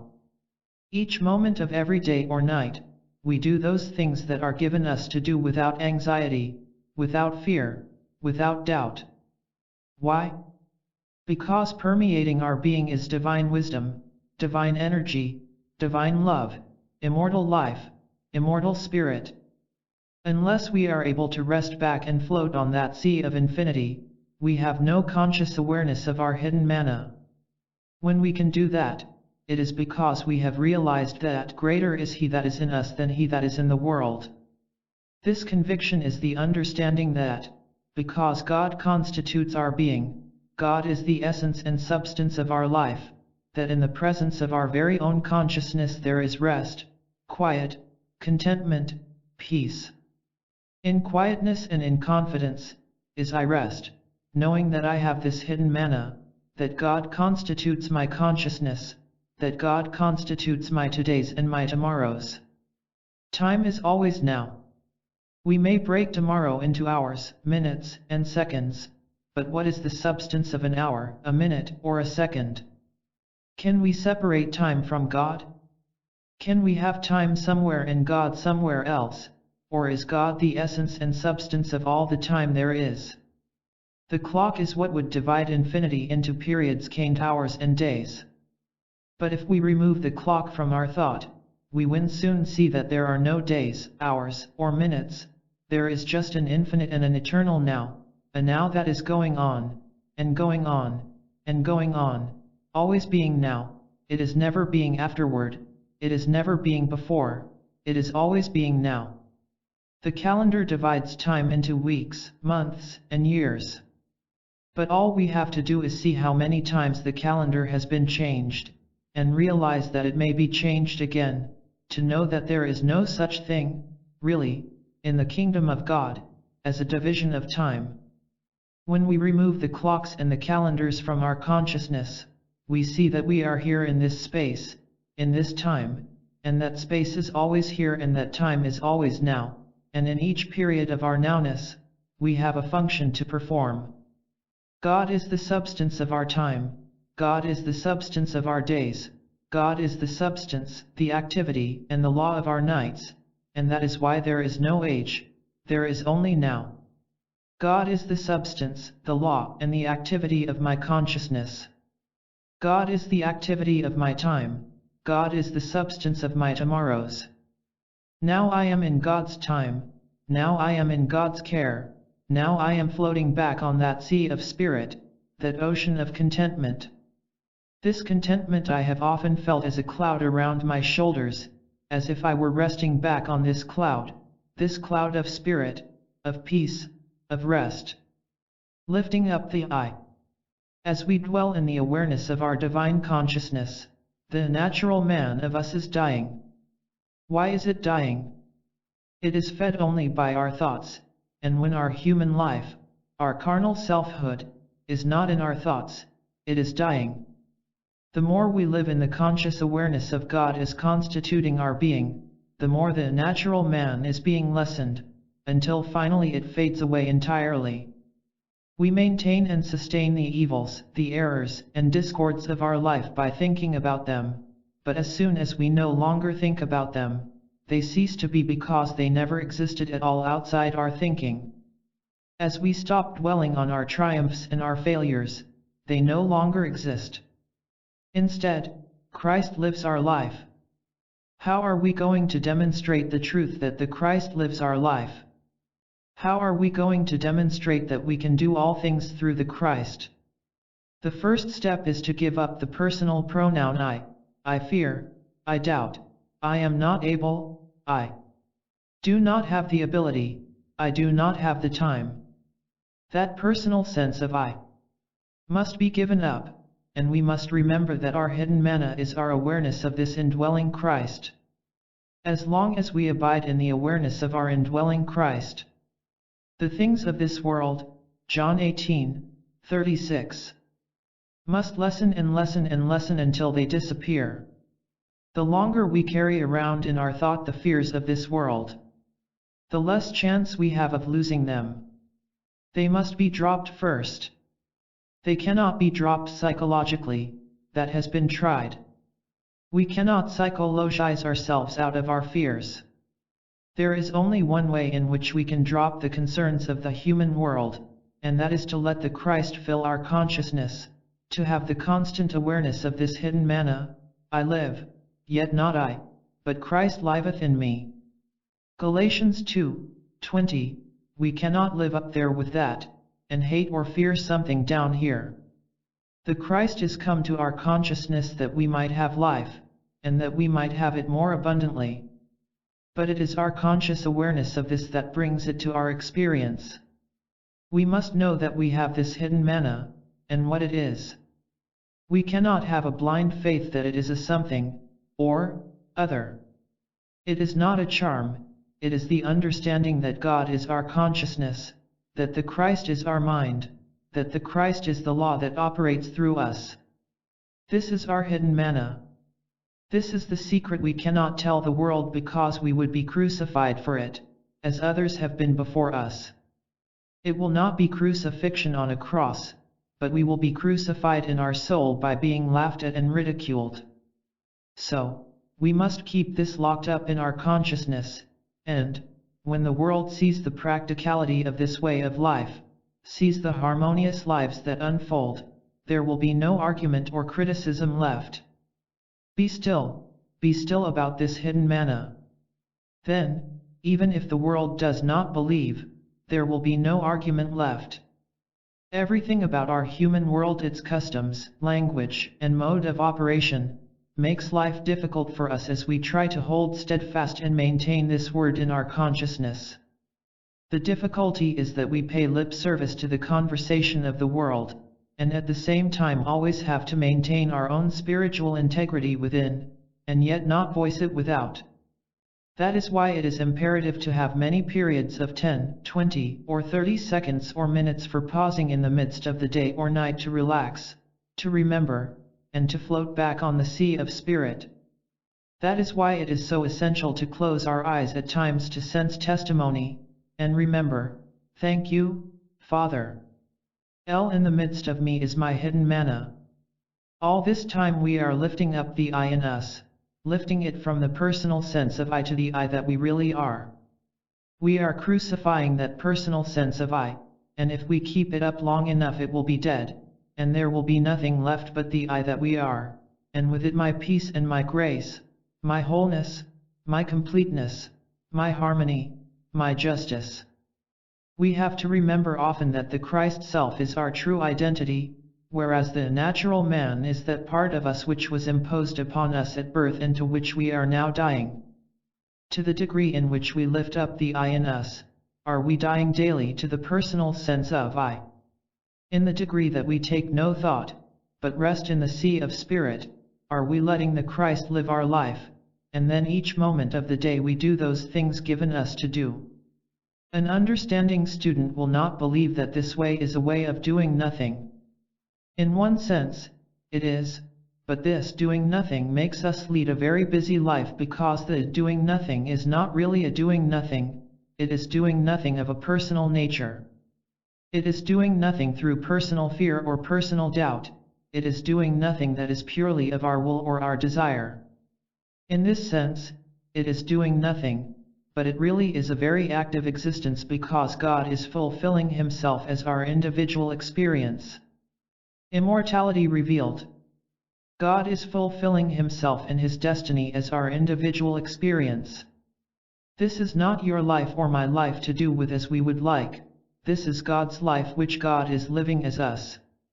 Once we begin to perceive this, we will understand immortality. We cannot understand immortality while we think of our life as being ours because we know right well that that personal sense of life comes to an end, and, as long as we hold to that belief, we can have no sense of immortality. There is no way of perpetuating eternally a limited sense of self. Instead we must die daily to that limited sense of self and realize, it is not my life that is eternal. It is the God life which is living itself as my life that is eternal. God life cannot die, it cannot age, it cannot be diseased. The more we realize that this is God life, that this is God consciousness appearing as us, the more we lose concern for our own life in the realization that God knows how to maintain and sustain His life, which is ours. Knowing our true identity is the hidden manna. It is the ability to rest back, knowing that God has no limitations whatsoever, and that God lives our life. God cannot die, God cannot sin, God cannot be sick. Christ is the eternal Son of God, which was never born and will never die, and that Christ, the divine Son of God, lives as my eternal life. Let us relax and rest in this truth. Let this be our meat that the world knows not of, but which we know and understand. This is our secret meat, our spiritual meat, the substance of our life, the understanding of our true identity, the understanding of our Christ life, of our Christ mind, of our Christ soul, of our Christ being. But what about all the sins of which we have been guilty? We never were. This is only personal sense, the natural man, which is the cloak, the mask. Persona. Mask. Our personality is a mask that we have been wearing. As we strip off the personality, there is no more mask, and we stand revealed in our true Christ identity. Across the desk. The Chicago work given last month was certainly of a unique nature in every way. My class work followed naturally the work in Portland and Seattle and gave us some new working principles, or at least new approaches to the living and practice of the infinite way. Tonight, June 5th, I completed a 6-session Manchester closed class on scriptural meditations, a class to end all classes on meditation as taught and practiced in the infinite way. Put this class, which has been recorded on 3 tapes, on your memorandum to order when you are ready. You will find it important. I know because I watched a miracle unfold as this message came through. There is a secret known to the few which must eventually be known and understood and practiced by all. Peace can be established on earth by one, but more swiftly by 2 or more, and very quickly by 10 righteous men. This you may prove first in your family, business, professional, and community life. Once you have succeeded, it will not be necessary to ask you to encompass the universe because you will no longer have the power to refrain from doing so. Set aside 1 meditation period each day, and a few minutes each time will be sufficient, to sit in meditation with the inner ear opened. That is all. No praying, no asking, no seeking, especially no desires to be fulfilled. Just meditate with the inner ear open, and then go about your business. Give a specific period to this each day, and do not let yourself watch for results. In due time, fruitage will appear in some form of harmony within yourself, your home, your family, or your business, art, or profession. As fruitage appears, raise your consciousness to take in the weather, elections, national and international relationships. Remember that none of these subjects enters your thought while in meditation. You may not even think of peace on earth. Just be still. Listen with the invisible ear for the inaudible word. You are thus ushering in the kingdom of God on earth as it is in heaven. 9. The revelation of spiritual identity. The only reason the subject of spiritual healing is emphasized in our work is that the practice of this kind of healing deepens and enriches consciousness, and through this practice, the everyday problems of life touch us in a decidedly minor degree.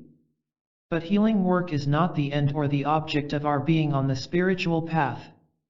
Rather is it incidental to the major goal of attaining God realization. Anyone who has had any experience in metaphysics must have observed that the life ambition of far too many students is to become either healthy or prosperous, but, at some time or other, these students must learn that lack is not as great a problem as it has been painted, nor is illness. In fact, both disease and lack may serve as incentives to drive us out of the physical and mental limitations with which we have bound ourselves. These limitations are brought about not because the mind and the body are evil or sick, but only because both mind and body have been conditioned by the belief in 2 powers. A mistake often made by students in their practice of spiritual healing, and one which has been pointed out in previous chapters, is to treat affects, headaches, storms, cancers, polio, denying them or in some way trying to handle them. Never make that mistake. Never under any circumstance treat heart disease, tuberculosis, or any disease of which you have ever heard, or any accident. These are only effects. If you could remove every one of them, the cause would still be there, and the cause is a belief in two powers, a belief in the carnal mind. If, at this moment, you could be made whole, nothing would stop you from becoming sick or poor again tomorrow, unless you, yourself, had come to the realization that the healing that had taken place was not one of lack or limitation, of fear, of sin, or false appetites, of polio, cancer, blindness, or deafness. The healing was in being freed from the belief in two powers, good and evil. Once you begin to heal on this basis, you will find that those who come to you for help are given years and years of freedom from the everyday discords and inharmonies of life. You have set them free, not from their ills, but from the cause of their ills, the universal belief in good powers and bad powers. If you are dealing with a cold or the flu, be willing quietly to ponder, reflect, meditate, and cogitate on this truth. God, infinite being, besides which there is no other. God, omnipotence. There is no other power. Nothing can be empowered to do evil. How could it be if God is infinite, if God in infinite good and infinite omnipotence? God constitutes all being. What I am faced with is not evil. It is not a destructive germ. I am faced with a belief in two powers, and I do not accept it. There cannot be God in any other power. There cannot even be a power for good anywhere. There can be only God itself maintaining and sustaining the integrity of its own being. After you have watched the cold or the flu dissolve a few times, you begin to have less faith in the power of evil and much more confidence in the principle of oneness and assurance that this is the great principle of life. All evil, a universal malpractice. The idea of power always suggests one power doing something to another power, and that is why we have to be thoroughly saturated with the principle of non-power. Then, we do not even want a God power to do something for us. We are satisfied that God in its infinite power and wisdom is already doing all that God is supposed to do. Therefore, we need never call upon God or God's power to do anything. So we get used to the idea of not turning to a God power, or the power of truth over error, or good over evil, or God over devil. Our whole consciousness is built on the realization of God constituting all being, and therefore there is neither good nor evil. There is only God. If you can accept God as the creative, maintaining, and sustaining principle of life, if you can accept the fact that this is a God-created universe and not an accidental one, then you must be able to accept the fact that negative or evil power cannot have any existence outside the mind that believes in it. But because the mind that believes in evil power is the universal mind, every human being to some extent accepts negative or evil powers. Therefore, begin individually to live and move and have your being in the realization of God, and then realize that all else is nothing but mental malpractice, a belief in two powers. Instead of treating disease as disease, sin as sin, or lack as lack, treat it as malpractice, a belief in two powers, and instead of fearing it as malpractice and saying, "Oh, but I must protect myself from malpractice," realize the nature of malpractice as the activity of the human mind, and therefore a nothingness. All evil, whether it appears as lack or limitation, as destructive weather, as infection or contagion, or even epidemics, is malpractice, but it is not the directed thought of an individual, it is the universal malpractice which arises out of the belief in two powers. Your protection is to live in one power, being convinced that anything other than the presence of God is not power.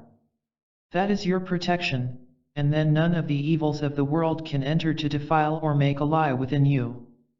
Basic to effective healing must be the realization that you are not dealing with disease or sin, you are not dealing with floods, tidal waves, or typhoons, you are dealing with a universal malpractice made up of the belief in two powers.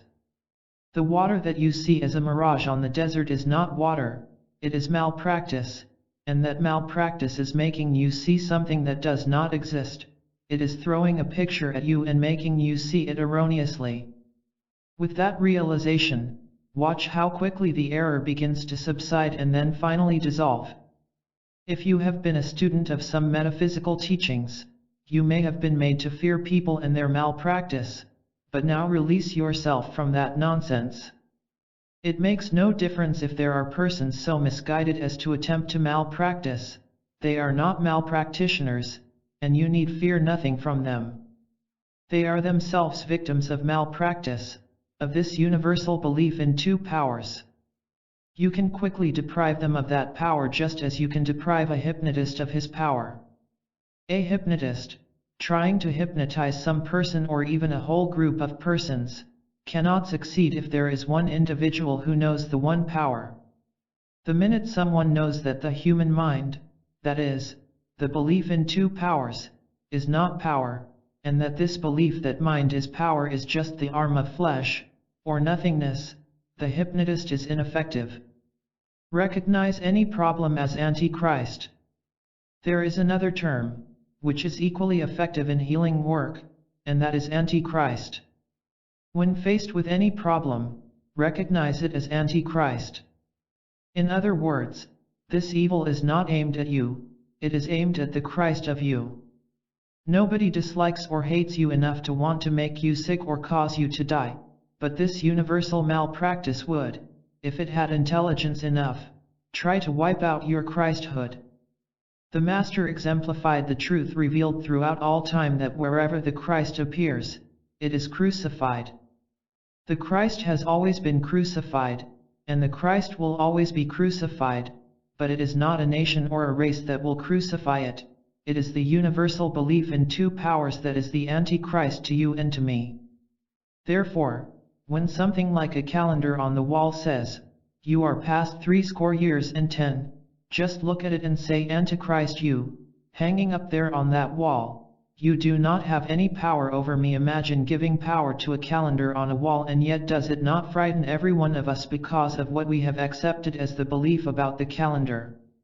It makes no difference whether it is a simple cold, an epidemic of polio, or a cancer.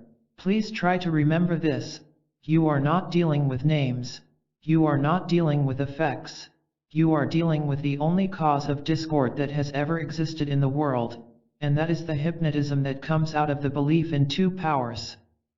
Whether you call it hypnotism, Antichrist, or malpractice, as long as you impersonalize it and recognize that, because of the nature of God, it must be impotent, you are free, or at least you are on your way to freedom. You will attain your complete freedom in proportion to your ability to impersonalize every phase of error and then negate it by resting in the word, by nothingizing it. Do not go out to battle an enemy that is stronger than you are, because you will be overcome by your belief that it is power, and every attempt you make to fight it makes it more powerful. That is why it is not always wise for practitioners to make personal calls on patients. Very, very seldom do I do that, so seldom that I cannot even remember the last time. Why should I? To get the water off the road? It was not there to begin with. So why should I go there to try to remove it from the road? Is there a power to be fought? No, there was no power to begin with, and my running around would merely represent my own degree of fear. Therefore, the wisest course for me to pursue is to stay right at home and realize its nothingness. Evil is not evil, it is Antichrist, and Antichrist is not power.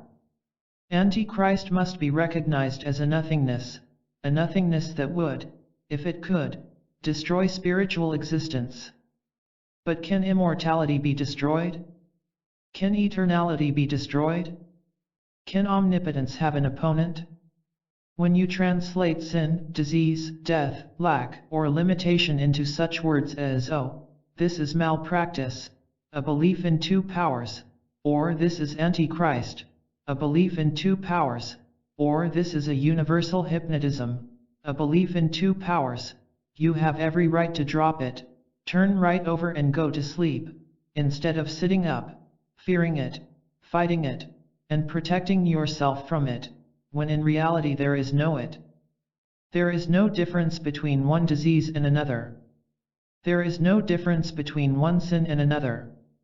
It is only a matter of realizing that the water on the desert is not water, but a mirage, that disease is not disease, lack is not lack, limitation is not limitation, hate is not hate, hypnotism is not hypnotism.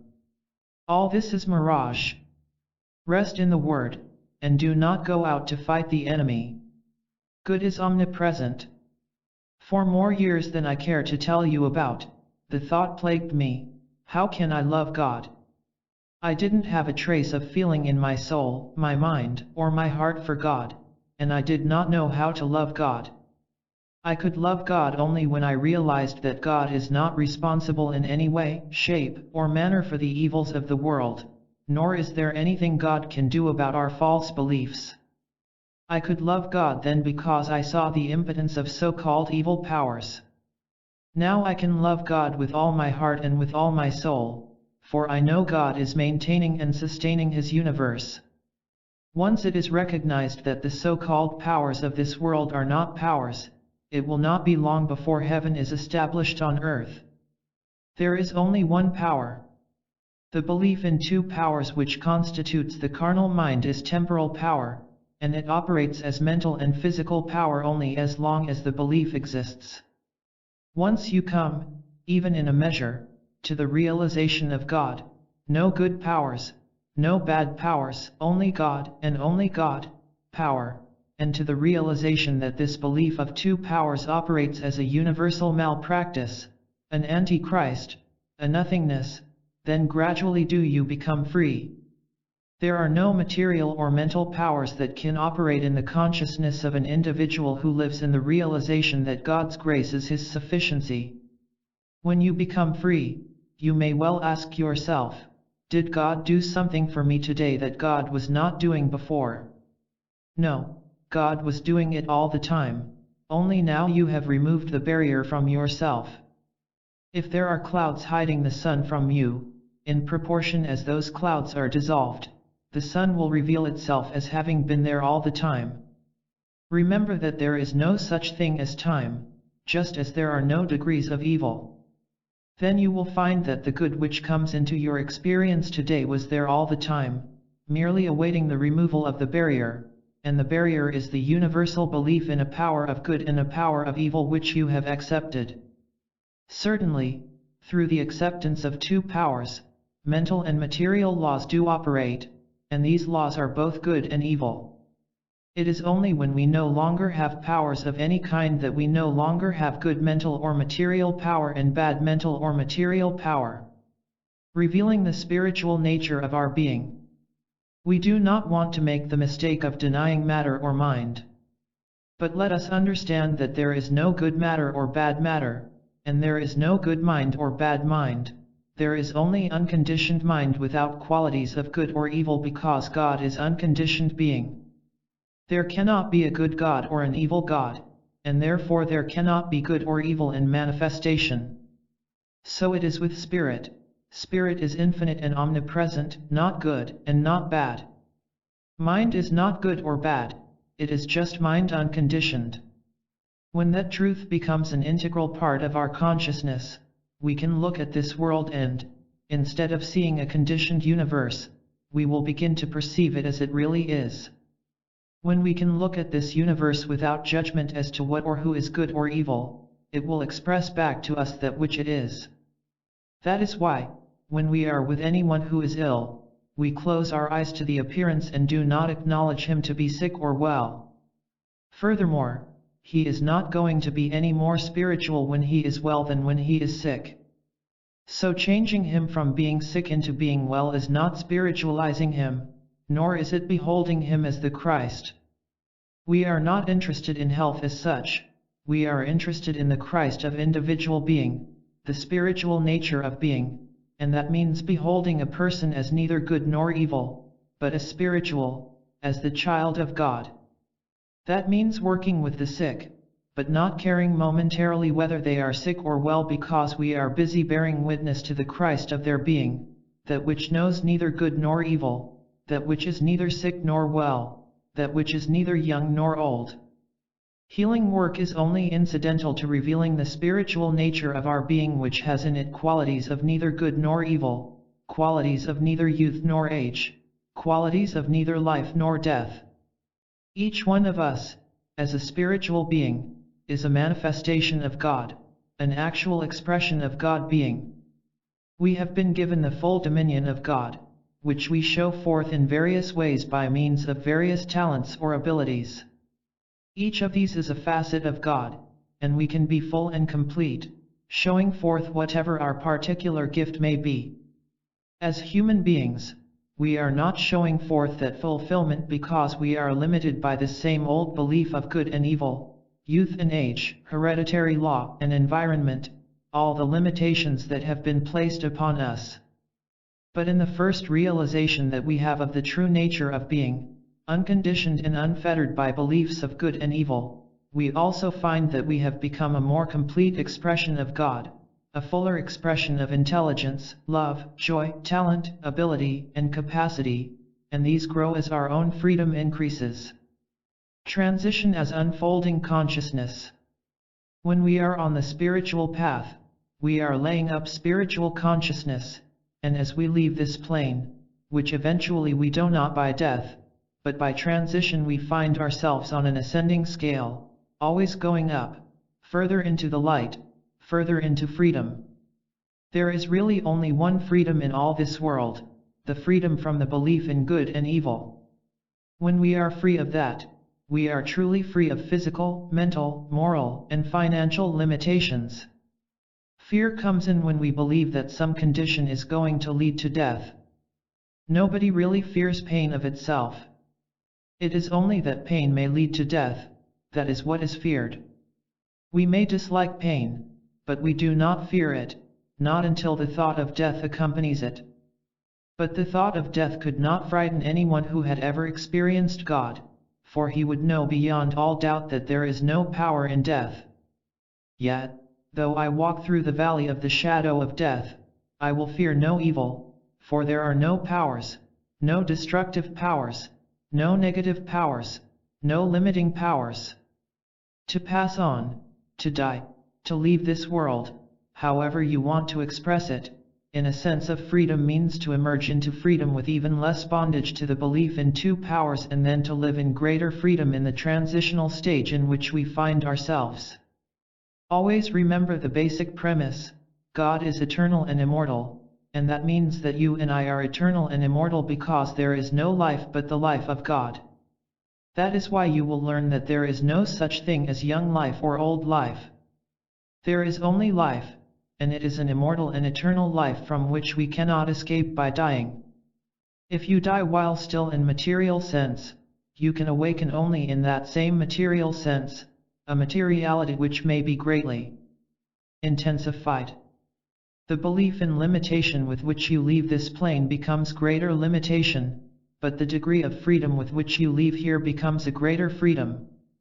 The person who goes on from here in material sense, fearing and hating the experience, and squeezing himself into it, finds himself more tightly bound than before the transition, whereas the person leaving this plane in spiritual light is wide open for the experience, open to receive more light, more light, more light, and thereby finds himself less fettered on emerging from this plane into his new experience. Consciousness is always embodied.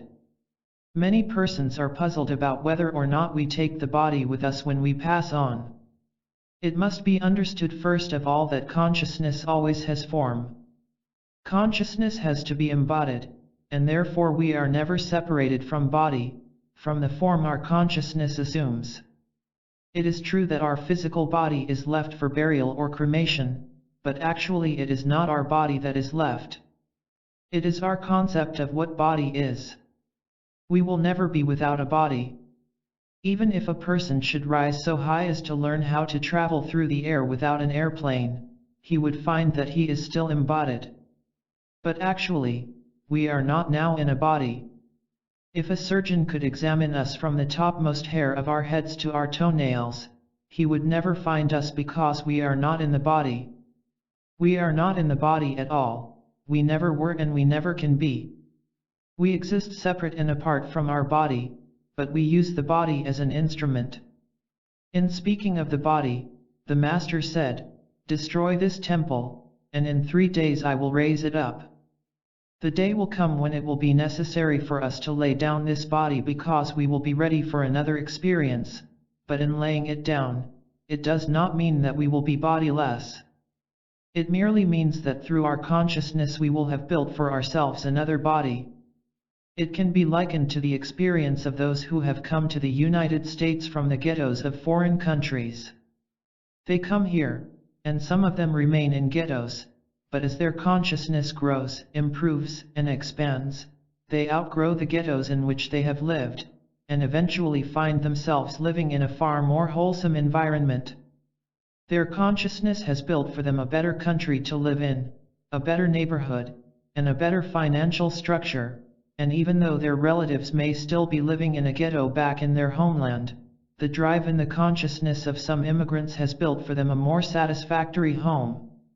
It is always individual consciousnness that performs the miracles of life. If we are not satisfied with our present place in life, our consciousness will build a new one for us by enriching itself with spiritual truth.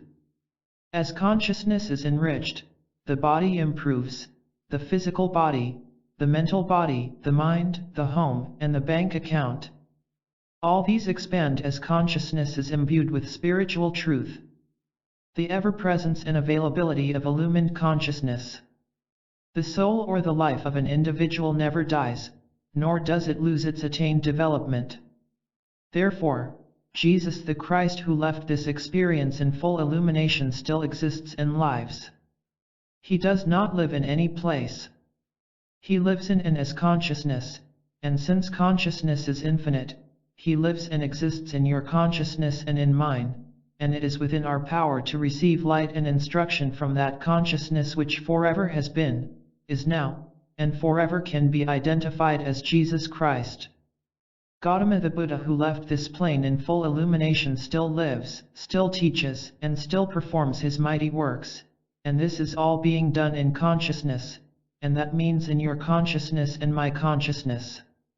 We are being illumined and instructed by that state of consciousness.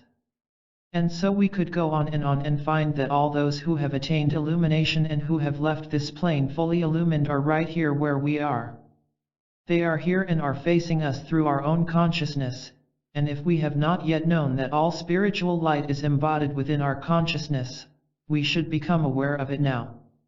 The kingdom of God, of allness, is within us, and we are being instructed of God. If, at this moment, it appears to be coming through a book, that is only a temporary situation, just as when it came through Jesus Christ at the time when He was physically present on earth. Jesus left this plane, but spiritual illumination continued because it remained in individual consciousness. And as your spiritual teacher passes from this experience, spiritual illumination will continue within you. Throughout all ages, spiritual teachers, revelators, and leaders will appear in the consciousness of man to speak the language of the day. We have had need of every mental and spiritual teaching that has appeared on earth because each one has been a stepping stone to where we are today in the infinite way, which, through the principles it has revealed, is preparing consciousness for the day when no one will have to think in terms of a carnal mind because there will not even be the temptation of a carnal mind there. That is the state of mysticism. That is when the individual no longer has to impersonalize because in a God-realized consciousness there is no evil to behold. That is the mystical state, and it is from that state of consciousness that the mystics and the mystical literature have come forth into experience. In proportion as you learn to impersonalize, you are preparing yourself for that experience because you are training yourself for a state of mind in which evil has no reality, no power, no law, no person, no cause. When you have come to the place, you have that mind which was also in Christ Jesus, mind that can look at your particular pilot and say, thou hast no power, that can look at the cripple and say, what did hinder you, that can look at the blind man and say, open your eyes. In that state of consciousness, there are no opposing powers. Across the desk.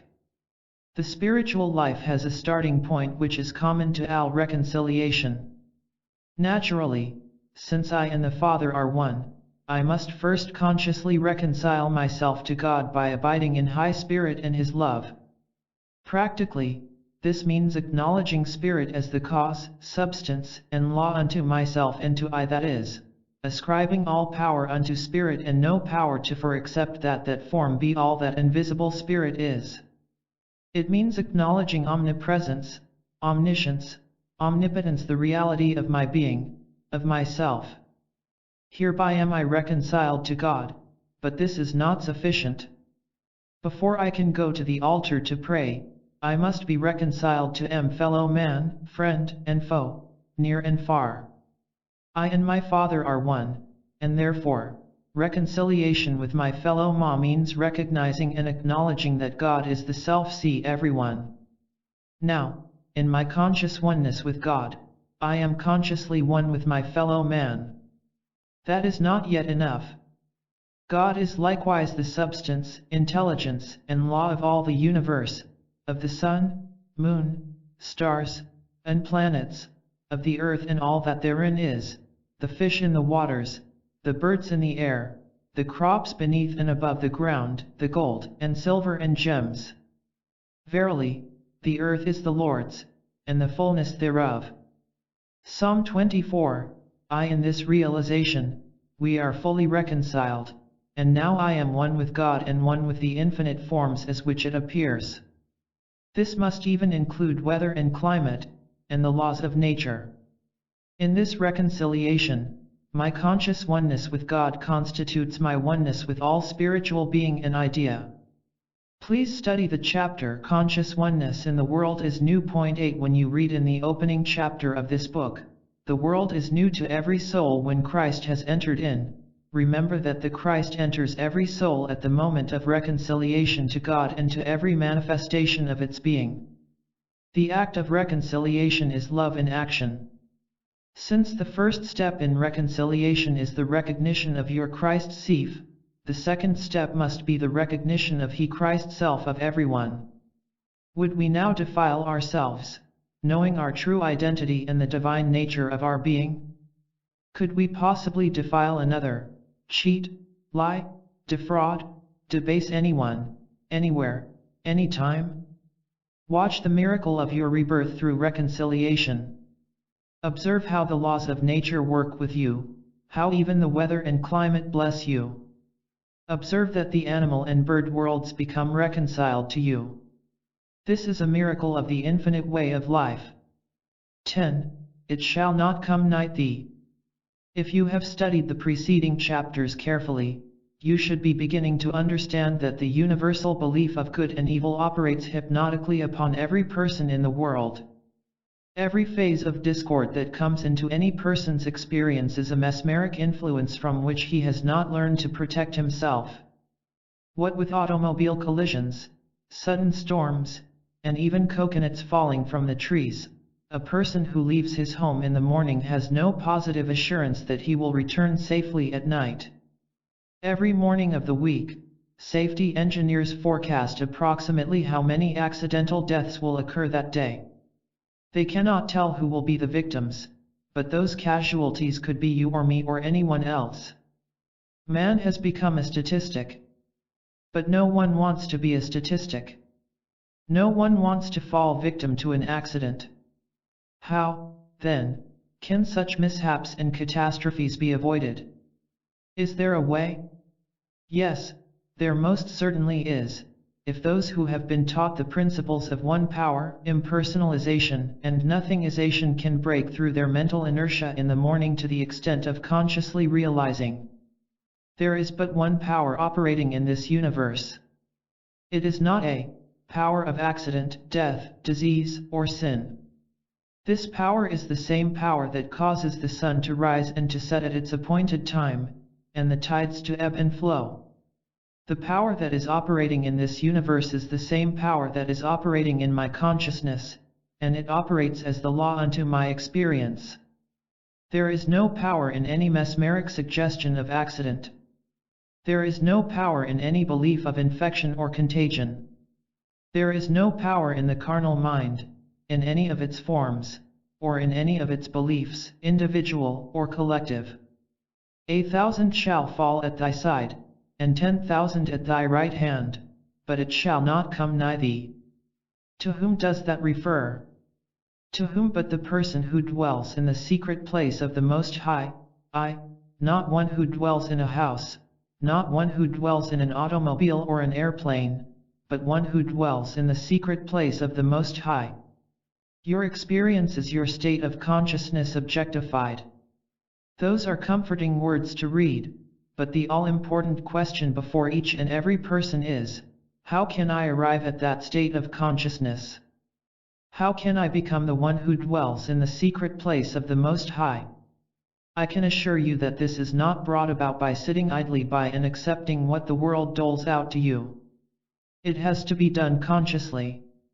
Whether you believe it or not, your life is either a conscious activity of your consciousness or the result of your unwillingness to let your consciousness express itself. You either become master of your fate and captain of your soul, or you become a blotting paper for all the beliefs of good and evil that permeate the world, respond to them, and show them forth. You can become master of your fate only by an act of consciousness. This is not accomplished by the attitude, "Oh, God will take care of it." No, no, no. There must be an activity of truth in your consciousness, and that activity of truth has to be built stone upon stone. No matter what form of meditation you practice, it has to be built around the principle that there is only one power, that nothing but God, and the activity of God, is power, and that any sense of evil is impersonal, the activity of the fleshly mind. Where you are makes no difference, whether you go up in an airplane or down in a submarine, or whether you are a soldier on a battlefront or a farmer tilling his soil. Whatever the nature of the human picture, it has to be consciously met. Every treatment or meditation must embody these two principles, the realized truth that God itself is infinite and the only power, and that every appearance is but a mesmeric influence, the temptation of the one impersonal evil coming to your consciousness to be accepted or rejected. Remember that temptation, whatever its form, has to be consciously rejected. This is not easy to do because the one thing the world is suffering from is mental inertia. It will not wake up and think. It wants to look at pictures. It does not want to give voice to specific truth. It does not want to live with truth. It wants to depend on an unknown God, or on a concept of God that has failed mankind for thousands of years. It is so easy to sit back and pray, God will do it. But God will not do anything that He is not doing, and do not ever believe that God is going to do anything a minute from now that He is not doing now. Do not believe that you are ever going to know enough truth to influence God to do something for you or for anyone else.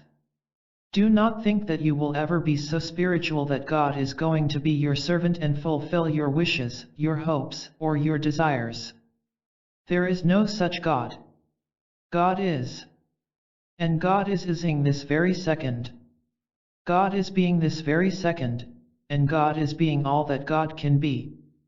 There is no way for God to change. God is the same yesterday, today, and forevermore. God is from everlasting to everlasting. Do not try to get God to be anything or do anything. God is. The responsibility is on your shoulders. Awake thou that sleepest, and Christ shall give thee light. Wake up to the fact that your experience is going to be your own state of consciousness objectified. If you persist in walking around all day without living consciously in the realization of God omnipresent, omnipotent, and omniscient God here and now, the all and only power, and without impersonalizing all phases of evil and realizing that they exist only as the arm of flesh or nothingness, you will not bring harmony into your experience. From the moment of waking in the morning to going to sleep at night, you should be doing protective work. But do not think of protective work in the sense of protecting yourself or anybody else from evil. Protective work is the realization that there is no power from which to protect yourself. It is living in the realization that since there is only one power, there are no powers to do anything or be anything, and any suggestion of some other power is a mesmeric influence. That is protective work. Without this realization, even though you are not consciously thinking of accidents or discords, diseases, sins, or temptations, you are permitting yourself to accept unconsciously or subconsciously the world's mesmeric and hypnotic suggestions.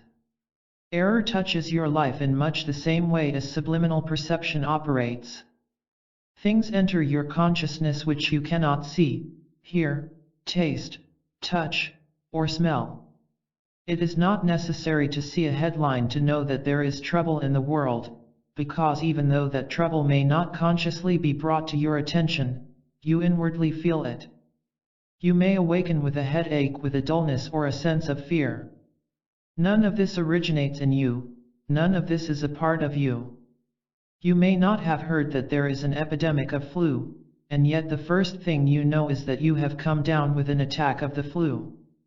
You were not exposed to it, you did not consciously entertain the idea of it, but that suggestion entered your consciousness. When there is not an inner protection, that is, the understanding that this hypnotic or mesmeric influence, this mental malpractice or whatever you want to call it, is not power and is not an emanation of God, it can take root in you and appear in any and every form. That is why there are these human experiences of discord and disharmony. Whether as an activity of mind, miracles will appear in your life when you practice these principles of spiritual living, and when you can rise above living in this truth merely for your own sake or your family's and begin to apply them to whatever touches your immediate world or the world at large, from government even to the weather. Yes, even weather responds to a realization of spiritual principles. If that seems strange to you, think for a moment. Is weather something that is external to you? Is weather something that just happens? No, weather is an activity of mind, and because there is only one mind, weather is perfect. The only reason that we experience imperfect weather is because there is a belief in two powers which makes for good weather and bad weather. I do not mean by this that you should get the idea that all days should be filled with sunshine, and that would be an evidence of spiritual fruitage. What I mean is that no weather need be what we call bad, destructive, or of a nature that takes life or produces injuries. This must be demonstrated by students where situations involving destructive weather arise before we arrive at the point of proving it on a broader scale. Some of us have done that and have proved that destructive and injurious forms of weather can be dissolved through the understanding that weather exists as an activity of mind. If you do not believe this, try to think of weather without a mind to know that there is such a thing as weather. There cannot be an activity outside mind. Which mind? You have no choice. There is only one mind, the instrument of that consciousness which is the source of all action, all law, and all cause. When you behold anything unlike the activity of a spiritual law or life, it is only because of the acceptance of this belief in two powers, two laws, two minds. Nothing happens outside the activity of mind, not a thing. If it did, there would be nobody aware of it. If it is the activity of the mind of God, you cannot change it, you cannot alter it, you cannot improve it, and it would be quite futile to attempt to do so. Do not try to interfere with the movement of the stars, the sun, the moon, or the tides. These are activities of the divine consciousness, the infinite, immortal, eternal, that which was before there was a human being to know it. But on the other hand, anything that exists as an activity of the carnal mind can be nullified in proportion to the degree of your awareness of these principles. Watch this as it is related to weather. Watch it with tidal waves or with storms, and see how quickly they are dissipated when someone knows and understands that they are not conditions of matter, they are activities of the mesmeric mind. Watch how very often they stop instantaneously because they cannot last long in the face of that realization. If you are threatened with a tidal wave or a hurricane and wish to avoid the experience, know this truth: this threatening storm is not a thing at all. It is an activity of the carnal mind, and the carnal mind has no law, being, substance, or cause. Therefore, this storm is nothing but an image in thought, and an image in thought has no power. Some years ago a citizen of a community asked for spiritual help for his city. It had rained steadily for 18 months in that area, and many of the businessmen in the community were either bankrupt or on the verge of bankruptcy. After the help was given, there was no more rain, although the Weather Bureau reported that the rain would resume at any moment because the atmospheric conditions that had caused the uninterrupted rainfall were still present. But it did not rain. Then 3 days later the condition that was supposed to have caused the rain disappeared, but only 3 days after the rain had stopped. God does not stop rain. God knows nothing about rain. Once you begin to realize that error, evil in any form, is merely the product of the universal mesmeric mind, and then nothing is it in the realization that it is not of God, it will make no difference to you whether it is weather, false appetite, sin, disease, lack, limitation, or unemployment. They will all disappear. They begin to disappear the moment you realize that they exist only as an activity of this universal mesmeric mind. But this mind is not God-ordained, and it has no God law to support it. Your knowing that begins to dissolve the picture because all that it ever was a picture, an image in thought. God made all that was made. God is the activity of the sun, the moon, the stars, and the planets. If it were not for the activity of God, there would be no crops in the ground, no oil, iron, or steel, no fish in the sea, and no birds in the air. All these things testify to the fact that the activity of God is infinite and omnipresent, always active. But I have just been told about an approaching storm. Yes, but what is it? Another form of mesmeric suggestion. Another activity of the carnal mind that would claim to operate as a condition. It is only a mental image in thought, without life, without law, without being. You build a consciousness of this truth by working with it. You may wake up in the morning and find some rather frightening weather outside. Then the very first thought that should come to you is, yes, but is it power? If it is not power, what difference does it make if the newspapers call it good weather or bad weather? It is just weather. Who thus labels it as good or bad? The farmer who needs rain does not call rain bad. And the umbrella manufacturer does not think of rain as bad. The human being, Adam, calls things good and evil and gives them their names. Safety as an activity of consciousness. Once you know that anything that is the emanation of the carnal mind is without law, without God being, God presence, or God power, you have begun to nullify it.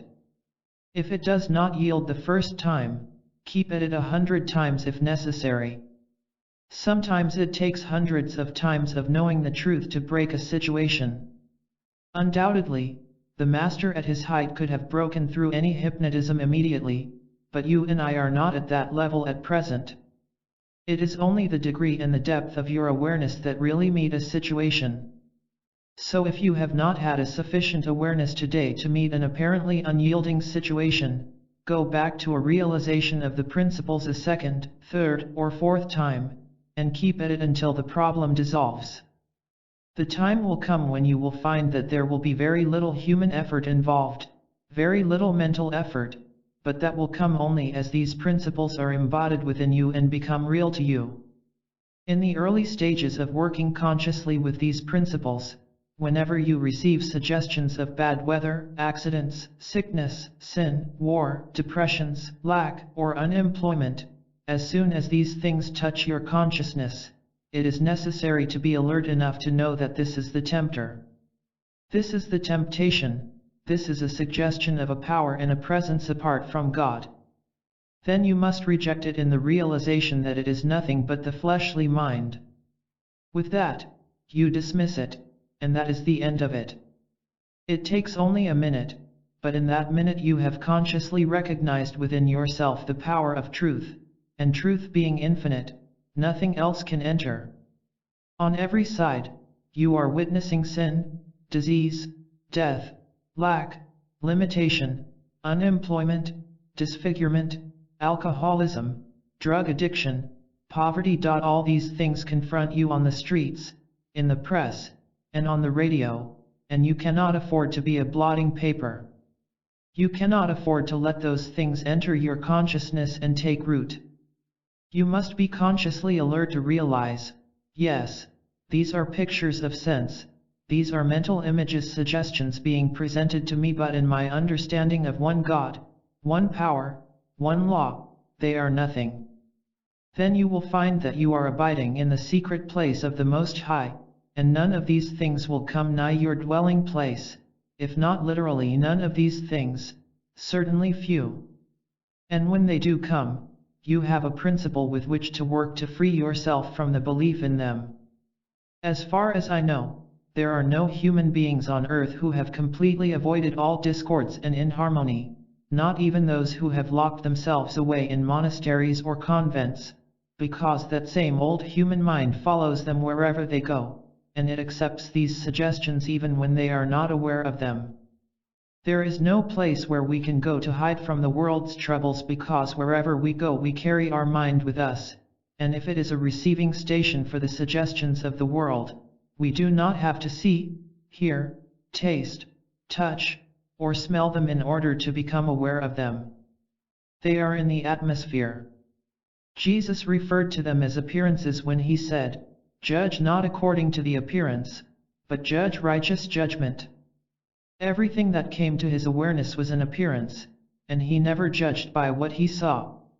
He let it pass by in the realization that it was only an appearance and could have no power. Laying up spiritual treasures. As we engage in this practice, we will save ourselves from many of the woes and negative experiences of this world. But what is even more important is that once we have proved these principles in our own experience, we will see how quickly our conscious awareness of them begins to set others free. They do not have to know that we are knowing the truth of their spiritual identity, and yet many will receive healings without knowing the direction from which their help comes. Since we are not seeking personal glory but only to witness principle in operation, we need not be concerned about getting credit for any healing for which we may be the instrument. To us, the joy and the satisfaction are that we have discovered principle of life that we can live by and which will benefit those who are receptive and responsive to it. Getting credit is lot of nonsense, because it makes no difference how man medals are pinned on us while we are here or how man honors or titles we receive in this life, we cannot take them with us. Our money, stocks, and bonds we check at the probate court as we go out, and the medals, the titles, and the honors are taken down from the wall, stored away for a few years and then burned. These are of no avail to us, not one bit. Even the good that is sometimes spoken of us is relatively unimportant because there are probably just as many saying the opposite about us. What we do take with us as we leave this plane is every bit of good that we have brought into active expression in our life and every bit of spiritual enlightenment we have gained. These are stored up where neither moth nor rust doth corrupt. Matthew 6:19. And these we take with us to become the foundation of our next experience. Every spiritual principle of life that we embody becomes our state of consciousness throughout all time, just as every skill that we attain here is ours throughout our experience here. The spiritual principles we learn are our protection, our health, safety, security, and peace, and we know that as the world awakens to this truth, these are the principles that will eventually bring about freedom for every individual on the face of the globe. At first, it is hard work to apply these principles throughout the day because we forget more often than we remember. It is usually 10 or 11 o'clock in the morning before we remember how much we have forgotten that we should have been consciously knowing since 7 o'clock, and then we have to start in at noon to make up for lost time. By the time we get into bed at night, we have really gotten ourselves into a jam, because then we have to get up to undo all the forgetting we have done throughout the day. It is a strict discipline for at least a year, and oftentimes much longer than that. You will understand what I mean if you try just such a simple thing as making an agreement with yourself that you will never eat a bite of food of any kind or drink a drop of any kind of liquid without consciously recognizing that God is the source.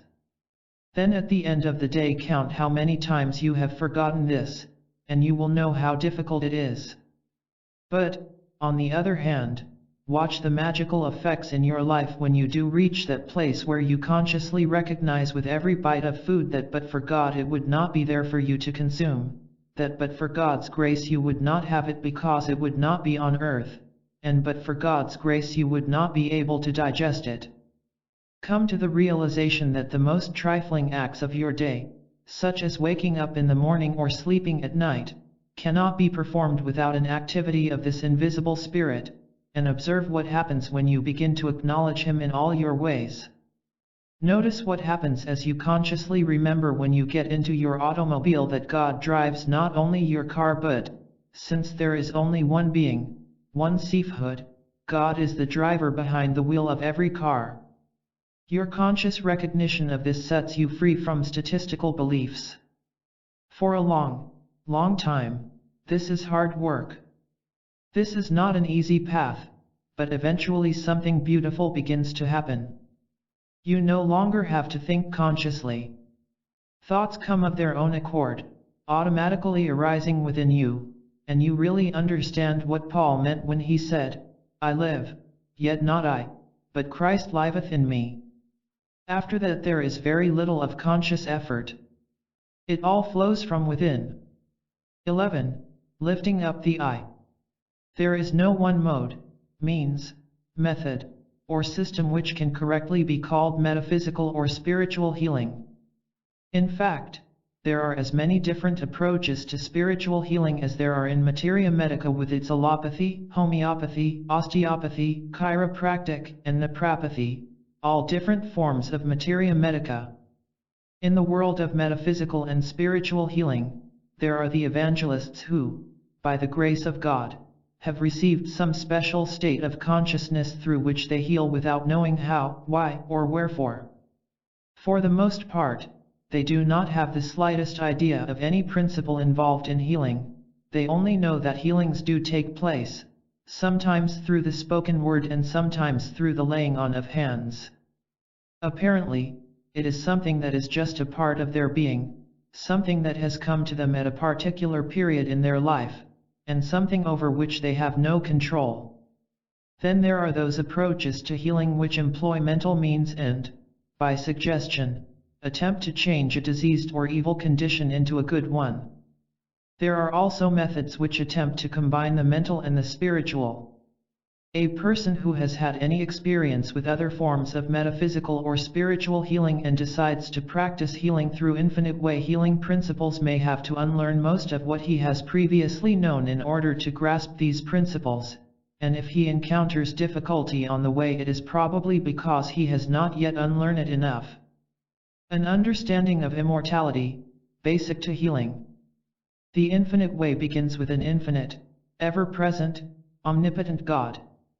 Its premise is that there is no imperfection in any part of God or of God's creation, none whatsoever. God is perfect being, and so, therefore, is God's creation. No one was ever born, and no one will ever die, no one ever had a beginning, and no one will ever have an ending. One way to understand the continuity of life is through the word I. This I, which is our identity, is actually coexistent with God. It is the eternal part of our being. It has no knowledge of birth or death. It is that part of our being which has existed for billions of years, and will continue to exist without interruption for many more billions of years. As long as there is God, there will be a you and a me because we are one with God. I and my Father are one, I and not two. The I which I am and the I which is God are one and the same I, and therefore, I is immortal. Very often, when we think of immortality, we think of life beyond the grave, but we do not stop to realize that if there is any truth to immortality, it must also mean life before birth. We cannot be immortal if we have a life that ever began. Immortality is from everlasting to everlasting. God can no more begin than he can end, and if God and I are one, the I of me, in that oneness, has never begun and will never end. Our identity remains intact, spiritual, and perfect, not only after the grave, but it was so even before we were born. Our life from the cradle to the grave is that experience which has been likened to a parenthesis, but when the parenthesis is removed, we live in the full circle of immortality. It is true that while we may be aware of ourselves as living only in this particular parenthesis, slowly or rapidly moving from birth to death, actually it is possible for this parenthesis to be removed and for us to become aware of our true identity as one with the entire circle of life and its immortality and eternality. Once we can realize ourselves as I, separate and apart from personality, separate and apart from a physical body, as I, the incorporeal, spiritual I, we will have the secret of the eternality and immortality of life, without beginning, without birth, without ending, without death. Since the I that God is and the I that we are one, we can understand that the infinite perfection of God is the infinite perfection of our being. Son, thou art ever with me, and all that I have is thine. This does not refer to material things, dollar bills, bank accounts, property, fur coats, or automobiles. All that I have means all the immortality, spirituality, integrity, all the life, all the perfection, all the holiness of God. All that is of God is of you and of me, because the I of you and of me and the I of God are one and the same I, and all the qualities of God are the qualities of spiritual, eternal, immortal man, of you and of me. This is the premise in infinite way healing work, and if I want to heal, we must first of all remind ourselves of this truth. We must be conscious of the truth that the I of you and of me and the I of God are one, and all that constitutes the I of God constitutes the I of you and of me, for we are forever one with the Father. All that is of God is ours, all the immortality, eternality, spiritual perfection, harmony, peace, justice, infinity. Discord, the fruitage of sowing to the flesh. When we have established ourselves in that spiritual truth, the next question on which we must be clear is, but what about this sin, this disease, this false appetite, this lack or limitation, this unemployment, this lost baggage? All the writings of the infinite way clearly reveal where evil comes from and why it comes. They explain its relation to karmic law, as it is called in the Orient, or the as yes so shall ye reap of the Bible. He that soweth to his flesh shall of the flesh reap corruption, but he that soweth to the Spirit shall of the Spirit reap life everlasting. And the Master taught, he that abideth in me, and I in him, the same bringeth forth much fruit. If we do not abide in the word and let the word abide in us, we will be as a branch of a tree that is cut off, withers, and dies.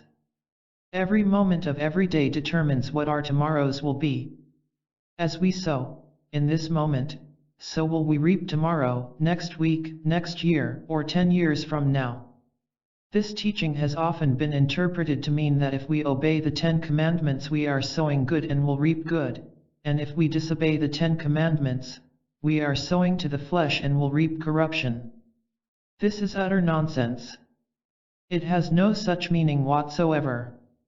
The as yes so shall ye reap doctrine means that if we abide in the spiritual truth of being, we will reap harmony, because then we are sowing to the Spirit and will reap spiritual fruitage. But if we accept the world's belief in two powers, its belief in spirit and matter, in good and evil, then we are going to experience both good and evil. While we are part of this human race into which we were born, we are sowing to the flesh, and we are going to reap corruption, even if we obey the 10 Commandments to the letter.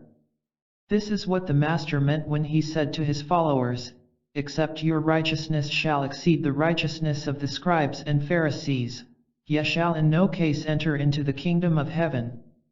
These two Hebrew sects lived in complete obedience to the laws of the temple. They dotted every I and crossed every T. They spent every moment required by theological law in worship. They observed every feast day, every fast day, and every holiday. They tithed, they sacrificed, they lived up to the 10 Commandments and to all the laws of the temple. But Jesus said, your righteousness must exceed that of those persons who are 100% perfect. It sounds impossible, but it is not. If we sow to the Spirit, we will be obeying the 10 Commandments without even being aware of so doing and without any temptation to do otherwise. Therefore, we do not have to concern ourselves with the 10 Commandments. What we have to concern ourselves with is to abide in the spiritual word of truth. This is not easy of accomplishment because it means that what we accept into our consciousness is going to determine our experience. We have to begin with the acceptance of the universal belief in good and evil, and we have to reject that and say to ourselves, no, I accept neither good nor evil. Matthew 5:20.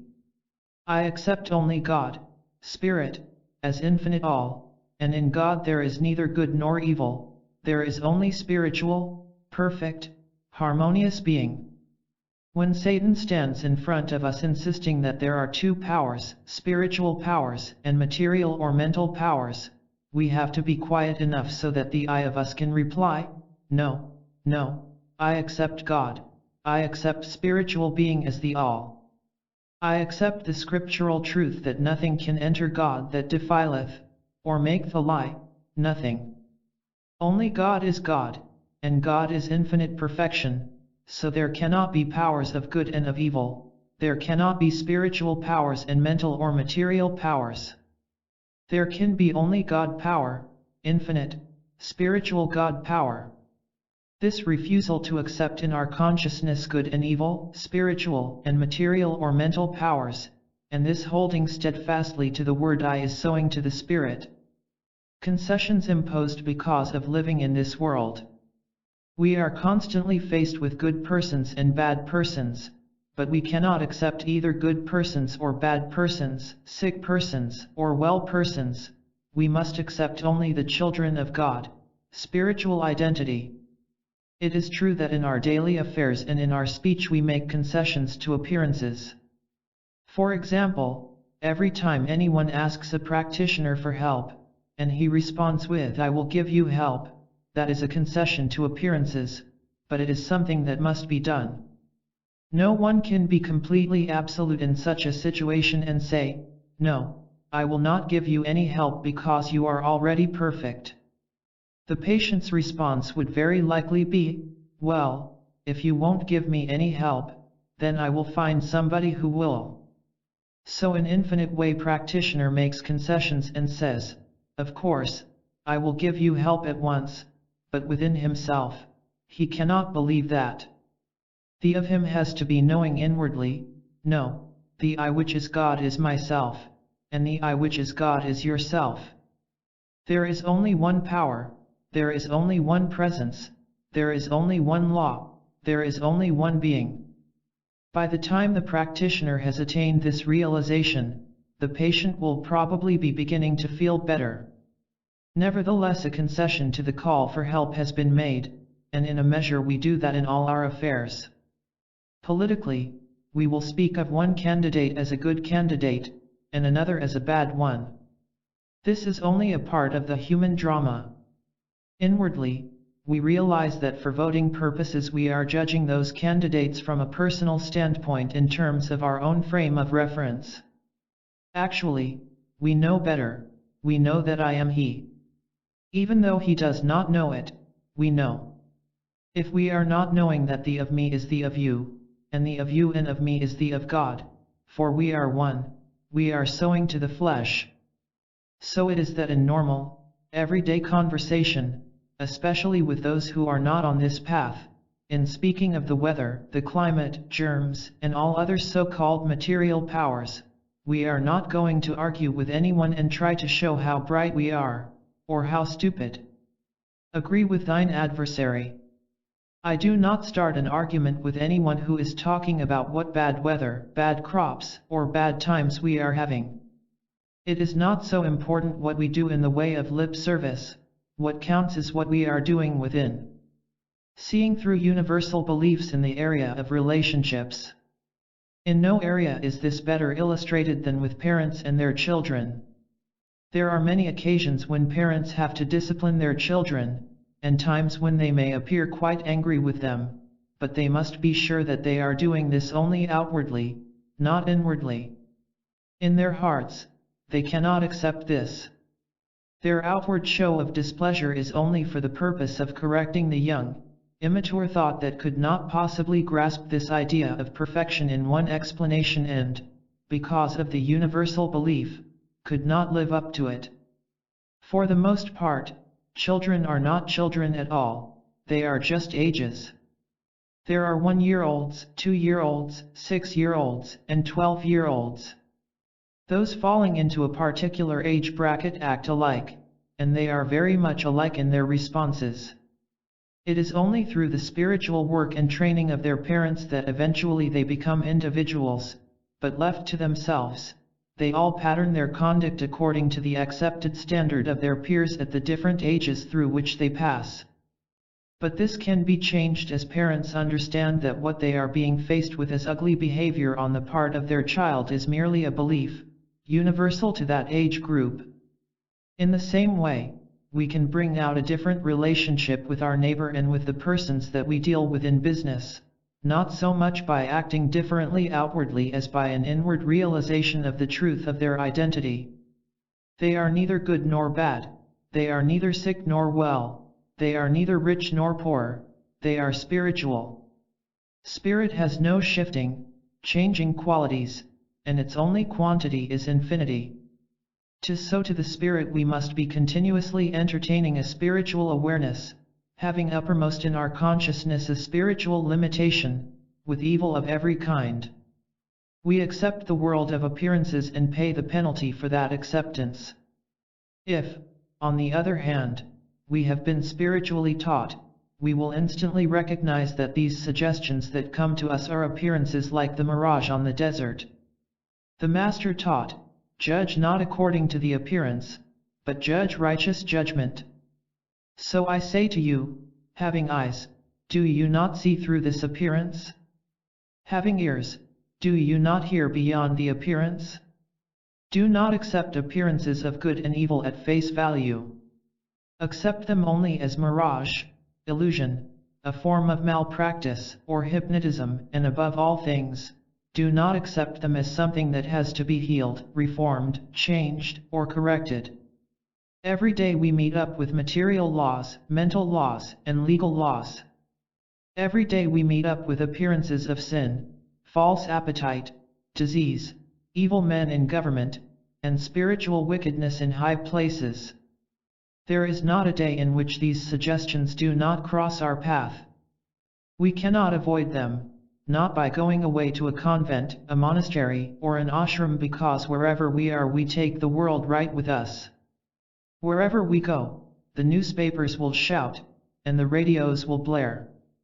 As a matter of fact, the higher we go in spiritual realization, the more of evil and discordant appearances will be brought to our doorstep, because sick persons, sinning persons, and poor persons gravitate to those of spiritual light to pour out their burdens.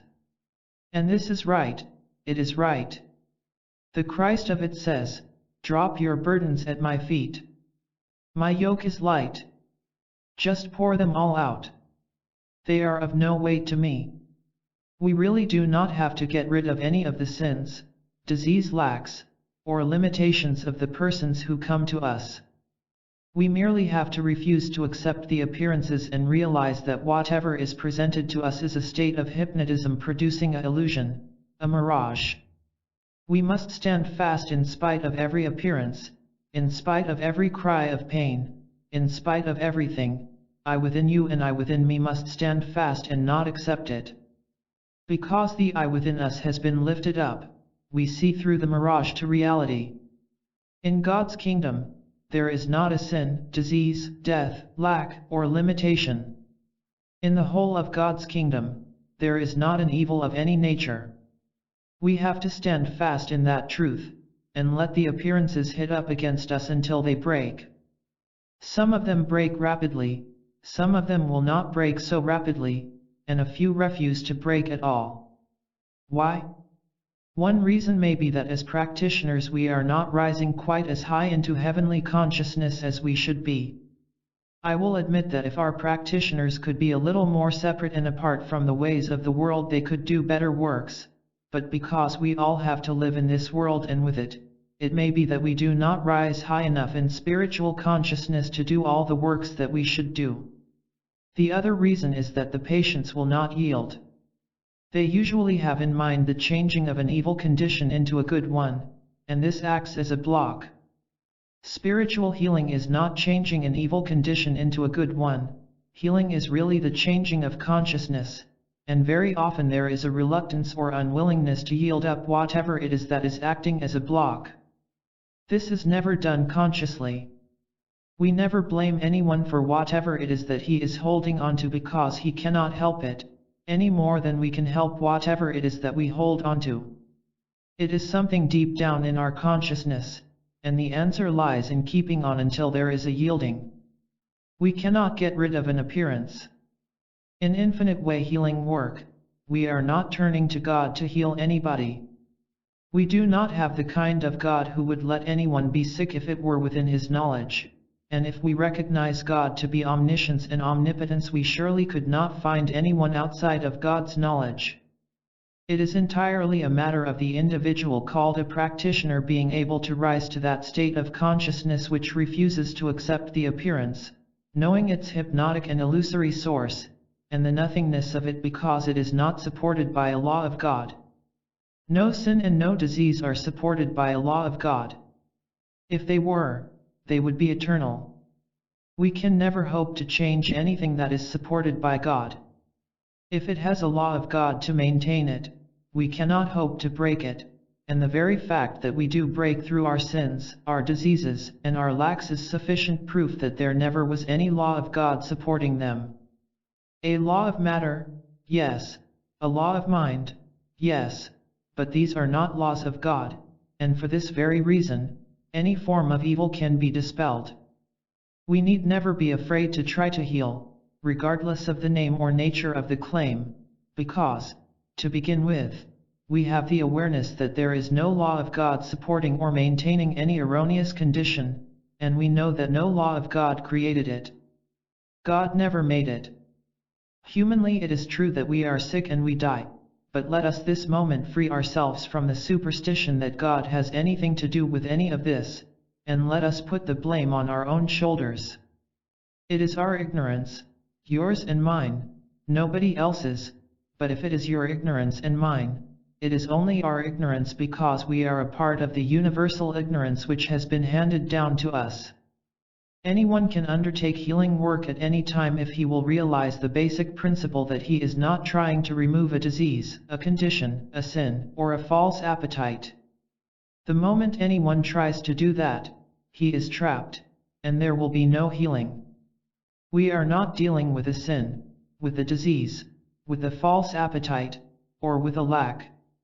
We are dealing with an illusory appearance that must be recognized as having no God law, God ordination, God presence, or God power. We are not dealing with a condition, but with a universal belief in a selfhood apart from God. Any condition or situation is always a universal belief, always a universal claim. It is never the fault of our patient, it is never the fault of our student, it is never the fault of ourselves. It is a universal claim of two powers, a universal claim of a selfhood apart from God, a universal belief in good and evil. But the truth is I and the Father are one. All that is true of the Father is true of me because of oneness. God is spirit, and I am spiritual. God is immortal and eternal, and I am immortal and eternal. This is not only the truth about us, it is the truth about the patient, the student, or anyone who has called upon us for help. We are dealing with an appearance produced by a universal malpractice, a universal ignorance, a universal hypnotism, but only an appearance. We are not to attempt to get rid of the appearance. We can no more get rid of an appearance than we can get rid of the mirage on the desert. We can only see through it and understand it to be a mirage, and then go on about our business. Usually in the moment of our recognizing it as mirage, the picture dissolves. So it is, too, in healing. In our realization of the illusory nature of the appearance dissolves, and then the patient says, "I am better," or "Lamb healed." Do's and don'ts in healing work. In the infinite way, we never give a treatment to a person. We give the treatment to ourselves. We are the one under treatment because we are the one to whom the appearance has been brought, and it must be met in our own consciousness. We never touch the mind of our patient or student, we never enter his mental home. We have no business there. Every person is a sacred being, sacred unto God, and we do not intrude into his mind or thought. If we do, we are practicing hypnotism or suggestion, and we are meddling in somebody else's mind. That is no part of the infinite way. In fact, we never mention a patient's name in our treatment, we never mention the name of his disease, sin, or fear, nor do we ever reach out to send a thought to him. Never. To do so is a serious offense in a spiritual teaching. What we do when the appearance is brought to us is to go immediately to the eye of our being, and abide there until we come to the conclusion that I and my Father are one, and that this is a universal truth. We wrestle with this truth within ourselves until we come to the point of conviction that there is only Spirit. This teaching does not permit anyone ever, under any circumstance, to enter the mind or thought of a patient or to address him by name and say, "You are well," or "You are spiritual." None of that is acceptable practice in the infinite way. When in the infinite way a person says, "I have a headache," I immediately forget him and deal with myself. The appearance of a headache has been presented to me, the appearance of a sick person has been presented to me. What am I going to do with it? And so I realize, Joel, you are not going to accept that for one single moment. You know better. You know that I and my Father are one, and that you have nothing to do with healing any person out there. You know, Joel, that all that God is, you are. You know that there is only spiritual law, spiritual being. You know that there are not good people and bad people, you know that there are not sick people and well people. You are dealing with God and His perfect spiritual creation, and all other appearances are but the product of a universal hypnotism, a universal malpractice, a universal belief in two powers. If I keep that up within myself, eventually it comes, yes, that is truth.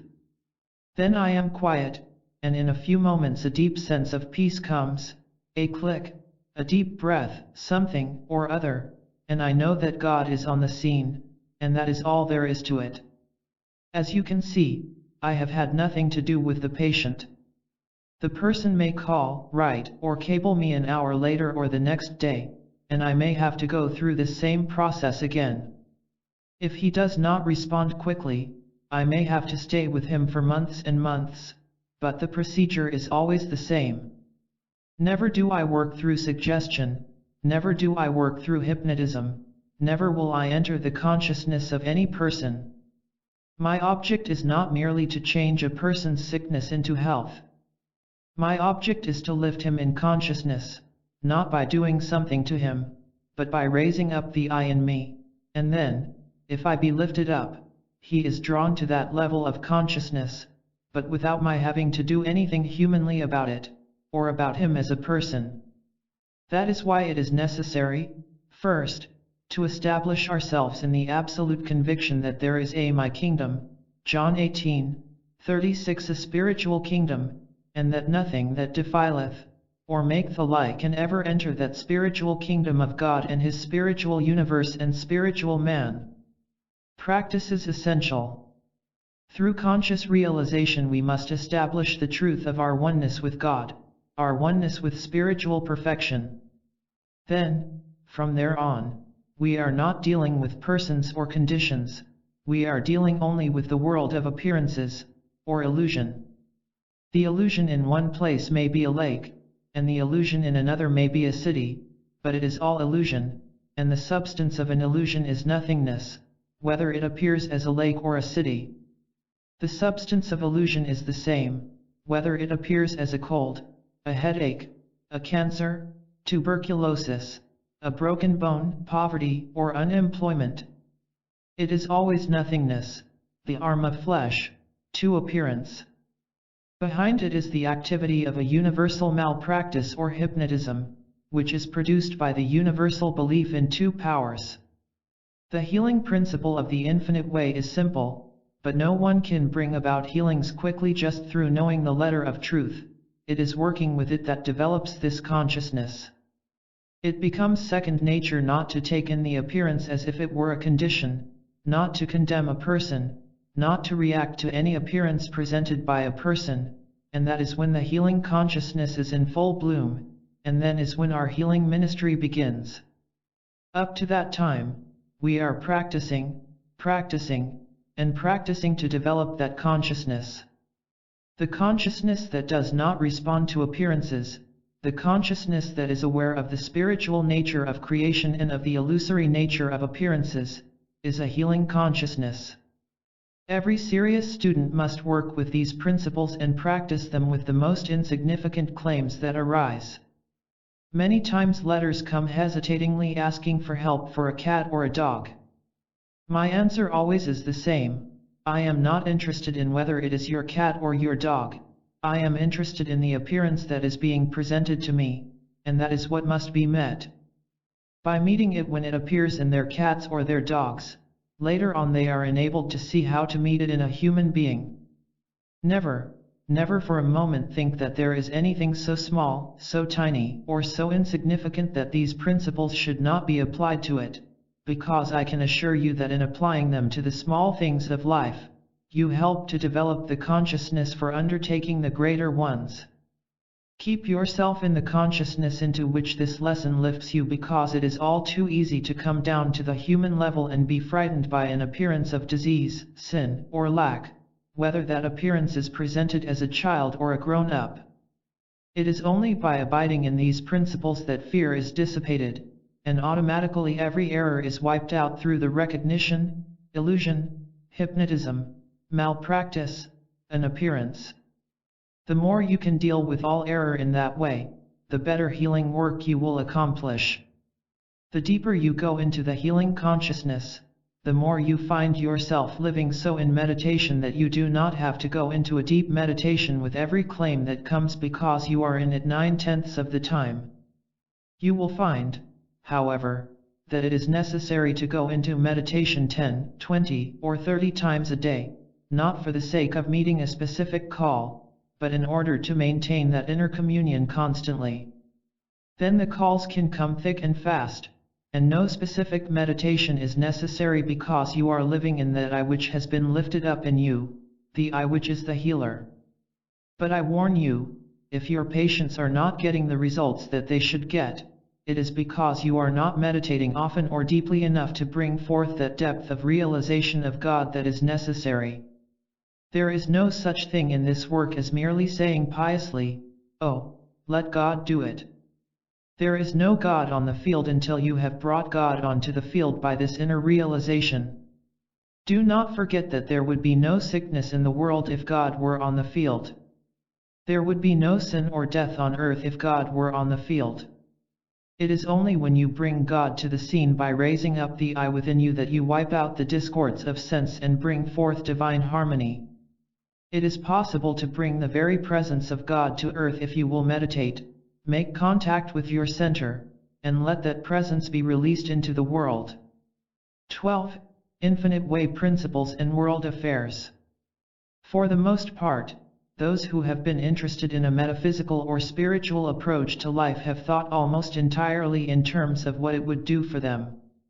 They have been primarily interested in whether it would heal them or their families, prosper them, or perhaps be the means of their finding some happiness, a home, or better health. I know that you realize that those days are past. It really is not going to make any great difference whether we are sick or well, rich or poor, happy or unhappy if the world does not stay in one piece.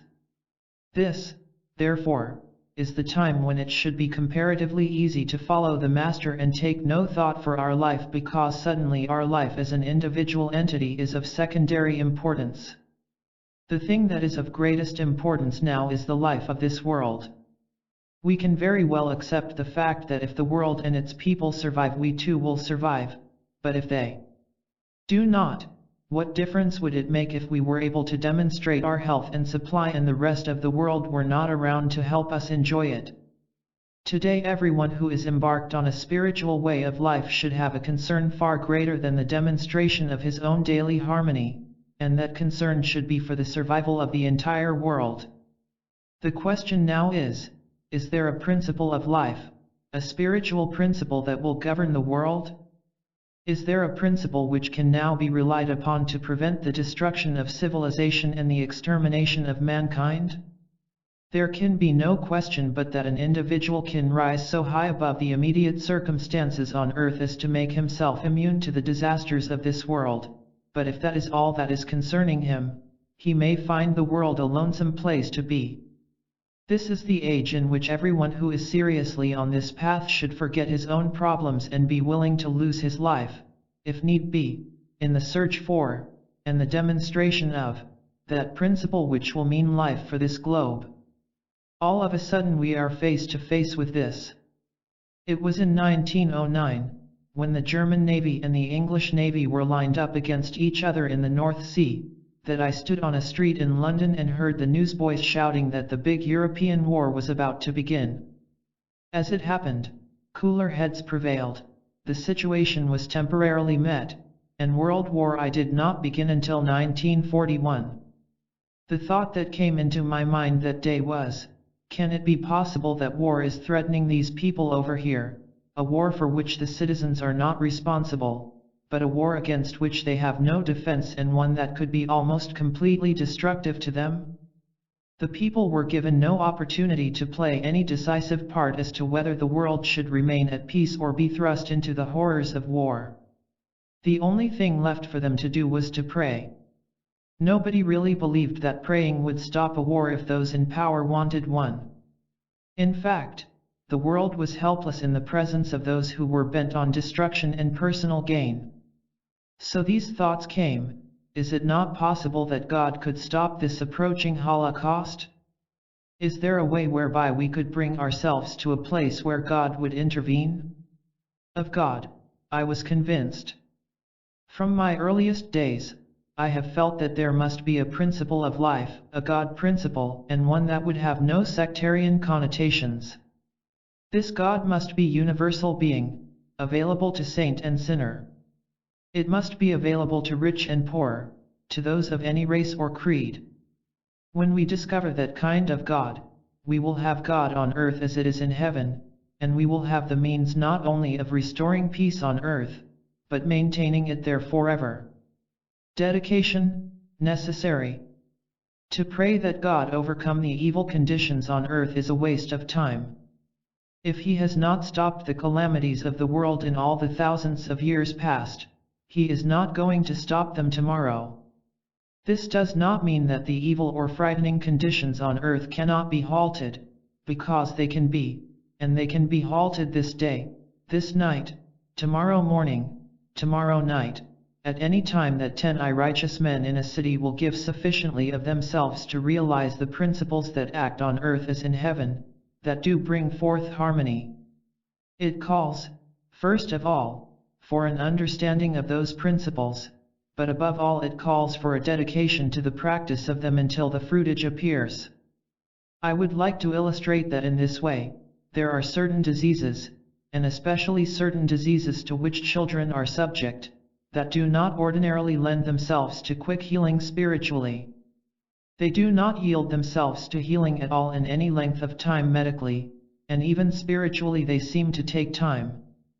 For this reason, when those cases appear, we always suggest that the parents themselves work with practitioners or teachers, learn the principles, and learn how to pray day after day so that eventually there is a yielding of that condition and a healing. We have actually witnessed that where work is taken up for such a child for any length of time, sometimes it is a matter of months, but I have also seen it a matter of years there is a yielding of the condition, and a return to normal in that child.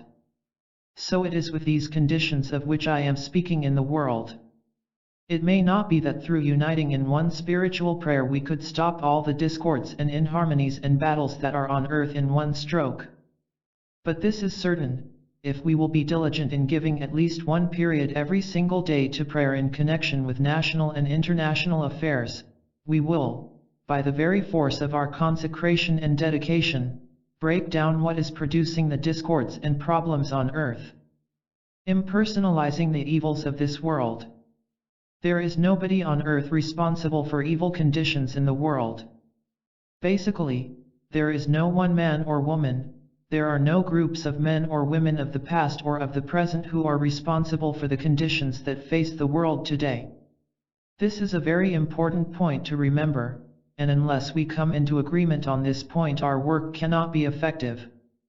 Personalizing these evils will perpetuate them. The world is rid of the pharaohs, the Caesars, the Genghis Khans, the world is rid of the evil ones of the Middle Ages, the Tsars are gone, Stalin is gone, Hitler is gone, and yet the evils persist and even multiply. So surely it must be evident that the solution does not lie in getting rid of whoever it is that we think is humanly responsible for our woes today. There is no such thing as personalized evil. If you have worked with the principles of the infinite way, you have already proved that the impersonalization of evil is 3/4 of all that is necessary for the healing. When you begin to perceive that, you are on your way to doing effective healing work because you will have stopped placing the cause of error in a person and will have placed it where it belongs, in the universal, impersonal mind of man, the carnal mind which is merely the belief in two powers, that which cast Adam and Eve out of Eden. The nature of spiritual power. We are all hypnotized to some extent by the belief that there are good powers and bad powers, spiritual powers and material powers. To be dehypnotized means to come into some measure of agreement that there cannot be God and something besides God. There cannot be spirit and something unlike or opposite to spirit.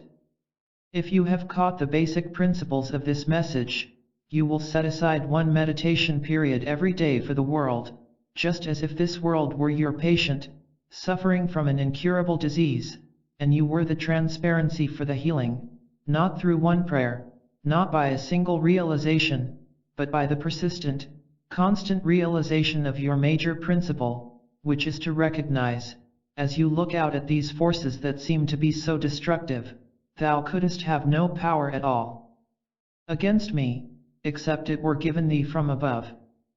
Since God is spirit, the only operating and operative power is spiritual power. Some 40 years ago, Charles P. Steinmetz said that the greatest discovery of the 20th century would be the discovery of the nature of spiritual power. And today the nature of that spiritual power is being revealed. It has been believed by the world that spiritual power is the power of God to do something to sin, disease, death, lack, and limitation. It has been believed that spiritual power is some kind of a God power that can be used. That is what has fooled the world. Well-meaning people have believed, and many still do, that by prayer they can bring spiritual power down to the world, and thereby remove the sins and diseases of this world. Because of this belief they have missed the way. Spiritual power is something that is functioning at this very moment in you. You never will be able to use it, you never will know how it functions or operates. You will only be able to witness its effect in your experience, and then only when you stop trying to use it, and let it use you, let it function in you. Motive in prayer. In your period of daily meditation for the world, realize that you are now uniting with all people all over the globe who are praying. Remember, however, that praying has nothing to do with what words you use or what thoughts you think. Praying has to do with motive. Therefore, wherever there is an individual who is turning within with the motive of having peace revealed and established on earth, that person is in prayer. He may be praying a Catholic prayer, a Protestant prayer, a Hebrew prayer, a Vedantist prayer, or a metaphysical prayer, but the prayer is equal in effectiveness if the motive is the establishment of peace on earth. That eliminates the prayers of all those who are praying for victory, all those who are praying for their side, all those who believe that some particular kinds of prayers are more effective than others, or that a metaphysical prayer is more effective than a Protestant or Catholic prayer.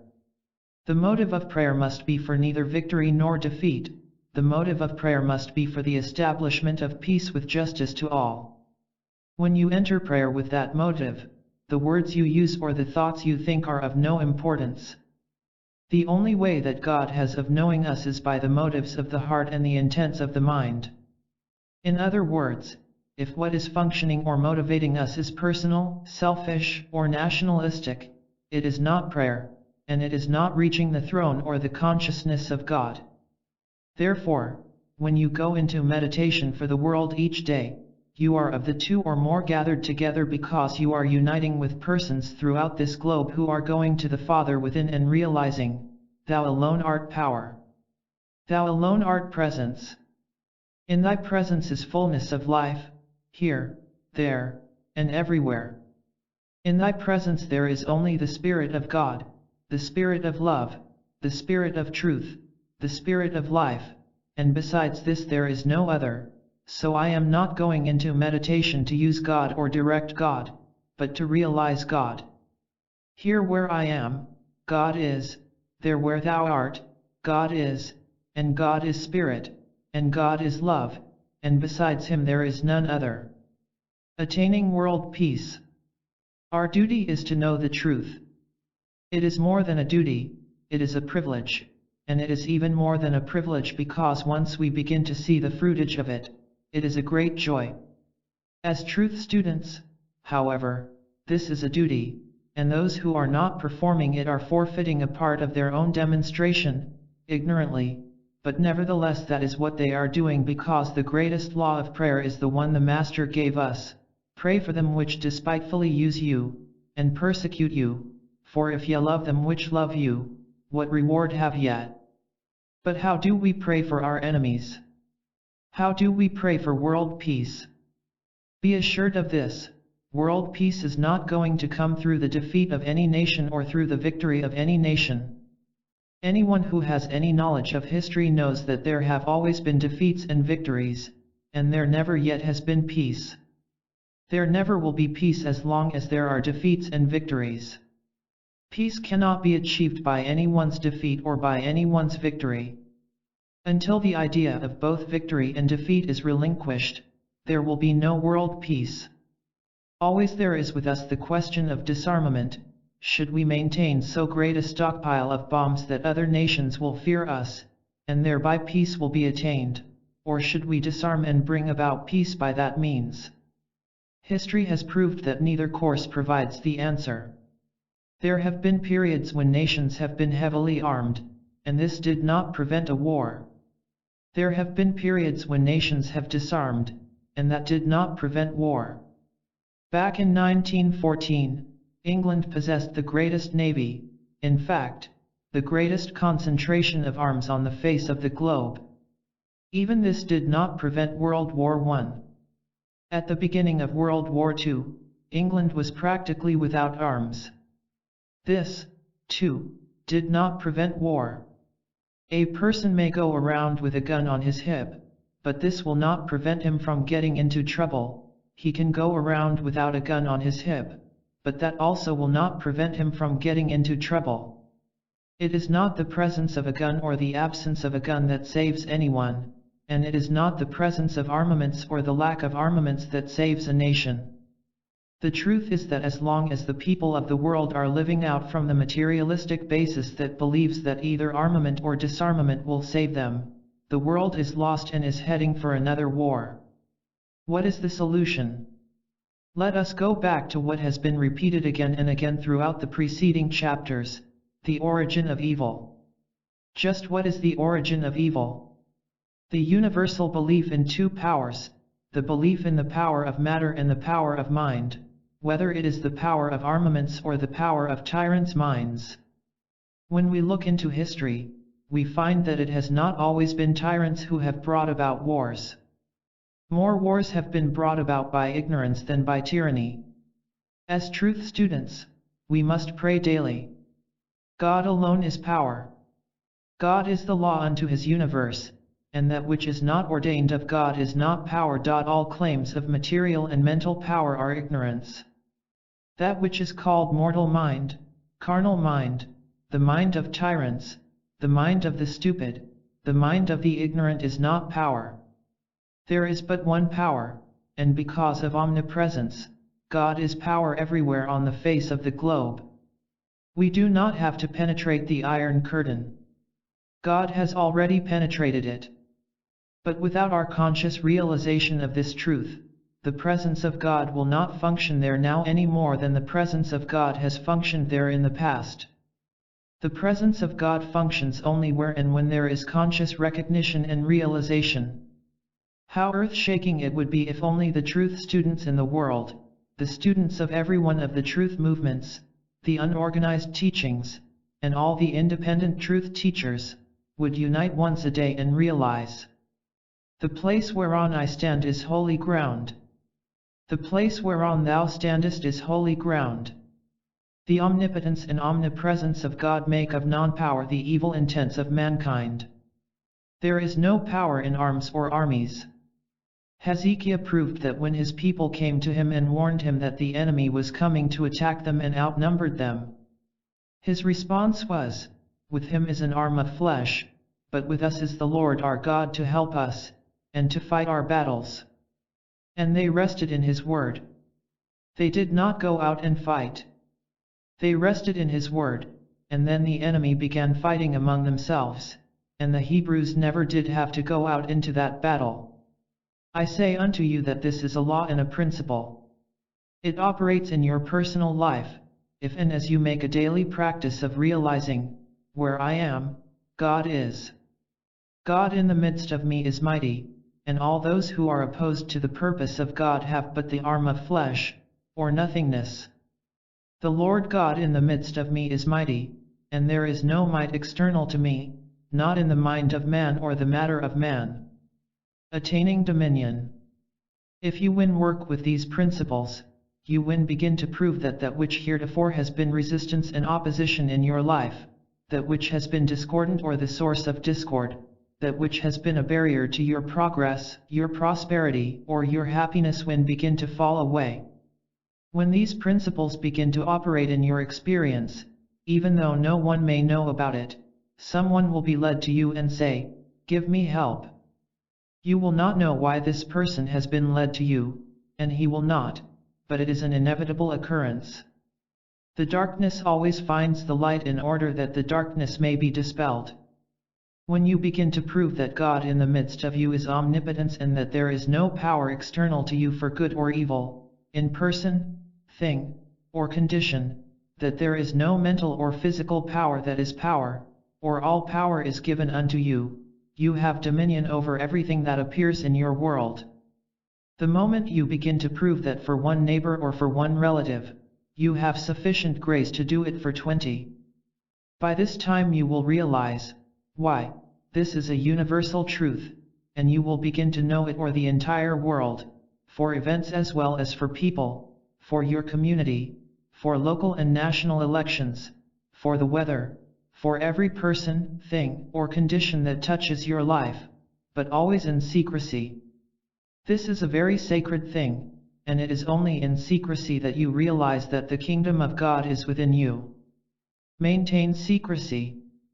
Always remember that the Master's teaching on prayer was to pray secretly and pray sacredly.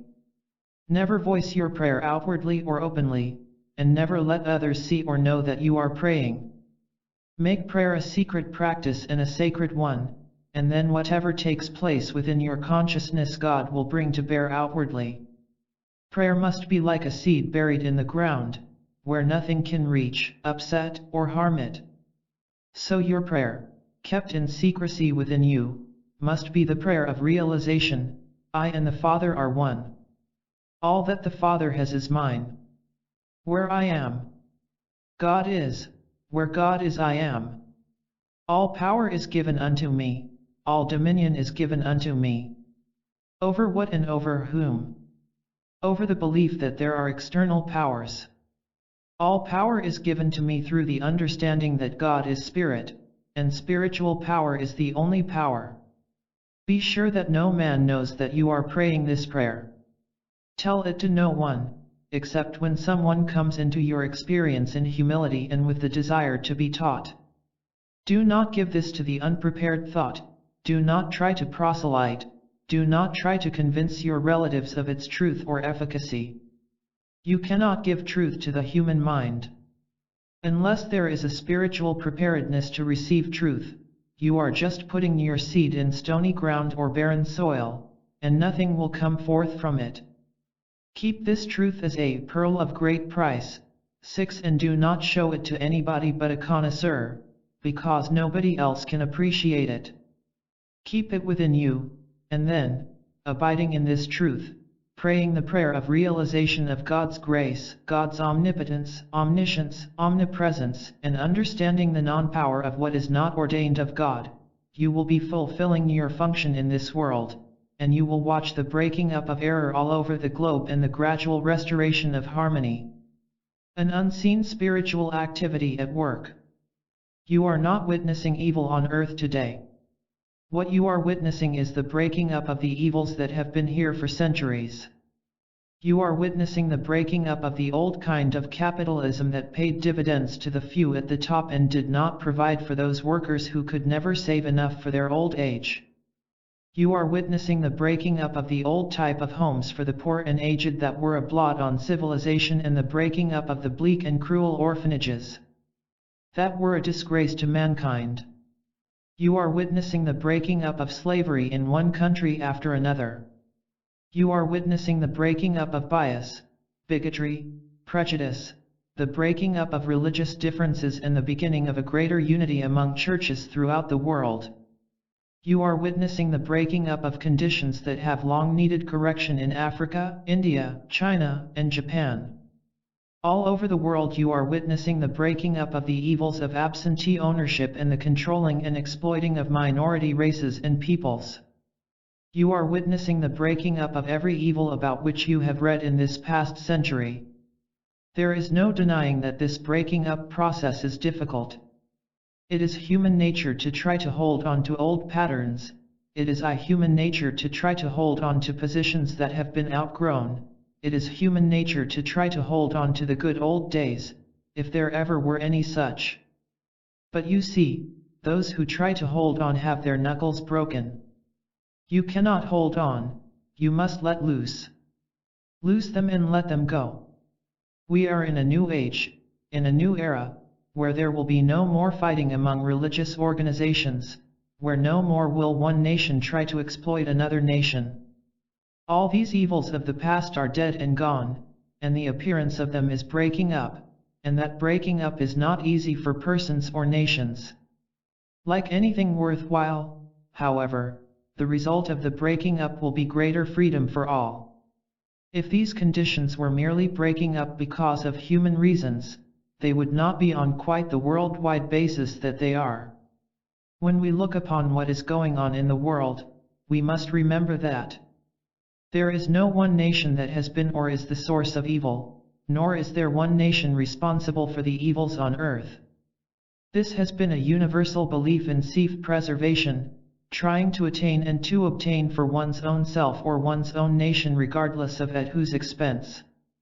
This belief is not a quality of any nation or any people, it is a quality and an activity of the human mind. Therefore, the human mind, whether operating in the Occidental or the Oriental world, has been the evil. It has merely taken different forms. If you study the history of the past 25 years, or if you travel, and I do not mean one of those round-the-world air trips on which you stop off at 19 cities in 19 days, but a trip which might take a year or more so that you have the opportunity to spend a week in this city, 3 days in that, 10 days in another, a month in one country and another month in another country, you will begin to learn about the changes that have occurred in most countries in the last 25 years, the limitations that have been broken, the old habits and customs that have been forsaken, the old poverty that is gone forever, and you will see that what is taking place in this world today is taking place because of an unseen spiritual activity.